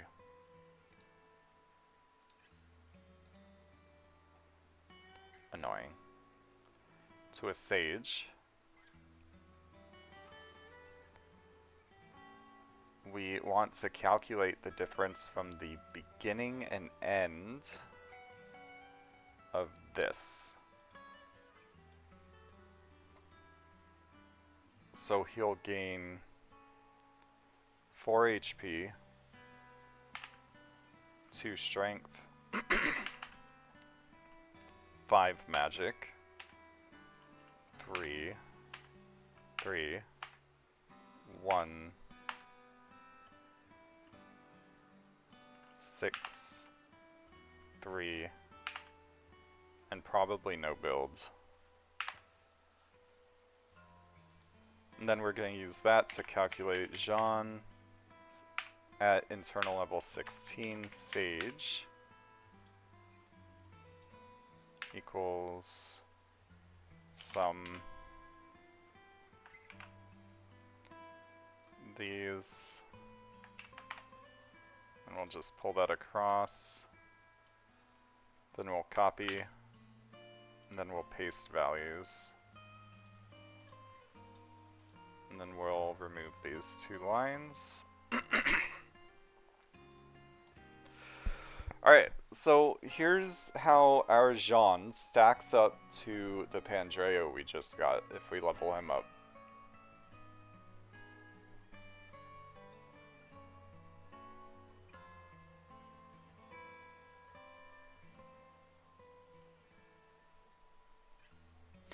I still think Pandrea's better, actually. Pandrea's got a pretty decent skill. Um, and that extra build is gonna slow him down less, so he could actually smack some stuff with Bolganone and probably double some stuff, more wage down enemies.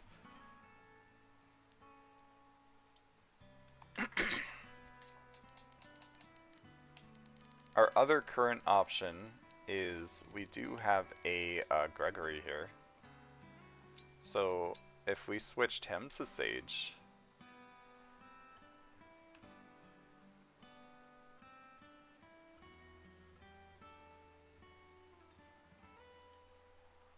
we're going to do the same thing here. Gregory, he joins at internal level. Ah, shoots. Okay. I got an idea. So this is Gregory, internal level 10, Sage. He's gonna have 32. Oh, well. Hold up. We gave him HP plus 7, right? So he's actually got 25. Then let's say 7, 18, 12, 11, 10, 16, 12, and 9 build.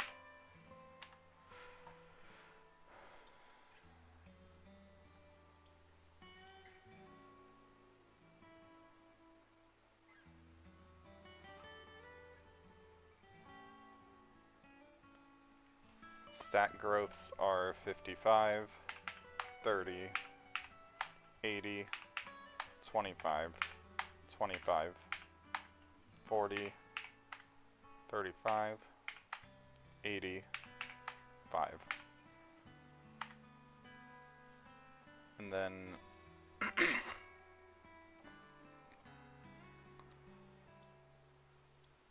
so Gregory 6 sage or 16 sage is gonna be equal to this plus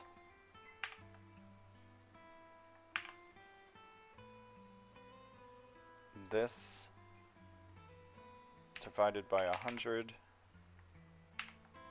times 6 for the 6 levels that he would gain.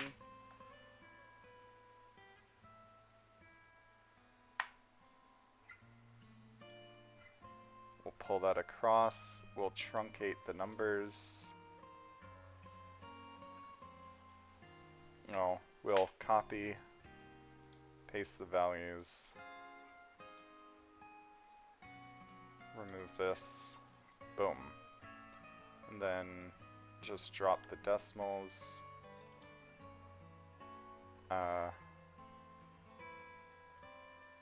Format, number, no decimals.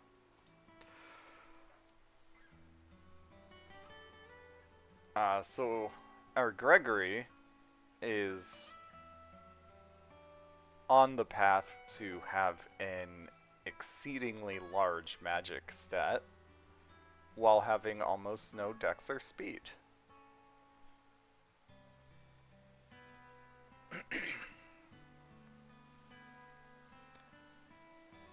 But he will be somewhat tanky, having 12 defense. He'll have the 9 builds, not that it matters with that low of a stat.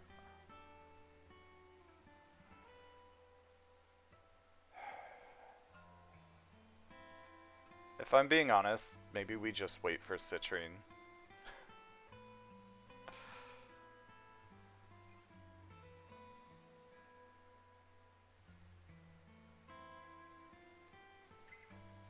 Maybe we get Citrine? What if we don't? We know Saline's coming later.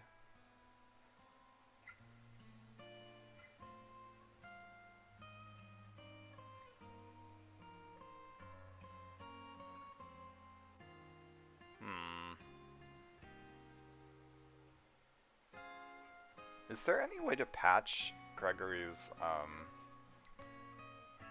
weaker stats? What if he's in Mage Knight? Oh, Dex is even lower. Gross.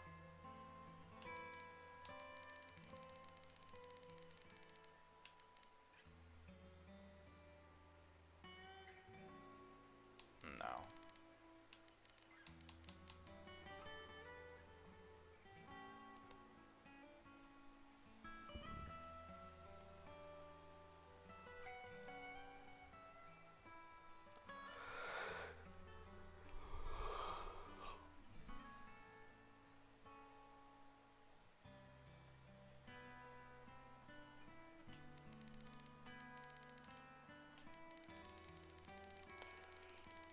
Gregory seems almost irredeemable. And this once again leaves us with Pandreo.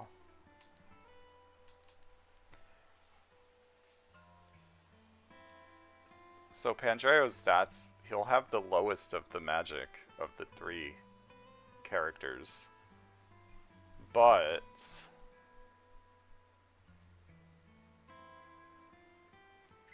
he'll have the highest dex. And that means we don't need to worry about a hidden grave. And then don't forget, we got him early, so he still has a chance to grow. But we barely got him early. So say Pandreo and Sage versus like Gregory in Sage.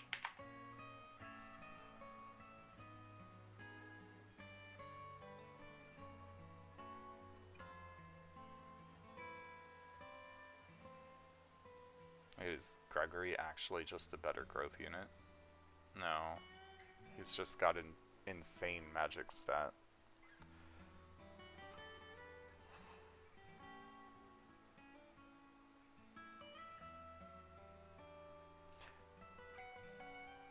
I say we just keep using Gregory and hold out for Citrine. I mean, who else is even left that could be a good mage for us?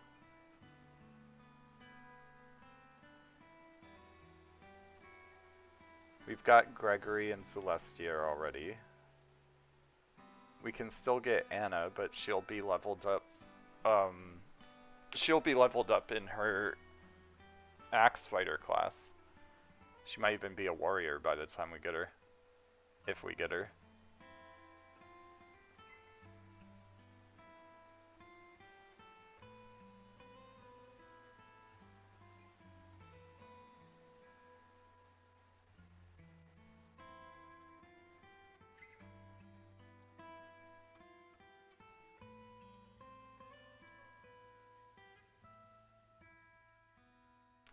That's it.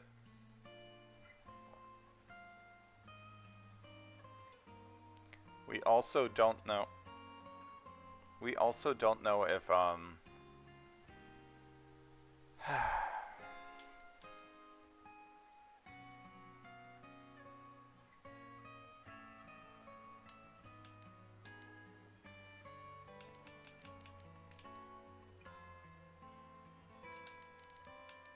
Pandrea's got more SP.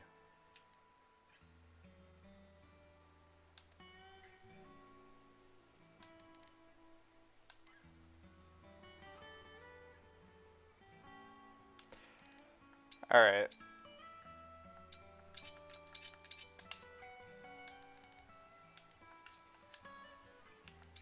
So, I'm kind of holding out hope that we get Citrine soon.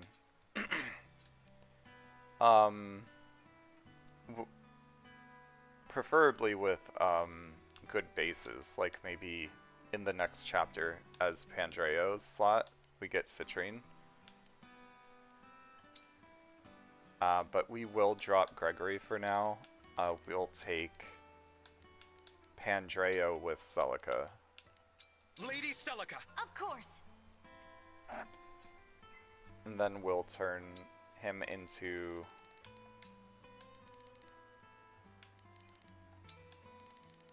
a sage.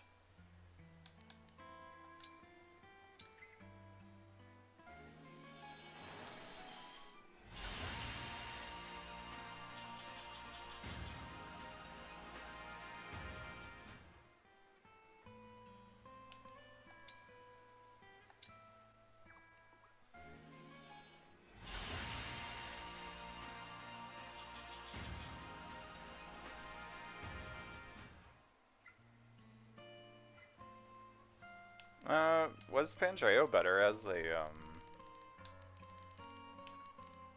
Mage Knight, now that I think about it? He'd have crazy speed. But like no strength and barely any magic. Nah. Nah. Nah. Nah. He'll be a party animal, Sage.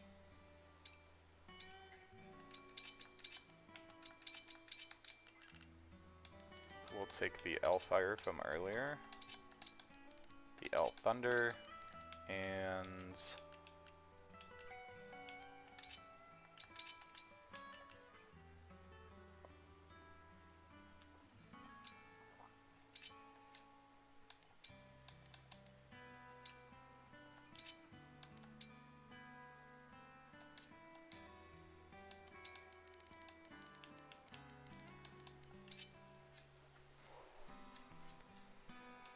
okay, so Ivy. We're done with Ivy, sadly. It sucks that Ivy was our Jagan.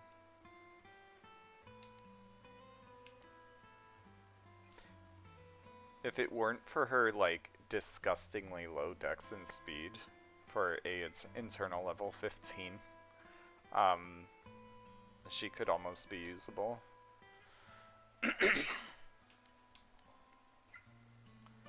Pandreo can actually hit things, so he'll be lower maintenance while we wait, hopefully, for a Citrine. I mean, we could also just, like, use Corrin on Veil once we get Veil. Veil is a mage that we can still get, we can still use. Assuming that we don't get Sorin, we can use Veil with Silica. And Veil might just have better stats than Pandreo. We'll see. For now, we've got Pandreo. Diamonds. No. Alir's already in her promoted class. Okay, so 1, 2, 3, 4, 5, 6, 7, 8, 9.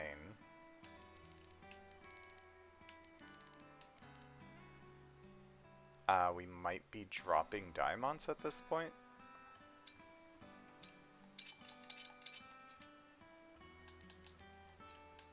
And just giving his stuff to Alir.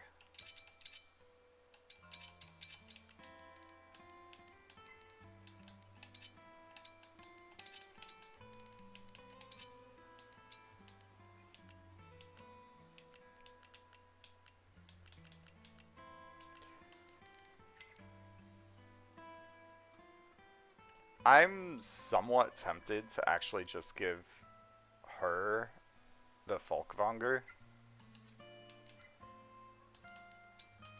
and take the Killing Edge for Alir.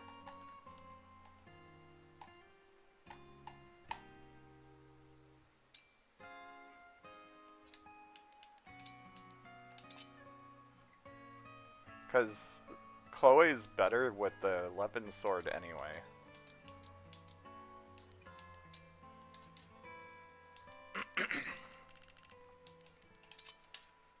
This Alir is gonna be a monster. 20 freaking strength. It's a Kagetzlir.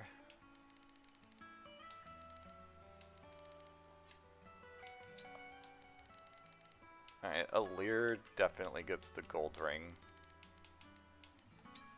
Oh. Chloe has it. Oh, she could get Alphonse. I kind of would rather her get Anna here.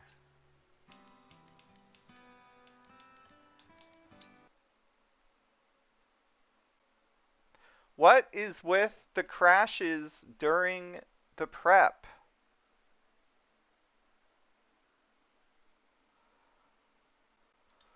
Oh man, this is getting obnoxious. Okay, so what have we done? We put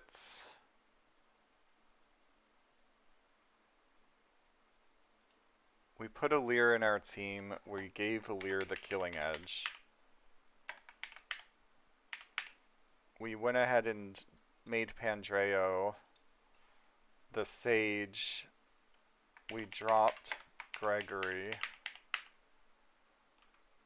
for Pandreo. Um, Luckily, it was mostly just yapping.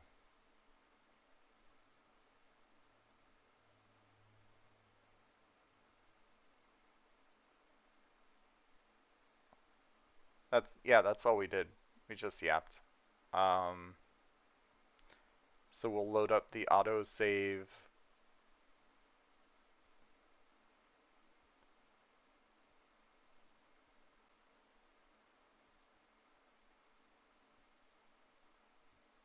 Long term, I think maybe we do want Roy on Alir. Hector on Tamara kind of makes sense to me. Except the problem with Hector is that everyone's going to ignore her. But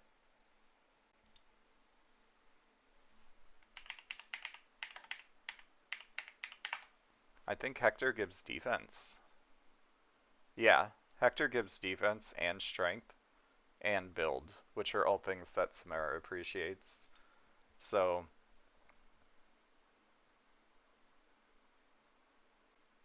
quick riposte is kind of wasted on Tamara, if I'm being honest. You'd rather have Hector on someone who attacks slowly. So we could theoretically swap. I don't know. We'll see who we get in the next two chapters. Also, who our Ike replacement is. Um, so we dropped Gregory for Pandreo. We put Celica on Pandreo. That's all we did.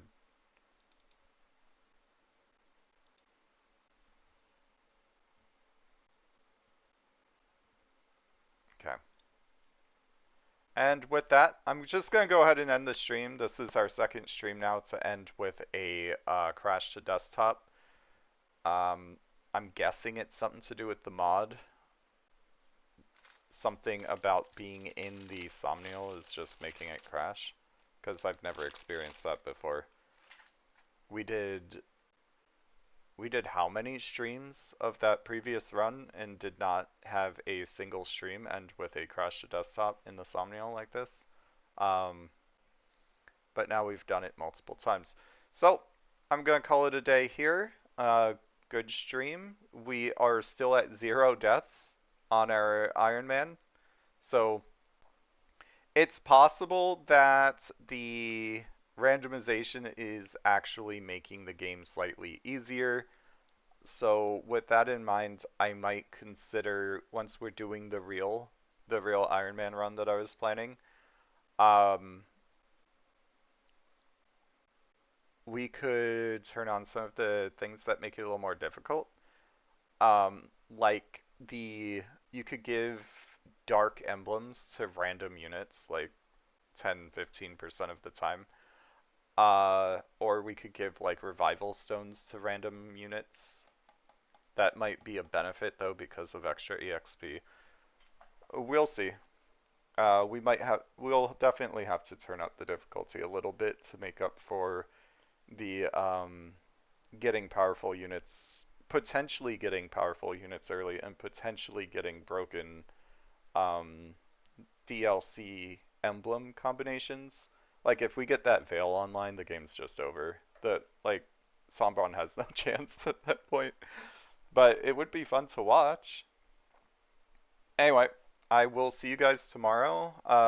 Doing another super long stream tomorrow because I have from like my time, I have from like noon-ish until 10 p.m. And that's why we keep getting like the 10-hour long streams. Anyway, see you guys next time.